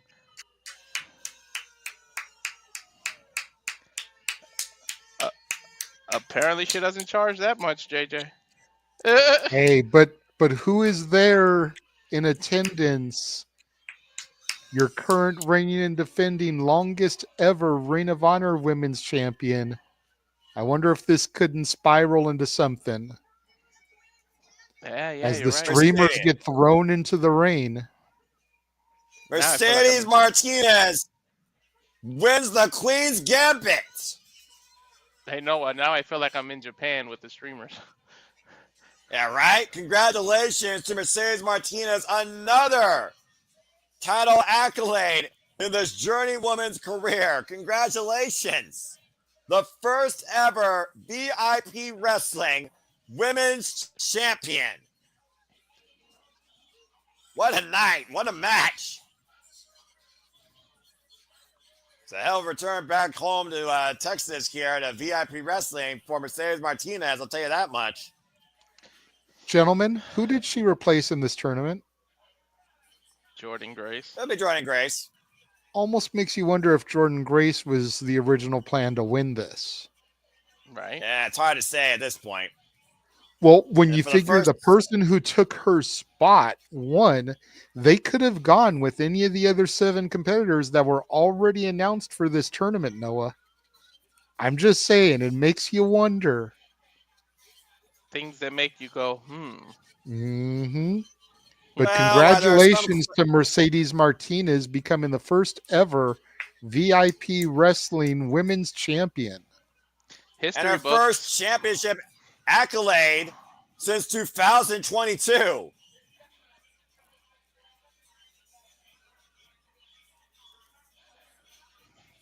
Getting caught up in the streamers there as she rolls to the outside. And a little bit too much celebration. A little bit too much celebration and excitement right there. Of course, embracing the fans that attended tonight VIP wrestling. Not bad for this 24. Not bad for this 24-year disciplined journey woman of the game at 44 years of age. You know what? I think it's her veteran status that they know she can carry this. That's why they went with her too. Well, I mean, to be fair, I mean, it's one of those things where do you look at youth to lead something brand new, or do you look towards the past to lead in the future right now, too? But that being said, Queen's Gambit has officially concluded, and a champion's been crowned. Mercedes Martinez has won. The end has finally been found. Thank you all for tuning in once again to the Super Studios. There's a hell of a Saturday ahead for us. So for the Mega Wrestling JJ Williams, For the Mr. Reliable and Self-Hunter Cruise, I'm Noah Foster. This has been Women's Wrestling. This has been VIP Wrestling, Queen's Gambit. It's been a hell of a fun night, but until literally the Super Reliable Top 10, we'll see you tomorrow. Today, technically for us. Yeah, right, East Coast. What's up, JJ? Traditionally, after these type of things, you guys do a simple summary. I wanted to know if you wanted to do one really quickly because there's quite a bit that I want to take away from this. Go for it. I mean, yeah, go for it. First of all, God damn it, respect women's wrestling. This company just gave you another reason why you shouldn't take these female competitors lightly. I think top to bottom, this was a solid show. For me, top 3 matches of the night were Tessa Blanchard versus Alejandra Quintanilla. I think the Izzy and Tiffany Nieves match and the triple threat for the Ladies Night Out title. I agree. This match was good. It was solid, but I feel like it was a little bit rushed because of how late in the card it was, how late in the night it was. I feel like they could have given this match a little bit more time. I feel like it was the shortest match of the night, which is kind of crazy when you're doing the first championship. Yeah, you might be onto something there. Yeah, you would think you'd give that the most time. But again, I think they decided to just throw it here. They already had people, again, why would you fly somebody out for a second match just to put the title on them when you can save a fee? They're already here. You know what I mean? Like, I know a lot of these women are from the Dallas area, but not all of them are. So you have to think of that from an independent promoter booking standpoint. You got to pay fees again to get these women to show up for a second time. Just to have 3 of them lose. You know what I mean? Like, take advantage of it. You also never know what the curfew is for the area or the facility. Nope. That's also one of those things, though, where, again, you always have to judge your booking by how long you want to actually give what should be the most important moment here. But, yeah, I figured the matches all had a fair amount of time, a great showcase. There was some tremendous talent that really surprised me that I wasn't that familiar with. I think Kiah Dream has a lot of great potential. I also thought that, again, the triple threat for the Ladies Night Out Championship was probably my favorite match of the night. Definitely our most compelling story, and definitely our most compelling call was the Mission Pro title match with La Princesa, Tiffany Nieves, Lisa Moreno, and something told me that's far from over. Extremely impressive with Lynn and Holidead picking things up where they left off. And congratulations again, though, to Mercedes Martinez. And something tells me that Alejandra and Tessa Blanchard, I need to run back in the TNA ring. That was a fucking awesome match. Yeah, absolutely. I'm still getting used to Tessa Blanchard. Her rise to fame was prior to my return to wrestling. I only kind of heard secondhand the controversy that came from her. So pretty much her return at Final Resolution last year, that was my introduction to Tessa Blanchard. Oh. So I've literally only seen her have like 2 matches, 3 matches. I'm very impressed with her and her work. Separate the artist from the drama. The in-ring competitor is a hell of a competitor. And now that we have this crossover, I'd be lying. And I know you very viciously with vitriol on your impromptu talked about, let's give it time. Let's give it time. Give me Flair versus Blanchard or the 2 of them as a team with this partnership. I'm just saying, either way, let's fucking go. All right, Mr. Optimistic Premonition Booking. We'll see what happens. You can't push time any faster than it is right now, but we'll see what happens. But I know what I the mean, if nothing else, how many times over the course of a year do we see main roster come to NXT? Fucking Bailey is challenging for the NXT championship. I'm just saying. appears it was involved So in for NXT. Charlotte to come down to NXT for some reason isn't out of the realm of possibility. It may be, in the words of Aaron Rift, highly unlikely in all likelihood, but it's not out of the realm of possibility. And if She NXT already is where the TNA crossover stays, that's where you would see Tessa. Charlotte already showed up a few times at NXT via backstage. I mean, we didn't see her, but she showed up and already embraced a few people. I'm just saying, much like all I wanted was Santino and Ariana to have that moment. Give me just a backstage interaction. You know, to Walter's point, let Charlotte be walking through the NXT locker room and there just happens to be Tessa Blanchard standing and they exchange a look and Charlotte keeps on pushing. Give Mm-hmm. me that moment. All right, we'll see. That's all I'm going to say. We'll see. But I know we're also going to see you all extremely soon when we Yes. course through our top 10, the Royal Rumble, the Saturday Shenanigans, and bring you into February for what's ahead in the Super Bible Studios, too. I am going to put you on the spot here. Do any of these matches that we saw this evening, the 9 matches, scratch the surface of contention for your list tomorrow night? Both of us? Either one of you. I'll say no just because we'll get accused of recency bias. If a match is good, a match is good, damn it. Mm-hmm. Well, That's again, why it's being done on February 1st and it wasn't done Mm-hmm. on January 29th. That way you had all of January. Yeah. we had all of January, but again, I've already rearranged my top 10 like 3 or 4 times and my 3, 4 honorable mentions. But compared to my standards globally at professional wrestling fan, not quite. Fair Not enough. quite. Not Fair quite enough. for me either. If I was doing a top 10, Alejandra Tessa would definitely be on there. Probably the bottom half of the list, 10, 9, but it would definitely be there just from my standpoint. Mm-hmm. That's fair. I'll tell you one thing. I don't think it's over between Izzy and Oh cause no. and La Princesa because something tells Well, me they're gonna go at it again. I'm telling No you doubt about right now. I'm telling you right now from what little I have seen, considering this is only their 3rd match, Mm-hmm.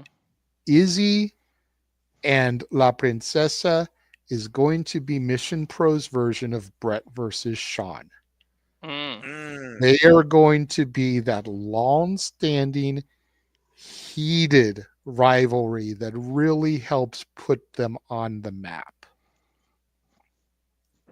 Izzy in the role of Brett, or excuse me, La Princesa in the role of Brett, and Izzy in the role of Sean.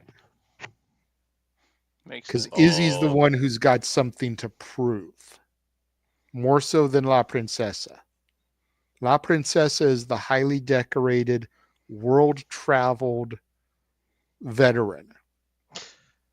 Izzy is that young, fiery upstart who got disqualified tonight in order to keep her championship. One wonders, did she really get hot-headed, or did she just try to save her own ass?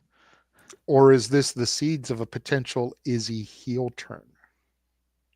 Time will tell, guys. Because she We've seen cheated Bailey. to win. We've And to seen my Bailey go knowledge, heel. Izzy has never cheated to win. Correct.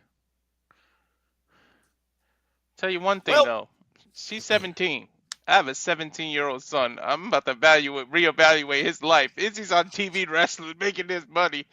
We got some talking to do, son. Hey, I'm just saying, don't be surprised if come All in Texas, we don't see Izzy Moreno on our TV screen. She will be 18 by then. And there is history, long-standing history between the boss and the number one super fan. Well, time will tell, but as far as time goes, I think it's time for us to literally bid everybody from the opposite of hello. We got to get some rest. We're going to survive Saturday Yes, one way or another. Plus, I that's already know fair my enough. mom's going to wake me up early. So I'm going to go ahead and millionaire horn this thing into its final stage. We're not going to re-show because that would be redundant. So again, Yes, thank you all for tuning in. Respect women's wrestling. Support VIP wrestling. It was a very fun show tonight. Hope you all enjoyed when you watched this live on demand. And until literally the Super Level Top 10 and the Royal Rumble hype and Kapaza impacts in life, and whether you're East Coast, West Coast, or somewhere else in the world, have a good night. Thanks for tuning in. yep. We will begin our coverage and see y'all tomorrow starting at 3 Eastern, noon Pacific. Have a good night, For the folks. adios. Bye, guys.